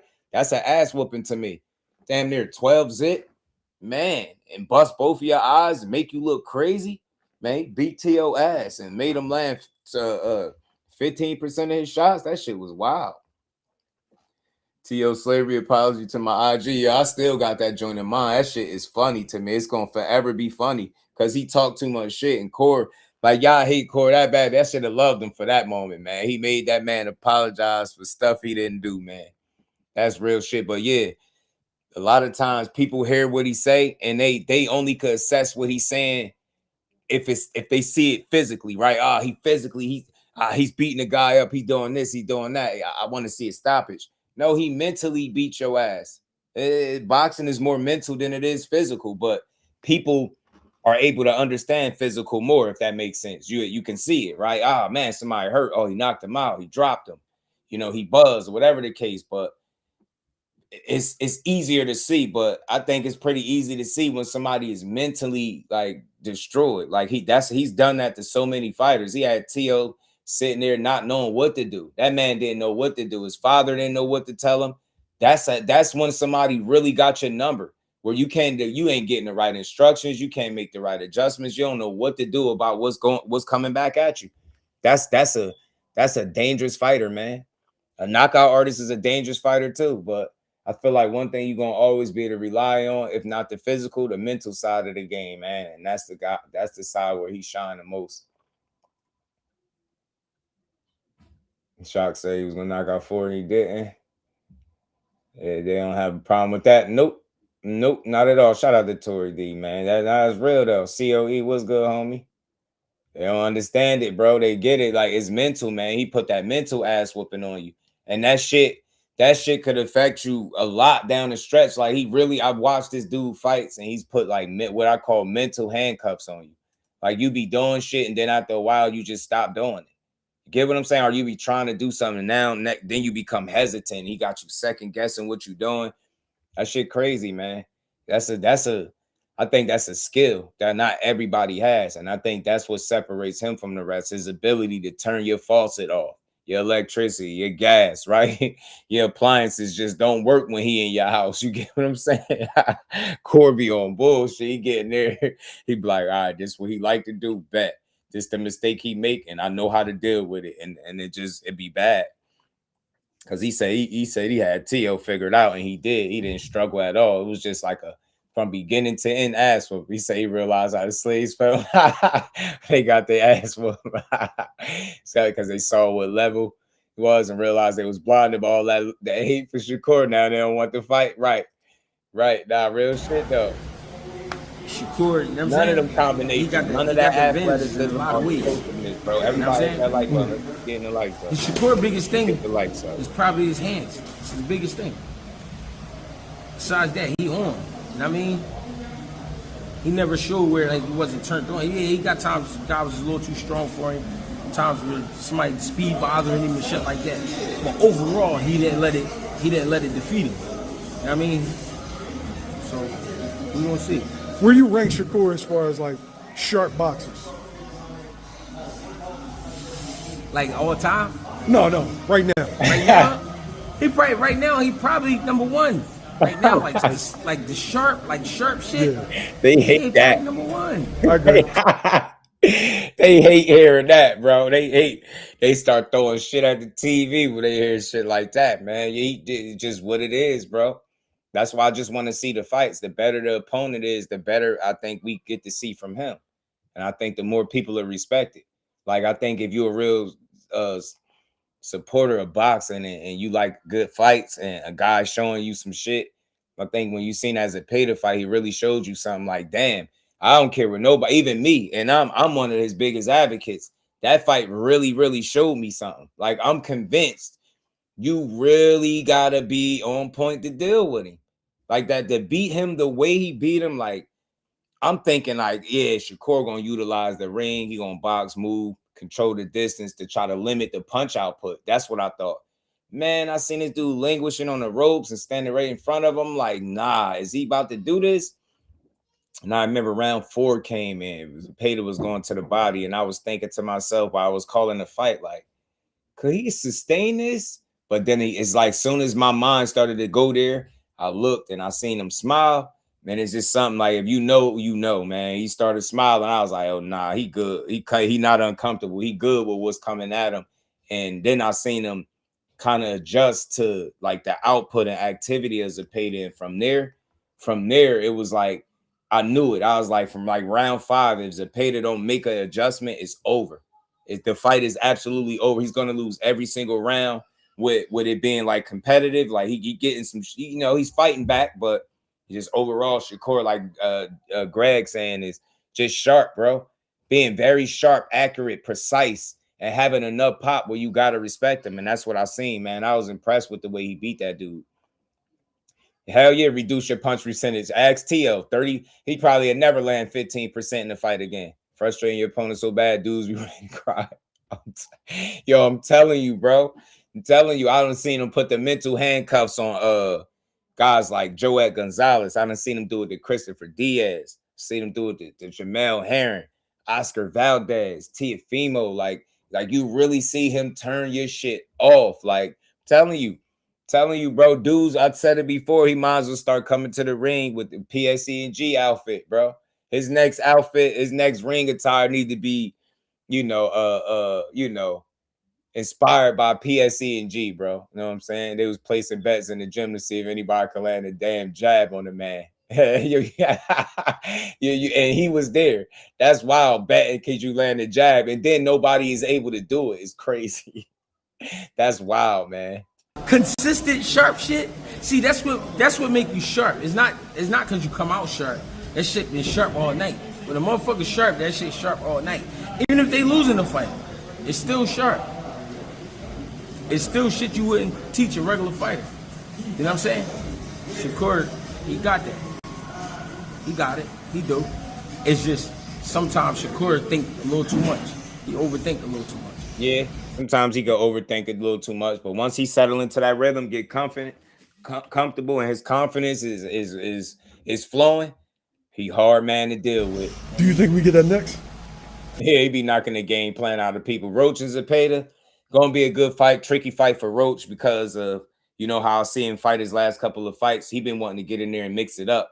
So my worry for Roach is that he gonna want to get in there and mix it up with a guy that we out of every Roach fight I've seen, I haven't seen him be able to keep his punch output nowhere near as high as what Zepeda be doing. So I'm a little concerned with his approach.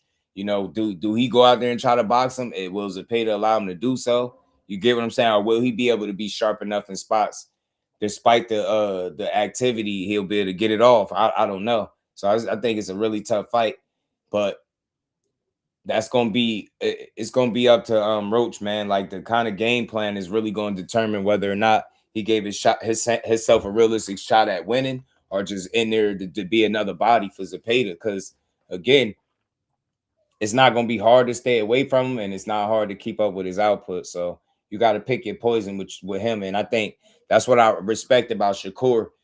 People could say what they want. I've never heard nobody ever in boxing call Williams Zepeda pillow fisted till Shakur fought him. The dude had 27 knockouts and like 32, 33 wins. That's by any stretch no pillow fisted guy. Even if you don't think he's the biggest puncher, which he's not, no biggest one punch knockout guy, but he's still right there in front of him with no fear and fought the man even after getting knocked off balance with a shot. still stood right in front of that dude. He was on the ropes throwing that shoulder roll. That was some of the best defense that I've seen. Like, I just don't know too many people that can have that many punches coming at them and remain that comfortable and poised while firing back and hitting you with the more cleaner, effective shots. Break a fighter confidence for sure. Fight, not just second guess. Yeah, man. I'm telling you how you feeling like you don't belong in there, bro. Down corner really has a wide receiver strap. I'm telling you, the fact that he made all of those punches he threw not a non-factor for the most part is thoroughly impressive, bro. He showed me a lot in that fight, and I think it's a little more to him that he can show. I really do. Moncaz debated between the second punch of a 5-punch count. Hey man, yeah, he gotta punch with him or in between. You know, you get what I'm saying? He gotta create them openings, man, because it's gonna be tricky dealing with Zepeda. I don't see it. I don't really see it happening next. What's your thoughts on Shaqy saying ask Antonio Leonard, and then Antonio Leonard comes out and said you quit in sparring or you wanted to quit? That's from what he remembered. But that's what I was saying too. On Bang Live, fighting words with Bang. Shout out to Bang. When I was saying, when they both, because they both telling stories like that. They both got pictures where one of them smiling and the other one not. Yeah. So what that mean to me is, one day he got caught slipping, one day he got caught slipping. It can happen. It can happen. And it's a spar, but fights be different. Shaqy is like B+, A- sharp. Shakur's shit is A+ for sure. On sharp. Bit sure. That counts in the trenches, because when you start getting caught up in the mix, those be the times you get caught.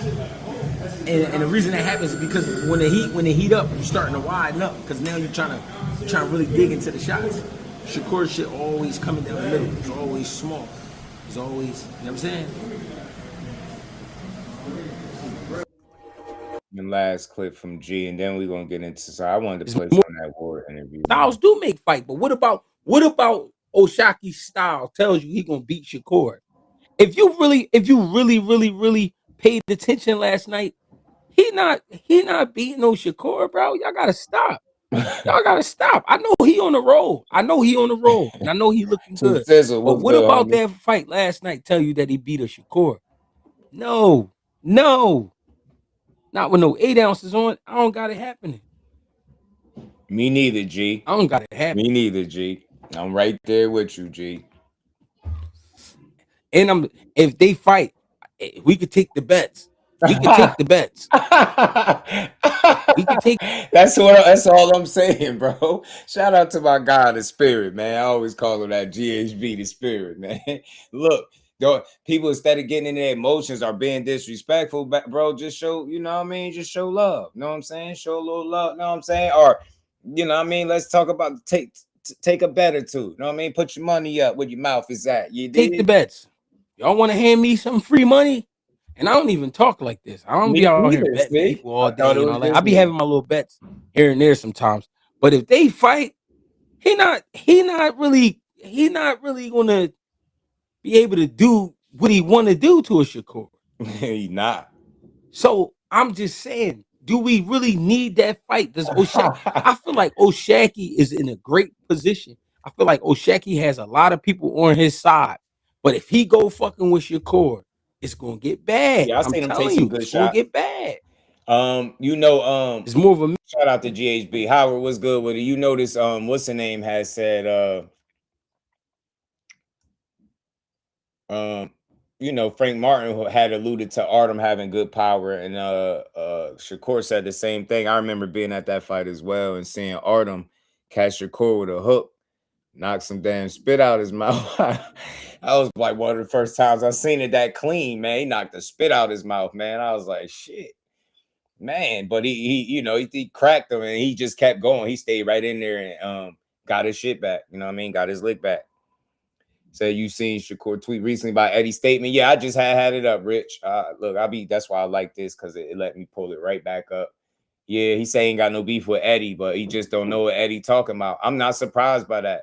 And I think these fighters don't be wanting people announcing they moves either. That's what I be thinking. That's what I be thinking.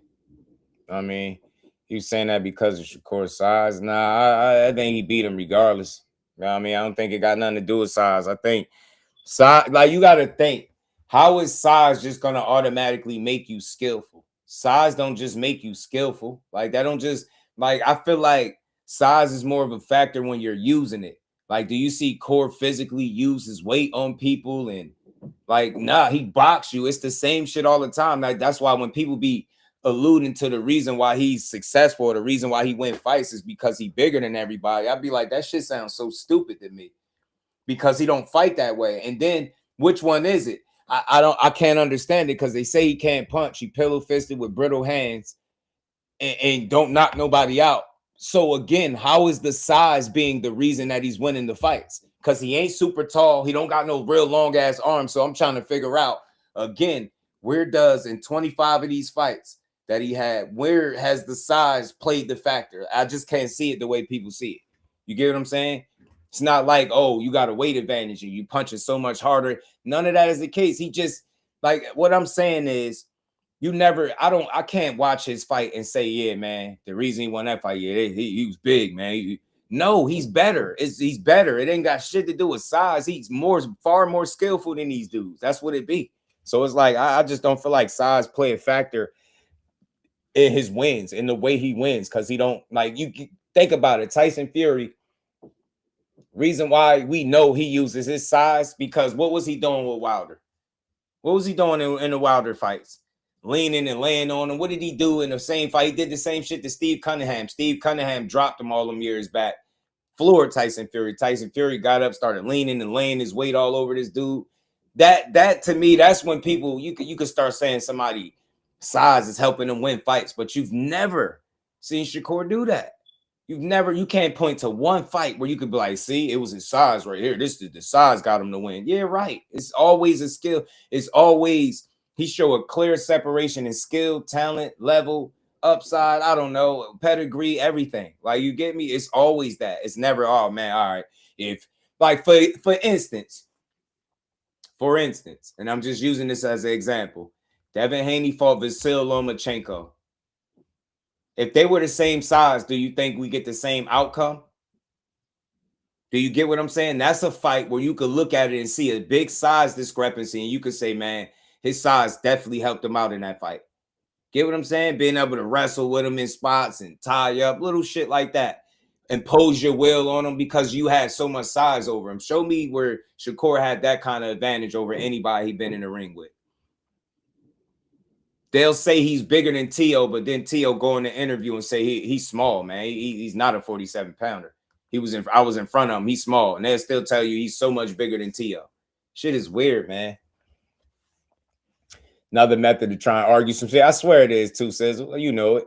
Wore him down. Fury did Wilder right. He wear you down with the size. Like Shakur don't fight that way, leaning and laying on his opponents and tiring you out and burning your gas tank by making you wrestle and push him up off you. He don't fight like that. He go out there and it's skill for skill. You not better than me. He shows everybody that he be in the ring that you not better than me. Got shit to do with no size. I ain't gonna say, and yeah, he just not a big guy to me. So that size shit is just lame. This is a weak ass talking point to me.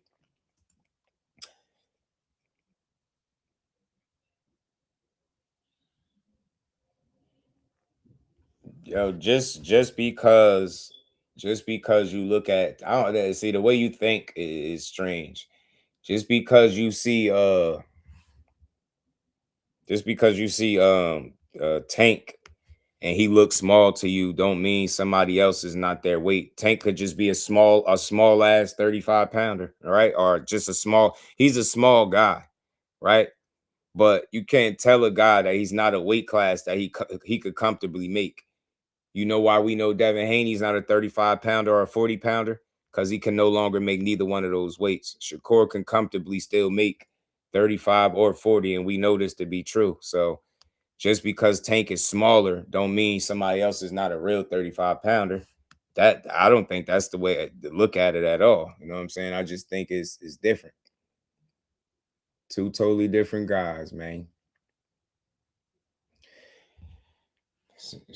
Yeah, man. I tell you, man, we're gonna get into some of this. I'm gonna play the first part of this, man. This war joint, man. Let's get into it, y'all, man. We built for the day, man. Let's get into this. Big dog Willie. We gotta win every single. My homie, appreciate the love, man.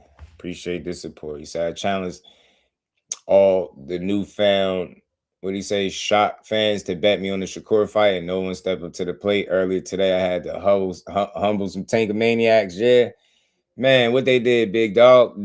That's the thing when it come to this shit, bro. They don't really want to bet no money. They just want to talk crazy. You see, I seen Transformers turn into deals and fly out the sky on my TV.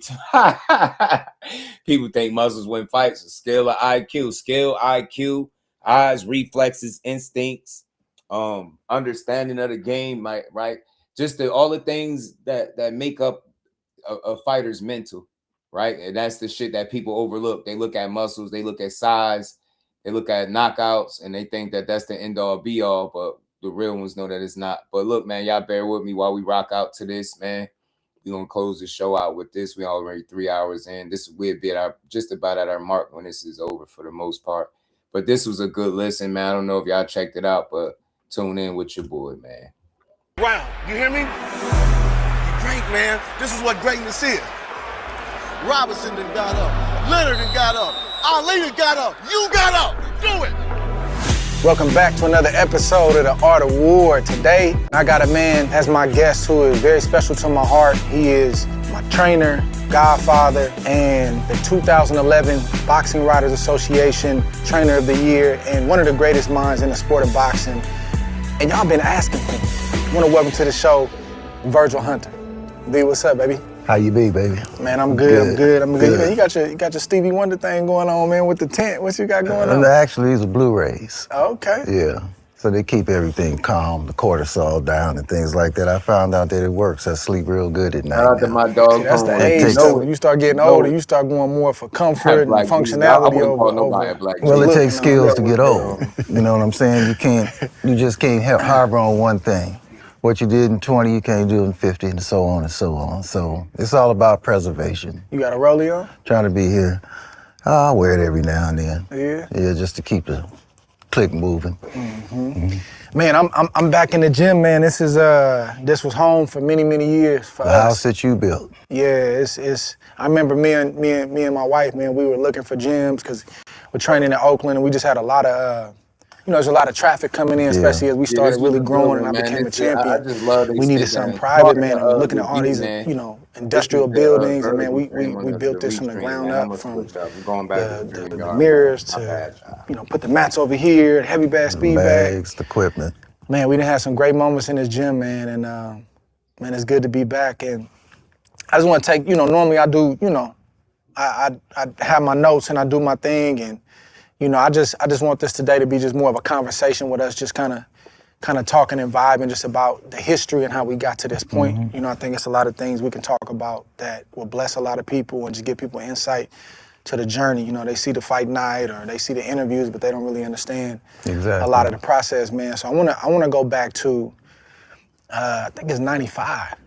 When I first met you at US Karate and Boxing. It was a karate school and a boxing gym in Hayward, California, and my dad was in there, and you were in there that day, and I was hitting the heavy bag, man. What's your earliest memory from that moment? Well, I was in there working out myself, and I had finished and completed my workout, and I was sitting on the side of the ring, and I just heard a little pop over in the bag, so I happened to look over, and there you were, standing there, a little kid hitting the bag, and every now and then you turn around and look at me, and I nod my head in approval. Like that. And at that time, didn't think much of it, just a kid in there, I don't know why my attention was diverted over to where you were.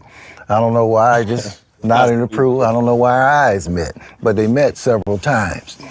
So that's my earliest recollection. I believe it was 94 because you were 10 years old. You were born in 84, right? Yeah, so I think it was 94. You might have just turned 10, around that time. Man, and this, that day my dad, you had a conversation with my dad, and I was actually training with another trainer at that time. It was the guy, we call it the house trainer, the guy that trains most of the people that come through the gym. But the style, my dad didn't like the style. It was a style of take 2 punches to give one. And my dad was, you know, he boxed as an amateur in high school in San Bruno, California. And he liked to dance, you know, in the ring. You know, he was an Ali fan. And y'all started talking, and he said something to you. He said, man, I want to teach my son how to hit and not get hit. And you told my dad, you said, that's my specialty. Well, we got into a conversation. I think your dad was watching me work out. He felt comfortable approaching me. And he says, look, I have my 2 sons here. They want to box and everything like that. He said, I'm not really happy with who's training them right now. So my question to him is, well, what are you looking for? What do you want? What do you want them to get out of boxing? He said, well, I've always been a big Muhammad Ali fan. So I like the idea of hitting and not getting hit. And I said, well, that's my specialty. Man, it's crazy. I thought about this recently. Just that conversation alone and my dad having that type of vision, right, saved me from so much punishment. Like my quality of life today is what it is. But see, these foolish ass fans will beat into your head, these weird content creators, they will drill into your head over and over and over and over that when a guy is defensively sound and don't want you to hit him is because he's scared, not smart. That's the ignorance in boxing fans. That goes to show you like people have agendas. They don't call this shit how it is. You know damn well wasn't shit scary about Andre Ward. And what did he tell you? It's about hitting and not getting hit. All that tough man contest. The only people getting punched upside their head repeatedly is the people that don't have a choice because they're not as good defensively. That's all. Nobody goes in there willingly taking punishment for no reason. That shit is silly, and it'll shorten your career, man. Telling you, man. That's why I love that he got some of the absolute best content out of any former fighter in this entire space. There's not a bad Andre Ward interview that exists. There's not bad content. Like he don't miss. Everyone is a hit to me. Like everyone is a fucking home run. I'm telling you, every piece of his content hit for me. I've never watched a bad interview that I couldn't get something from. This dude is really doing the good work. Is because my dad wasn't one of them dads. I was like, nah, man, you got to make him tough. You know, just make him tough, get him in shape, and teach him how to fight. I want him to fight. If that was the case, Pops had that. I don't know where I would have been mentally, you know, physically, because it just would have been a hard road. Because I was a kid that had drive, I was competitive, so and I wasn't, you know, I wasn't scared. Just that one conversation saved me from so much punishment in amateur boxing and pro boxing. Well, it's definitely a spiritual journey that you can't deny.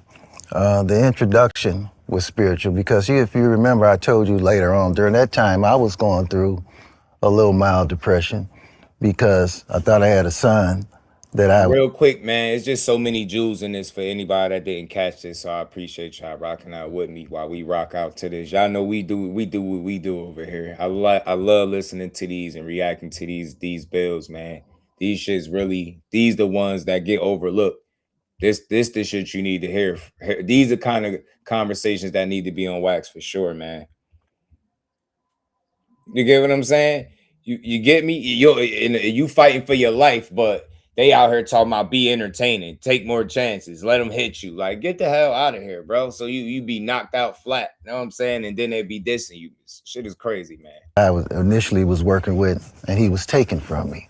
So I cared about him so much, I loved him so much, I was going through a depression, a mild depression. I was coming home every night, pouring a shot of Tanqueray or 2, smoking a couple of cigarettes. This was a ritual every night, even though I wasn't a smoker, even though I wasn't a drinker. It was just to deal with what I was dealing with. It really hurt me. Yeah.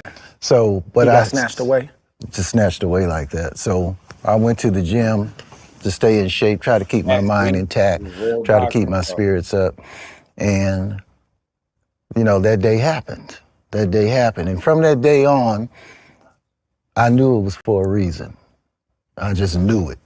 It's something deep down. It was for a reason. Long before everything manifested itself, long before the potential showed up and everything, I just knew it was for a reason because I also was training kids at the probation department. And I would get them real good while they were locked up. And then when they would get out, they would come to the gym and they trained 3 or 4 months. But eventually, you know, the home situation, the money situation, the peer pressure, they would always go back to the street. Yeah. So I kind of got fed up with that and I made myself a promise. I said, if I ever start again, it's going to be a young kid young enough where the temptations are not there yet, to where I can give him a foundation that when the temptations come, he'll have something to fall back on. He won't go across the line. He might toe the line, but he won't go across the line. That always stayed in my mind from the beginning. Yeah. You know, and then you had the support that you had. You had your father there supporting the situation, so I needed that situation too. I knew that you were taken care of, that your needs were being met. So I didn't have to worry about you leaving the gym and then got to go to the block to make some money so you can eat that night, or go to the block that morning so you can buy some shoes for school. I didn't have that worry. So it allowed me to relax, and gradually I began to heal from the depression because your presence replaced all of that. Man, it's crazy because, like, you know, my dad, I had my father there, me and my brother. He was raising us as a single parent, and then we had different mothers. So Jonathan, my brother, his mom was doing what she was doing, and then my mom was fighting an active drug addiction. So, you know, we had stability, but we also had some instability too, you know. And we didn't understand everything that was going on, but, you know, it was good because once we started locking in, you know, with you and Millie, you know, your wife, for those that don't know, you know, we were able to go to your house sometimes and give my dad a break, and then, you know, we was going back and forth. So we ultimately ended up losing our house because my dad had to go back into a drug program. You know, it was a good fit for us to go and stay with y'all, you know. But it was always in the plan. You know, when you see the plan unfold, then you begin to realize why I was in this plan, because long before you came to stay with me, you were staying over, spending the night. I would take you up to the country, and we would go to Santa Cruz. We would do a lot of different things together. And, you know, I was giving your father a break. Nah.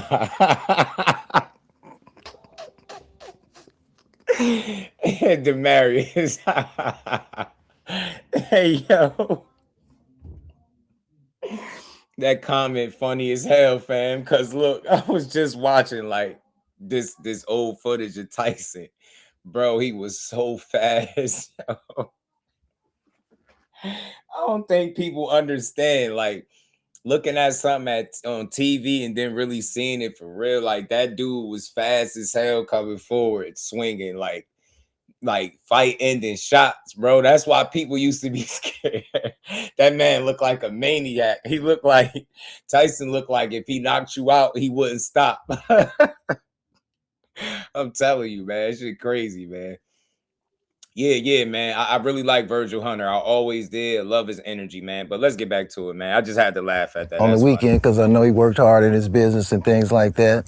And a lot of times you were telling me, you know, man, I got to stay home today because Dad is tired, this and that and the other. So Millie fell in love with you guys right away. My wife is the only person that I know, only woman I know that would take in 2 young boys like that. So when that time came and your dad came to me, and he said, look, you know, I'm going to have to go into this program. I'm going to have to let the house go. The thing is where I'm going to have Andre and Jonathan. He said, because I talked to my sister, and they said, oh, well, maybe a week or so is good and things like that. And, you know, so I told him, I said, they can stay here. They used to be in here anyway. They spend the night all the time. They used to be in here, so they could stay here. And not, you know, so that's what happened. I think he told me that you guys wanted to stay with me. So yeah, we really didn't. To be the truth is, we didn't really have no other option. Yeah, you know, and I know, you know, I don't fault nobody for that, because you know, you got a 10-year-old, 11-year-old, maybe it was 12 and 13 at that time, somewhere around. Yeah, that's a lot. It's a lot to just get that. Yeah, get 2 boys like that put in your life from monetary standpoint, you feeding know, eating your food, like buying your clothes. But the truth is you and Millie were really the only option that we had. Well, that was the only option meant to be. You know, spiritually, that was the only option meant to be, because I understand this to be a spiritual trip, a spiritual journey. I look at it that way. That's the only way I can look at it. I can't deny or dispute it.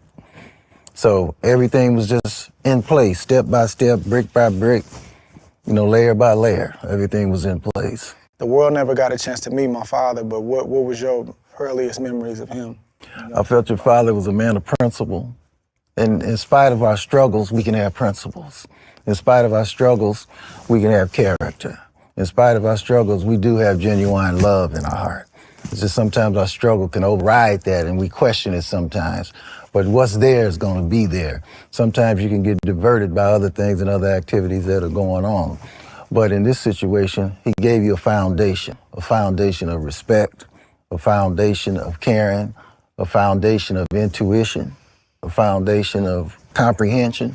He gave you all those things. This easily one of the best interviews on the internet. And look, y'all know how we do. I'll cover this first part today, and then they did it part 2, and I'll cover that tomorrow. So when you came, it wasn't like you had to be programmed into those categories right there. It was already existing. So it made things a little easier. You were able to communicate. Yeah, my dad was big on respect. My dad was big on, doing things right, looking people in the eye, shaking their hand, We start using slang. Hey, man, what'd you say? He'd correct us. Like, that's just who my dad was, man. And, I even look at my mom and my dad, as I've gotten older, when you're young, you start looking at what your parents didn't do or how they could have did it better. But when you understand the beast, the 60s and the 70s, they didn't know what they was getting themselves into, experimenting with them drugs. They were just looking for escape or looking for a high to party. And it's like, boom, an addiction came in. And then you carrying that thing into the next decade. To the next decade. And I've been able to have more understanding about that and more grace and mercy. Just understanding that, like even my mom being in and out of my life, that was a wound, that was another wound that sometimes I still got to fight to this day, But I know it wasn't intentional. I know it wasn't on purpose. You know what I mean? No, I don't believe it was on purpose. Again, I think they have individuality, James. It's just like, picture it this way. And I always like to give people something else to think about. I don't want to try to change your mind, but I'll give you something else to consider. Imagine being a young kid, right? And you happen to see your favorite fighter boxing as a youngin', and they inspire you, and you manage to become an amateur. You end up having something. You turn pro. You're gonna try to take little pieces of what you think made the guys that you look up to the most successful, right? And try to implement it into your game. I think the guys that are able to do it while maintaining their individuality have the most success, right? Like, one of the things that was said a lot is that, everybody tries to be the Money Mayweather, but without going the Pretty Boy Floyd route. You know what I'm saying? And you've seen a lot of guys seemingly kind of want to get the money without going through the fire. But shit, could you really blame them? If you telling me I can make more money to do the same job and it's an easier job, you gonna take it. You know what I'm saying? So that's just something to consider. You know what I'm saying? With the fighters, man, they implementing, I think, parts of their favorite fighter's game, trying to implement it into theirs, using whatever they thought made their favorite fighter successful. When you confronted with the situation, I get what you're saying. Some people don't seem to have an original bone in their body for the most part. Like, they just seem like, very scripted kind of energy, where it's like, or it's almost like a character, and it don't come off as authentic. But the ones that kind of stay true to themselves are able to kind of implement, I think, things from their favorite fighters, like I said, and still be themselves and be successful. Situation like that, where you have something so powerful and mind altering, and at the same time it gives you euphoria. You feel euphoria when you're able to forget your problems and everything like that. You're gonna gravitate to that. If a cigarette is able to make you forget your problems and you euphoric and you happy with everybody, you're gonna gravitate towards that. And at the time that you're gravitating toward it and getting the fulfillment of the euphoria, you're not thinking about the long run. That euphoria goes away. Now all of a sudden you need it not to get sick. You need it just to function. So it's a double-edged sword. Yeah, sure. So they didn't know how the long-term consequences of crack. They didn't know the long-term consequences of heroin. No. But by the time you figure it out, it's too late. It's too late. What's up, folks? It's Barack the Boxing Bully, and we teamed up with DraftKings Sportsbook. It's the ultimate destination on betting on the big fights coming your way this year. You're 23 years old, undefeated, unified champion, and what do? You go get the guy who's not a champion, but the guy that the fans want to see you fight. Boots Ennis. Shout out to Xander Zayas for taking on the toughest fight in the division, if not the craziest thing that a 23-year-old man can do. This is a tough fight, both guys. First of all, Xander Zayas. And if you remember, when you told me that, I said, okay, we're gonna work on just one punch. I said, because every time you stop, he's so confident you're not gonna throw nothing. He's not gonna protect himself. He's gonna look at what he wants to hit. And when he does that, crack him and move again. And we started doing that. And then Pretty soon, 2 pieces started landing. And then within 2 or 3 months, they didn't want to spar no more. It developed that quick. It turned around that quick. So it took me about, I probably had like, I don't know, 10 fights. First fight was San Jose, California, San Jose pal, Samuel Orozco. I still talk to him to this day. And I lost my first fight. I thought I won that fight. Of course you won. Yeah. And I avenged it, I think, my 3rd fight. So I had about 10, 11 fights, and then I had my first big national. So I won the local silver glove, then I won state, then I won regional. So I'm 10 fights, 11 fights in Lenexa, Kansas at the silver gloves nationals, man, that was crazy. That's the first time I ever seen snow being from California. I didn't know what snow looked like. That's crazy. And, you know, it's an indoor hotel, and I'm green at that level. I've never been at that level. So you would be like, hey, you stay in the room, but you would be downstairs at night with the coaches, you know? And everybody bragging about that guy. You had, you know, Uncle Dre from New York. You had Detroit, Philly, you know, Concrete Jungle. I mean, it was some real hitters, you know, from these different cities, Ohio. And I ended up battling my way through the tournament. It's like 5-day tournament. But the dude on the opposite side, Curtis Stevens, we on opposite brackets. I didn't know him. And I said this in my book, how, you know, at them nights when you and the coaches was hanging out, Uncle Dre was like, man, that's my nephew, man. He grew up under Mike Tyson's doorstep. What was them interactions like? I mean, you got young kids in the room at night. They finna rumble, like, but y'all, you know, adults. Well, you know, when we first got there, I, of course, watched everybody that was in your bracket fight. And Curtis stood out right away because he was knocking the kids out. I mean, that's the first time I seen a kid knock another kid out. Curtis Stevens was checking chins as a jit. Just out, you know, and seriously out. But I saw some other things in him that I knew that was his only hope, was to land a punch. But at that time, I used a lot of psychology. I don't know if Dre remembers it or not. We've talked about it and laughed about it. In the workout room, Curtis was in there hitting the heavy bag, and I said, man, this your kid? He said, yeah. I said, boy, he could really hit, you know? And Andre, because he's so nice and cordial, you know, and such a genuine person, he responded to me the way a genuine person would, not suspicious. He just responded. His coach. He just responded to me the way a genuine person would. Yeah, coach, he's a killer. You know, he's knocking out everybody, this and that. And so I said, well, man, I said, my kids fighting tomorrow night. We just glad to be here. We just lucky we got this far. So we glad to be here. So I want to congratulate you now. So, and left it. Verge playing mental warfare, rocking the opponent to sleep. You know, but I already knew. And I beat him. And you beat him. But the power was real, though. He can crack. Yeah, no doubt. Some dudes you fight, you feel like they got bricks in their hands. Like, even if they graze you or they partially hit you, like, dang, I don't want to get hit with that clean. Well, he was built to punch. Yeah, he's stocky. Low to the ground. Yeah. Strong thighs. He was built to punch. Yeah. So I won that tournament, and I think that was at 100 pounds. I think it was. That was 95, 100. I think it was 95, 100.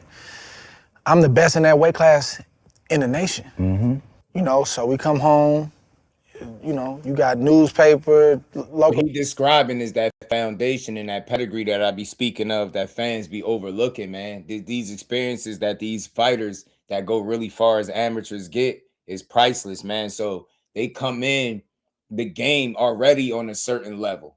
And that's just the fact, especially if they transition over from an amateur to a pro. Well, they just come in on something different, man. And Andre Ward is living proof of it.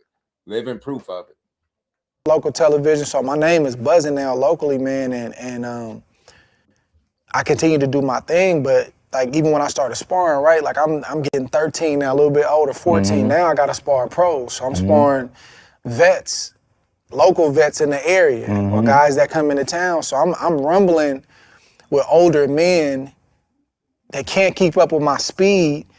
They getting embarrassed, but they also got the strength on me, so they trying to bully me, they hitting me on my hip. And, you know, I used to come back to the corner, man, he hit me on my hip, man. He fouling me. You say, make him stop.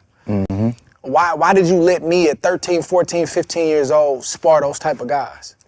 Because I knew you had the ability, and you have to remember, before I would let you spar with anybody that old, I would observe them sparring. So I knew, outside of them hitting you with a lucky punch on the button, that it was going to be tough for him. I already knew that because styles make fights. And at that time, the style had matured to the point. And you have to remember, you did have the physical strength because after you won the first tournament at 10, you were granted a scholarship to sports medicine. Yeah. You didn't have to pay. So you had the benefit of getting all that work, all that strength and conditioning at early age. Don Chu. So you were strong. And that was 2 or 3 years of that. And actually, we never stopped. Mm-hmm. We went there 3 days a week. We never stopped.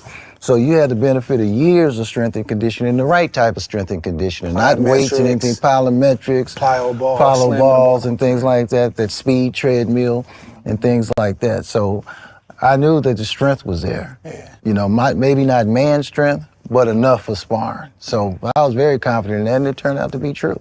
And my brother, like, I think my brother was built like Tommy Hearns. Mm-hmm. Exactly. With feet, though. With feet. With floating feet. Yeah, natural, mm-hmm. Good footwork.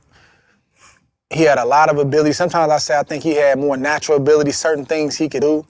What do you think the difference was between me and my brother, even early on?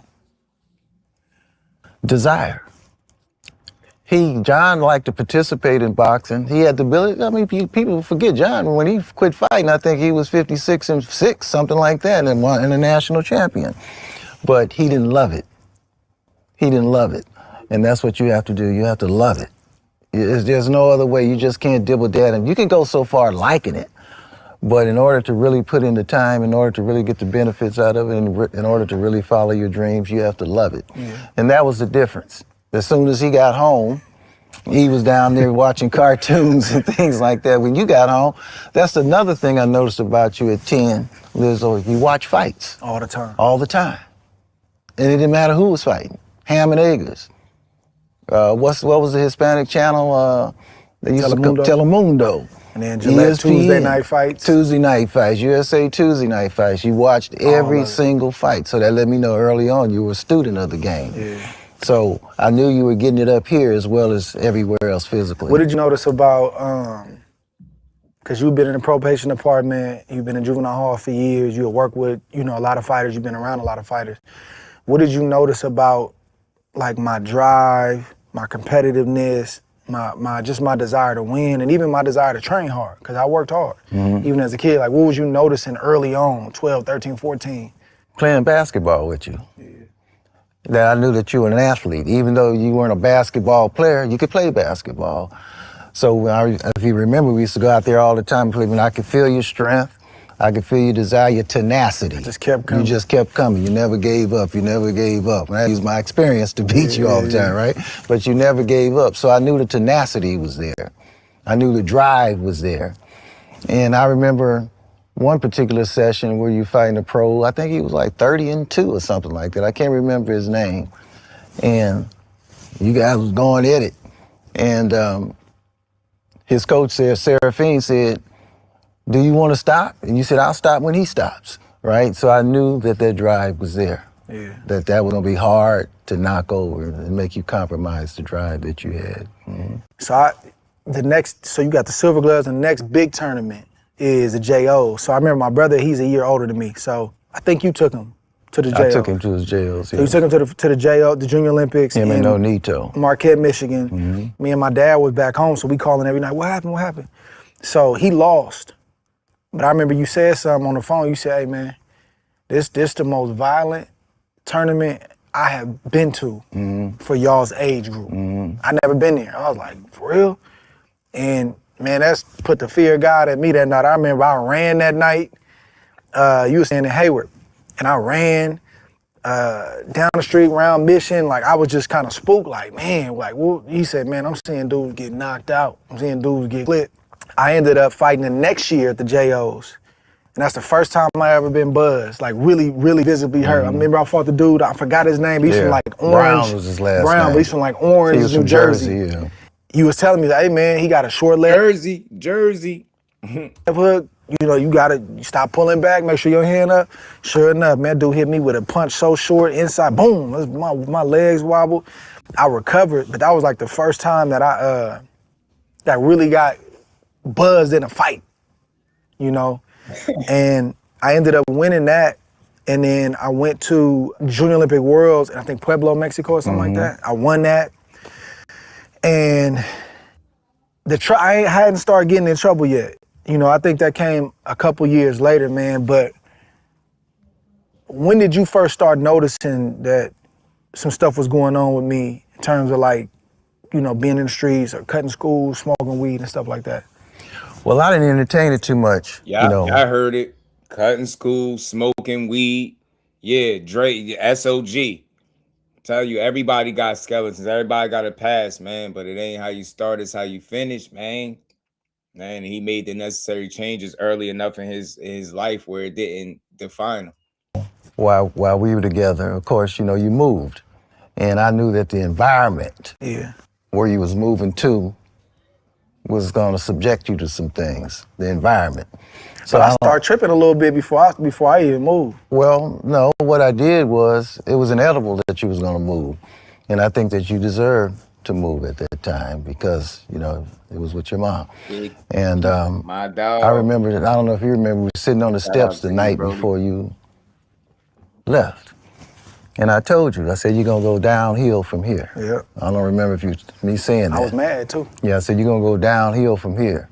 Because at that time, you were an honor roll student, going to school every day and things like that. But me, having all those years in the probation department, I knew the enticements and I knew all the things that it entailed for a kid that's in that particular environment. Yeah. So I was hoping that you wouldn't go to the street, but I was prepared. Because I told you, I said, no matter what happens, I'm going to be here for you, right? I remember that. But I was prepared for you to go to the streets. So everything that I would hear coming from the streets and things like that, I wouldn't really react right away because I knew what type of kid you were. I knew that you would go to the line, but I knew you wouldn't cross the line and that you had something that you built that you couldn't deny. There wasn't no guesswork game. You knew you had ability. At that time, any coach in the world would have took you. Any coach in the world would have took you. So you had that to fall back on.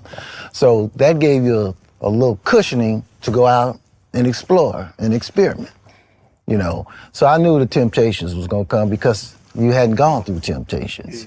And at that time with the hip hop game and then the draw of Oakland, you know, the Oakland mystique, the draw of it, that you gotta be part of this, and you gotta be part of it, and if you, whatever hood you, right, whatever movement, whatever hood you in, you gotta be down for that particular hood. If you're gonna walk and talk and associate in this hood, you gotta be down for it. So, but I had already had experience in those situations, so I knew how to handle those situations. But the good thing about it is, every tournament, you'd come back and train, stay with me, and then you'd go back. Yeah, I barely make that thing. I get it just enough shape to do my thing. 6-8 weeks, which and is I disappear again. That's crazy, bro. So at that time, I wasn't concerned about Andre the boxer. I was just concerned about Andre the man. But I needed an opening to really bring that into focus that, hey, you got to go in another direction. I needed an opening. That was the time to turn it around. Of course, you were going through some things and everything like that, and I constantly remind you, look, man, you're going to be sorry one day. You're going to look up, and somebody's going to be in your weight class on the team that you knew couldn't beat you. So I would put these little things in your head. That's all. Just put something in your head because I knew you respected me. I knew you loved me and I knew you respected me.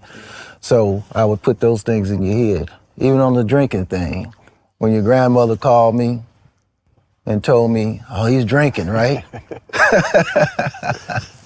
So I didn't call you and say, man, you drinking, you doing this, you doing that. I didn't say that at all. I used the psychology that I learned over the years. Because you'd call me once a week, twice a week, you'd always call, checking what was going on. So I waited till you called. Hey, Verg, what's going on? I said, oh, Dre, I'm not doing too good, man. What's going on? I said, man, my friend is having so many problems with his son. What's happening? Man, his son is just drinking every day and he's concerned he can't stop him from drinking. I'm glad you're not doing that. I'm so glad you don't drink. I don't know what to do, right? So I played to your conscience. Right? I remember that. And I'm glad you ain't drinking. I'll be on the phone like, what you talking about, man? Yeah, because I knew you respected me. And I knew that I stood on principle. So talk to him, I Bird. didn't. That wasn't going to stop it, but that was what was going to put a guilt trip on your mind. Or you, man, I'm disappointed. If Verge really knew what I was doing, he'd be disappointed. He really believes in me. You see what I'm saying? So psychology is so important on raising a kid and keeping them in the right direction. And I'm just glad I had the battlefield and the battleground to be able to decipher all the right things that need to be said at the right time. Yeah. You know. Man, just take it back a I little told bit. y'all, man, Like, this is a good one. He letting y'all know, man. Ward was drinking, smoking, hustling, man. He was doing a lot, bro. He was playing around at first, man. He wasn't locked in. He wasn't the SOG Hall of Famer that we know him as. That's why I say, man, these stories, man, is nothing. It's no story. It's no backstory like the backstory of a boxer, bro, or an athlete, man. They be having some of the craziest roads to success, man. Funny stuff. Now you can sit back and laugh at it because none of it stopped him from being successful. None of it. Facts, he a whole legend. You already know, Big Keith. Hey, shit, ain't that Keisha Cole father too? Man, shout out to Vergil. So me making that move to my mama's house in North Oakland, you know, she had been in and out, you know, like my dad was a functional addict for periods of time in his life. My mother was a full-blown addict. She started getting herself together, right? I'm living with y'all, you and Millie. And then I'm like, man, I'm gonna live with my mama. Mm-hmm. You know, I hadn't like, that was like the one thing that I never got to feel. Mm-hmm. Like a lot of my friends had their grandmother or their mother and not their father. Mm-hmm. Some of them had both, but a lot of them didn't. But they had their mama. Mm-hmm. And I'd be sitting there like, man, bro, your mama in here cooking food and like, you know, man. And I was super grateful, man, for you and Millie, you know, and what y'all did, you know, what y'all was doing at that time. But like not having that, you know what I'm saying? It's always gonna be a void there. So that's why I wanted to go to the flatlands in North Oakland and live with her. But you told me that you was like, man, you gonna go down here. And I remember being like, man, because I wanna go live with my mama. I didn't see it. Because you were going to be given freedom. I wasn't going to have that structure you wasn't gonna that have I the had with structure. my dad and with you. Yeah, you wasn't going to have the structure. But the truth is I really didn't want that structure. No, you didn't. A lot of my life was going to school, getting up, going running, going to school, coming home, chilling for an hour or two, to the gym, rinse and repeat. Mm-hmm. It's interesting, man. I was asking Roy this when I interviewed him, you know. And I think me and you talked a little bit about it at one point, but like, can you make a Roy Jones or Andre Ward without living that type of life? Because I had to give up a lot of my childhood, and I gave up a lot of trouble that I probably would have got into, but I had to sacrifice a lot. Now, 42, I'm not complaining. Mm-hmm. You know, I see a lot of my friends that had all the freedom and look like they could do whatever they want to, and I see what happened. But can you produce a great or an all-time great athlete without having them with that type of structure? Well, I'm trying to think who's on top right now that didn't have structure.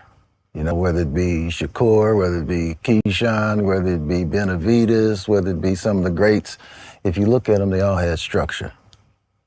And they all had something that at an early age, they knew they had something to fall back on. Now, of course, you get a kid like Mike Tyson to come up the Catskill at 15, 16 trouble. What happened? He got structure, right? So I don't think you can get to the top without structure. I don't see any lone wolves out there. Now, you got some that don't want to follow the script. But in order to get world class, you have to have some sort of structure. Mm-hmm. But then there's another level after structure. There's following the script. Structure is very important, and it is the foundation to success in any sport. I believe structure, discipline, and structure.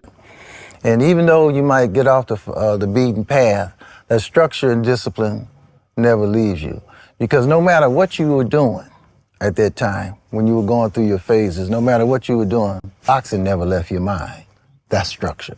That's foundation. It never left your mind. It's familiar, that's what I knew. There's been many a night that you might have been doing something, I guarantee, I never asked you this, but you could tell me now, that you told yourself, I'm blowing it? Oh yeah, for sure. You see what I'm saying? Every time I would smoke some weed or smoke a Black and Mild or drink something, I'm like, bro, you wasn't raised like Yeah, this. you blowing it. And you blowing it because Crazy. I'm tearing up my lungs. I'm, you know, my wind. Like Think about this. that's my thing in boxing is, man, I can go. All So of I this did- shit, he still managed to be a world-class operator, bro. All of this shit he went through, still a world-class operator. Crazy work, man.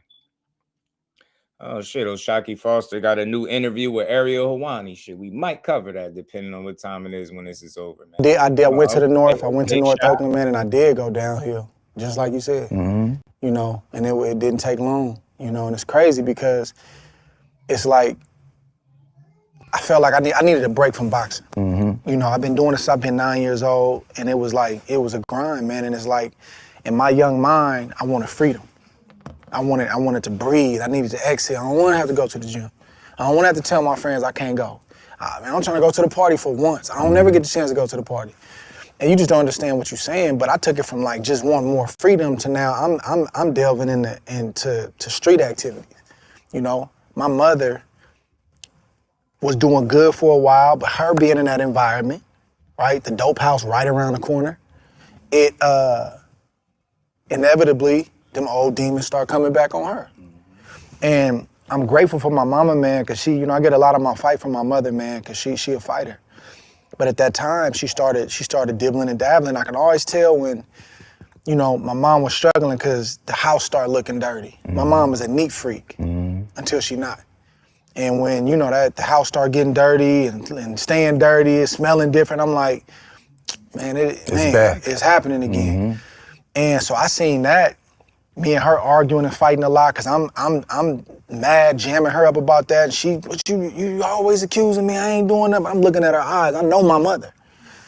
And her using drugs again means us not being together. I feel like it's just a matter of time.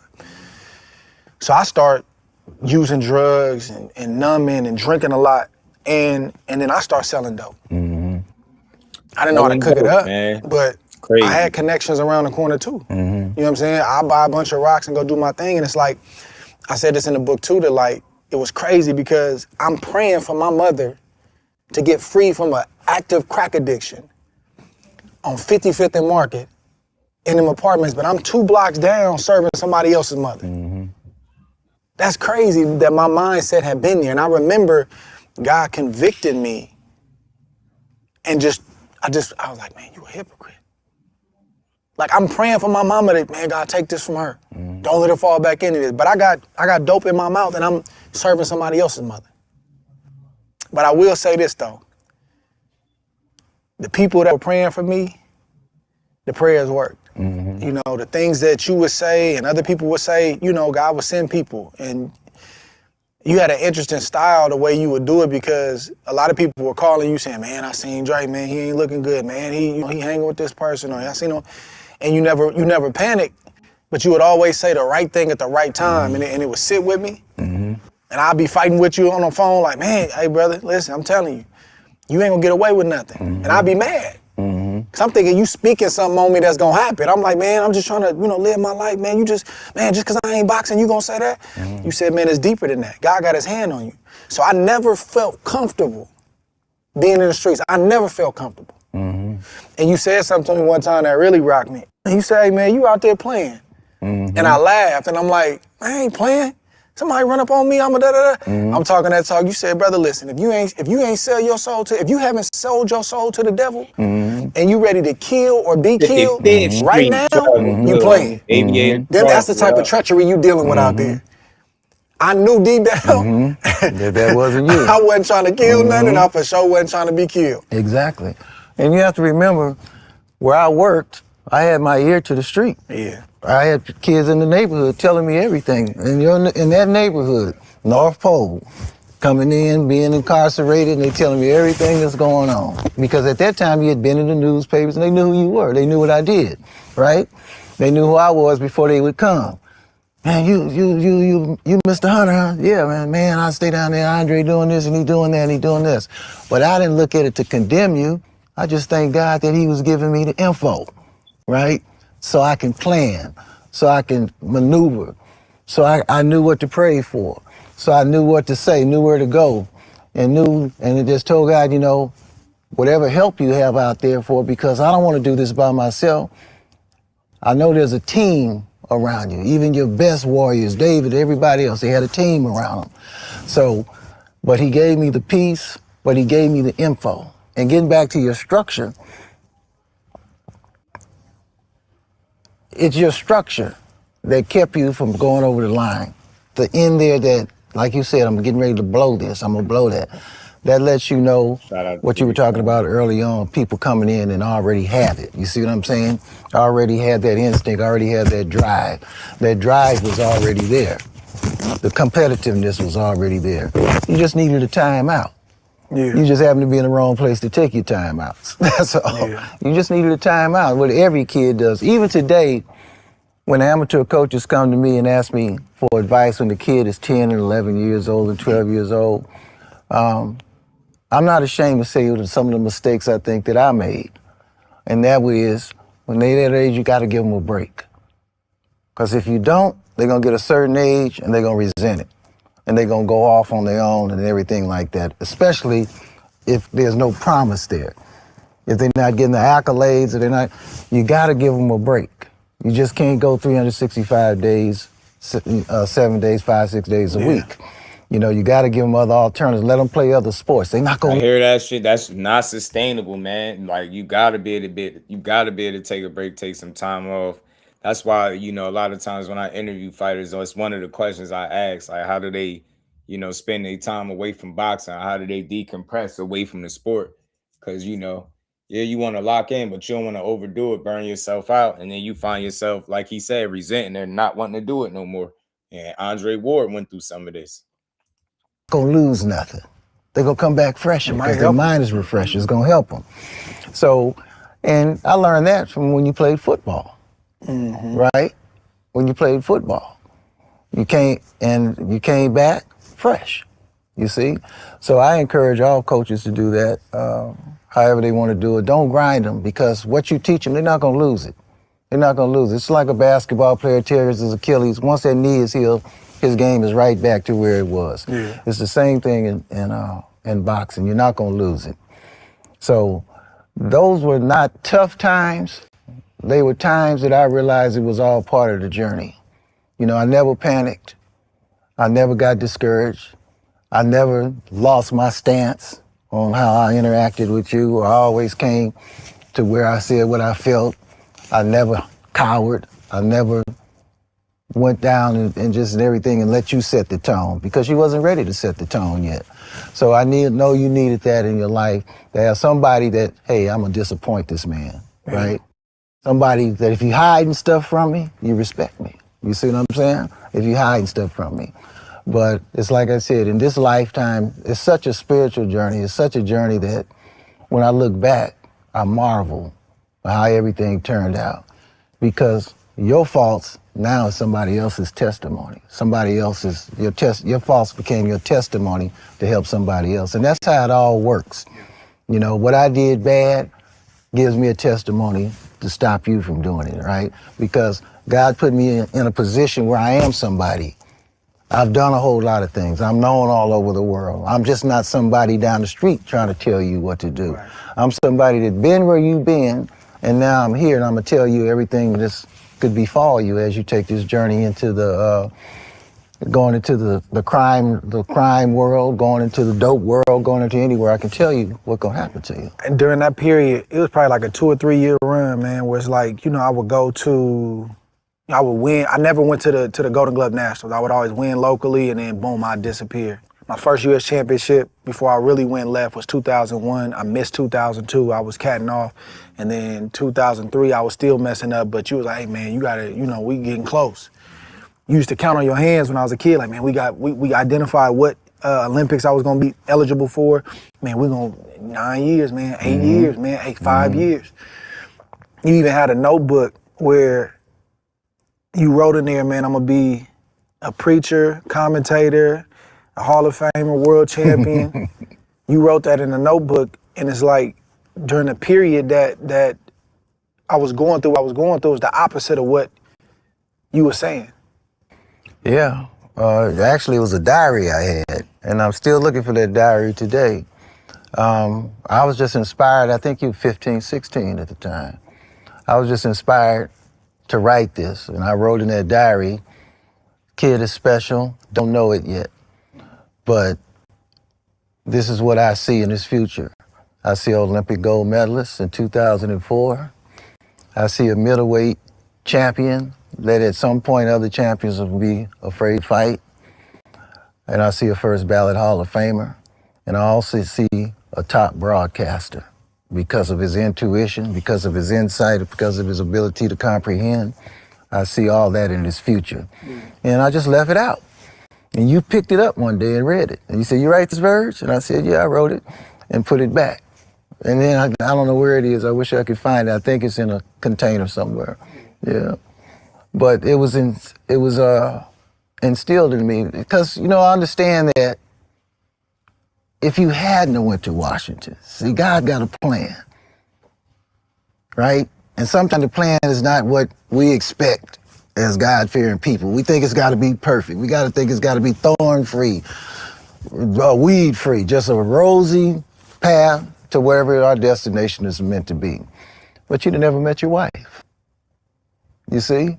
You'd have never had that opportunity to meet your wife and develop a relationship to where you know, hey, I love her, this is who I want to marry. The boxing might have been another thing, but it might have been a whole nother situation for you. But you met somebody who was a perfect complement for you. So that lets me know that it was always in the plan, right? It was in the plan. And I remember when you came to me and said that you guys wanted to get married at an early age, and everybody was against it. But I told you, I said, look, because you guys live with me. All the ladies in the family, who is this girl? Who is this girl that want to marry Dre? Yeah. But they only see it from one side. They only saw it from one side, the age part, right?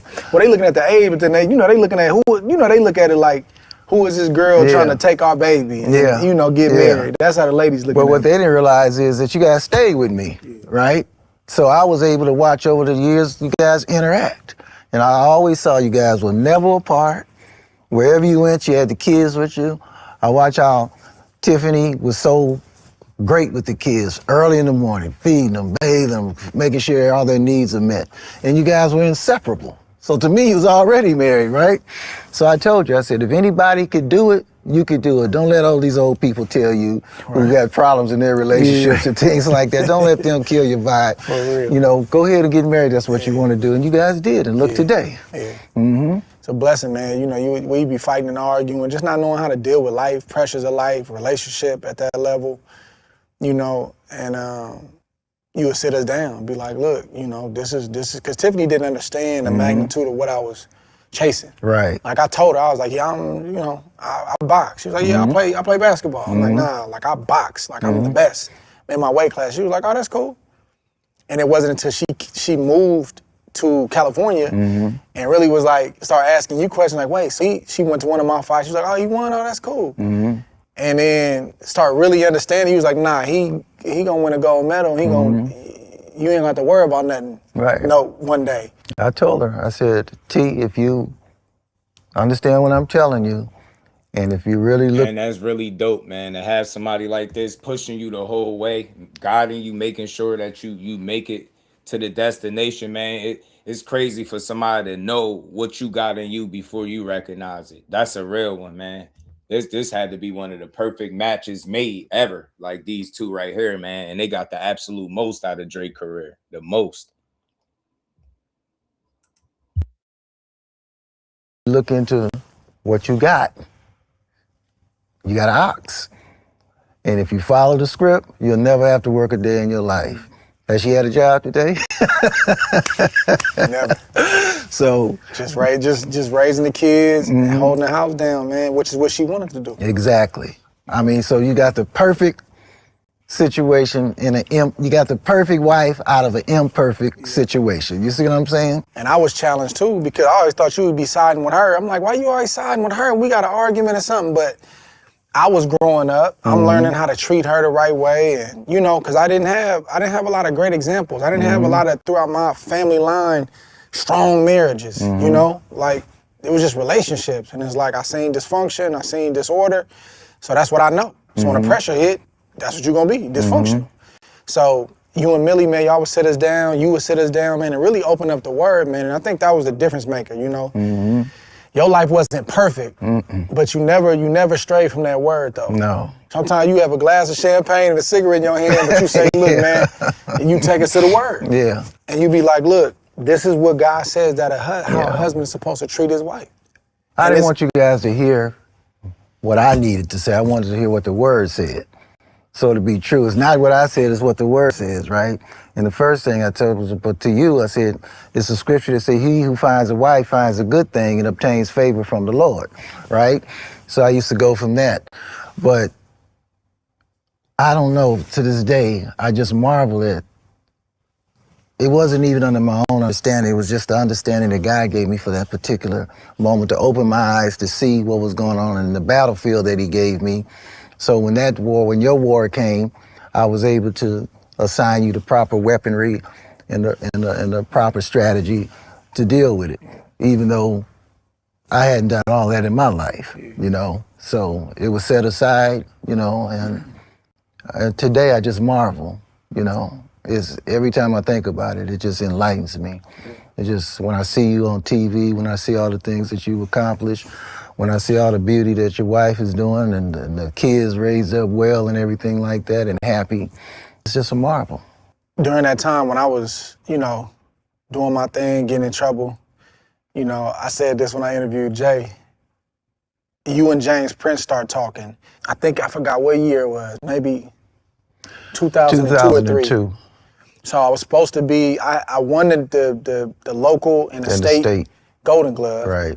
And then I dipped on you. I was like, I'll be back, Verg, and I just left. I was gone. Never showed up, but Jay and his team kept hearing about Ward, this kid Ward.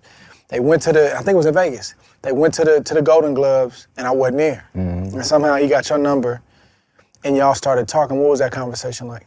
Well, actually, Antonio Leonard was the first person who called me and inquired about. Name sound familiar, huh? Antonio Leonard.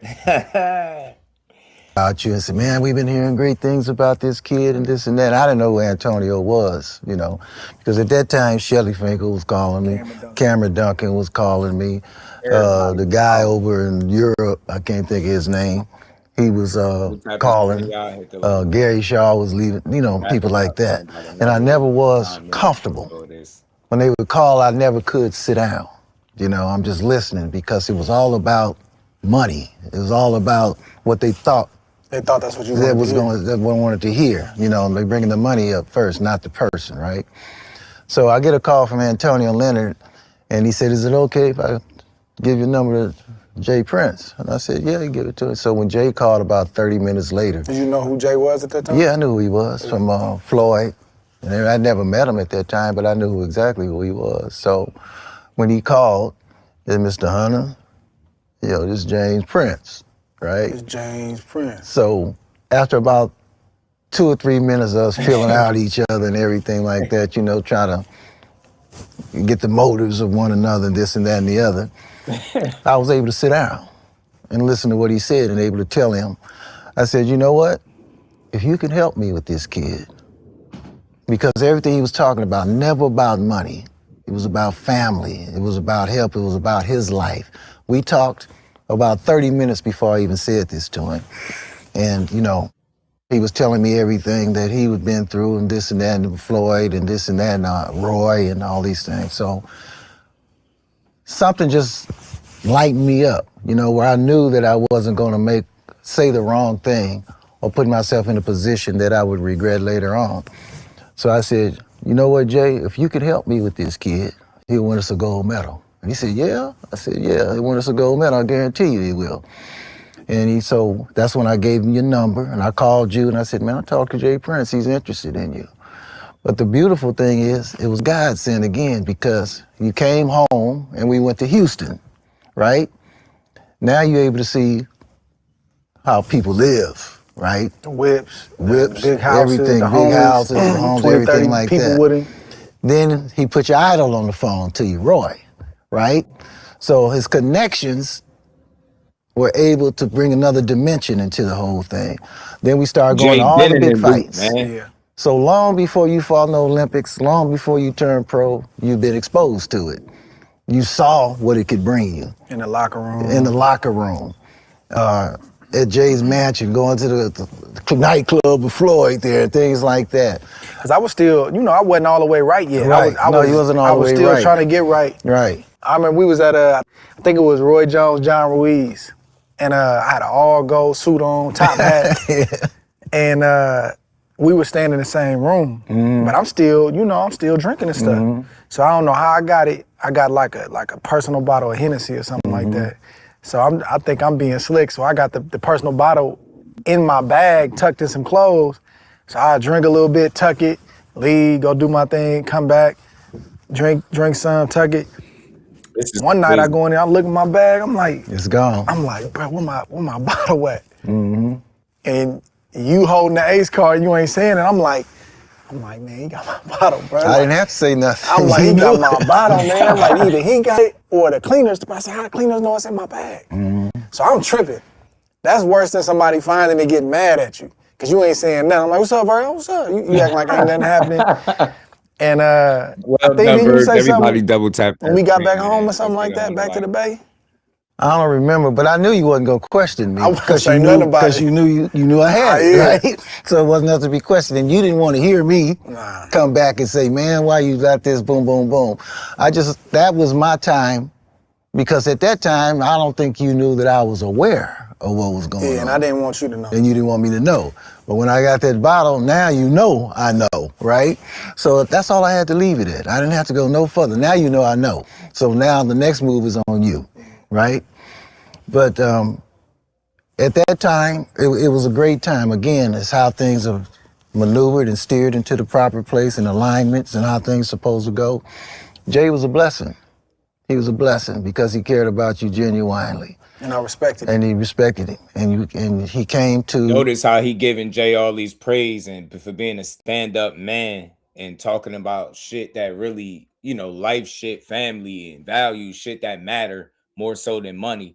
But then you hear these goofy ass content creators and weirdo boxing fans and be saying some of the most disrespectful shit about Jay Prince when it comes to Shakur just because of the hate for Shakur. Now Jay all of a sudden a bad guy for boxing, but he done helped all these other people. He wasn't a bad guy then. He wasn't robbing these people then. And now all of a sudden with Shakur, he robbing Shakur. Notice he ain't robbing Abdullah, but he robbing Shakur. He ain't robbing nobody else. It's just that's why another reason why I like to play this stuff, because you get to hear the insight about the man rather than some garbage from these weirdos that don't know nothing. He came and rescued for different things that mattered when you needed a bigger vehicle for your kids. You didn't ask him for an Escalade with big rims on it. You said, I just need something for my family. He provided a nice pre-certified, Toyota Expedition, things like that. So he was always there when you needed him. He was always there for me.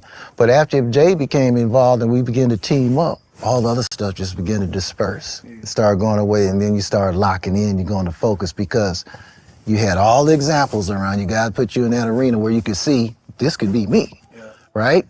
I could see it though. Right. When I was around Roy, the few times I was around Floyd, like I just felt like I could do this. You could do this, I see myself here. And but brushing shoulders with them and like, you know, that did something to me, man, especially at that time in my life, because I lost my dad in 2002, man. My dad was here today, going tomorrow, and I was already, you know, teetering, and that just took me over the line, man, and sort of gave me an excuse to continue to self-destruct, man. But man, God is good, bro. I got in trouble one last time, man, and I was like that breaking point for me. And I just surrendered, man. I told God, I was like, man, I'm sorry. You know, I know I've been running from you. I know I've been, you know, just doing what I want to do, you know. But it's crazy though, because you spend some years getting some bad habits, right? It don't go overnight. It can, but it took some time to get like the desire to want to smoke weed out my system, the desire to want to drink out my system. Never went to a program, never did none of that. Some people that's the route, but for me, man, he just took it. Well, and then with Jay being there and then Tiffany moving to the Bay, I felt like, what do I need to leave for? Like I got a year and a half to try to make this happen. Well, and the major thing was you was taking out the environment. Yeah. See, if you'd have stayed in that environment, yeah, you don't know what you would have done. Right down the street too. Right. but you were taking out the environment. It was down the street, but we were all centered in the house together. So, you know, even at the car wash, I had connections there. I had my ear to the street at the car wash. I had my ears to the street on 82nd and MacArthur on the corner, where I had kids that I had that was running those blocks and telling them, look, when he come down here, don't blah, blah, don't do nothing, don't give him nothing, and don't mess with him when he comes down here to this store. So everything was in order, everything. But it's so important, and getting back to JP, it's so important, I think, and I'm just saying this for young fighters, to have many men in your life. Now notice I said men. I didn't say fellas. I didn't say hanger-ons. I didn't say get the man that's gonna backstab your coach or backstab this or put anything that's negative in your parents' head about what's going on. Not negativity, but real men. Everybody needs more than one man in their life. Man, it's a blessing because I lost my dad. But then you was already playing a dual father role, and then you had to step up completely. Then, you know, God brought Jay and brought other people that, you know, he knew that I would respect and I would listen to. I ended up getting on the team, qualifying, and, you know, I fought at a higher weight class because I thought I was going to grow. Should have been at 165, but I fought at 178. You know, I'm in Athens, Greece. You somehow not only get there, but you get front row tickets to the fight. We had just went to war too, so security was, we had a Secret Service agent with us everywhere we went. So it wasn't like just freedom to roam. Like it was strict. And somehow, some way, man, you got front row tickets to every fight. Well, I mean, that was an incredible blessing right there in itself, because Stop it right here. It's like 17 minutes left. We're going to cover the rest of that and do the part 2 tomorrow. And also, we probably going to cover the interview from Shock with Ariel Helwani. I'm pretty sure that was a good one, man. But this is one of the best interviews you could have listened to. We're going to cover the rest of it. It's only about 17 minutes left of this. Cover it tomorrow in the part 2. And we got some more stuff coming for tomorrow. So, look, shout out to everybody in the building, man. I appreciate the love. Make sure you double tap the screen, hit that like button. And we're going to be back tomorrow to build on this boxing. It's going to be a lot more to talk about. Shout out to Andre Ward, Vergil Hunter, and Jay Prince, man. They got it. They helped mold possibly one of the best fighters of this generation, too, with Andre Ward. You know what I mean? Shout out to SOG. And, man, Shakur shot down the Zuffa rumors again for like the 3rd time. And you know, we'll just see what comes out of that next. If there's nothing official, man, Bill's still yapping about some things, but we'll see, man. I just want to see fights. If Keyshawn and Devin Haney can happen because of what the WBO just did, then so be it. Let's see it. If Shakur and Haney gonna fight, let's see it. I just want to see fights. If Shock and Corey gonna fight, let's see it. I just want to see good fights. And that's it. That's all. So look, shout out to everybody. We hit over the 4-hour mark. Appreciate you, Big Keith. You already know. Much love, much appreciation, man. I'll see everybody tomorrow. Peace to the fam.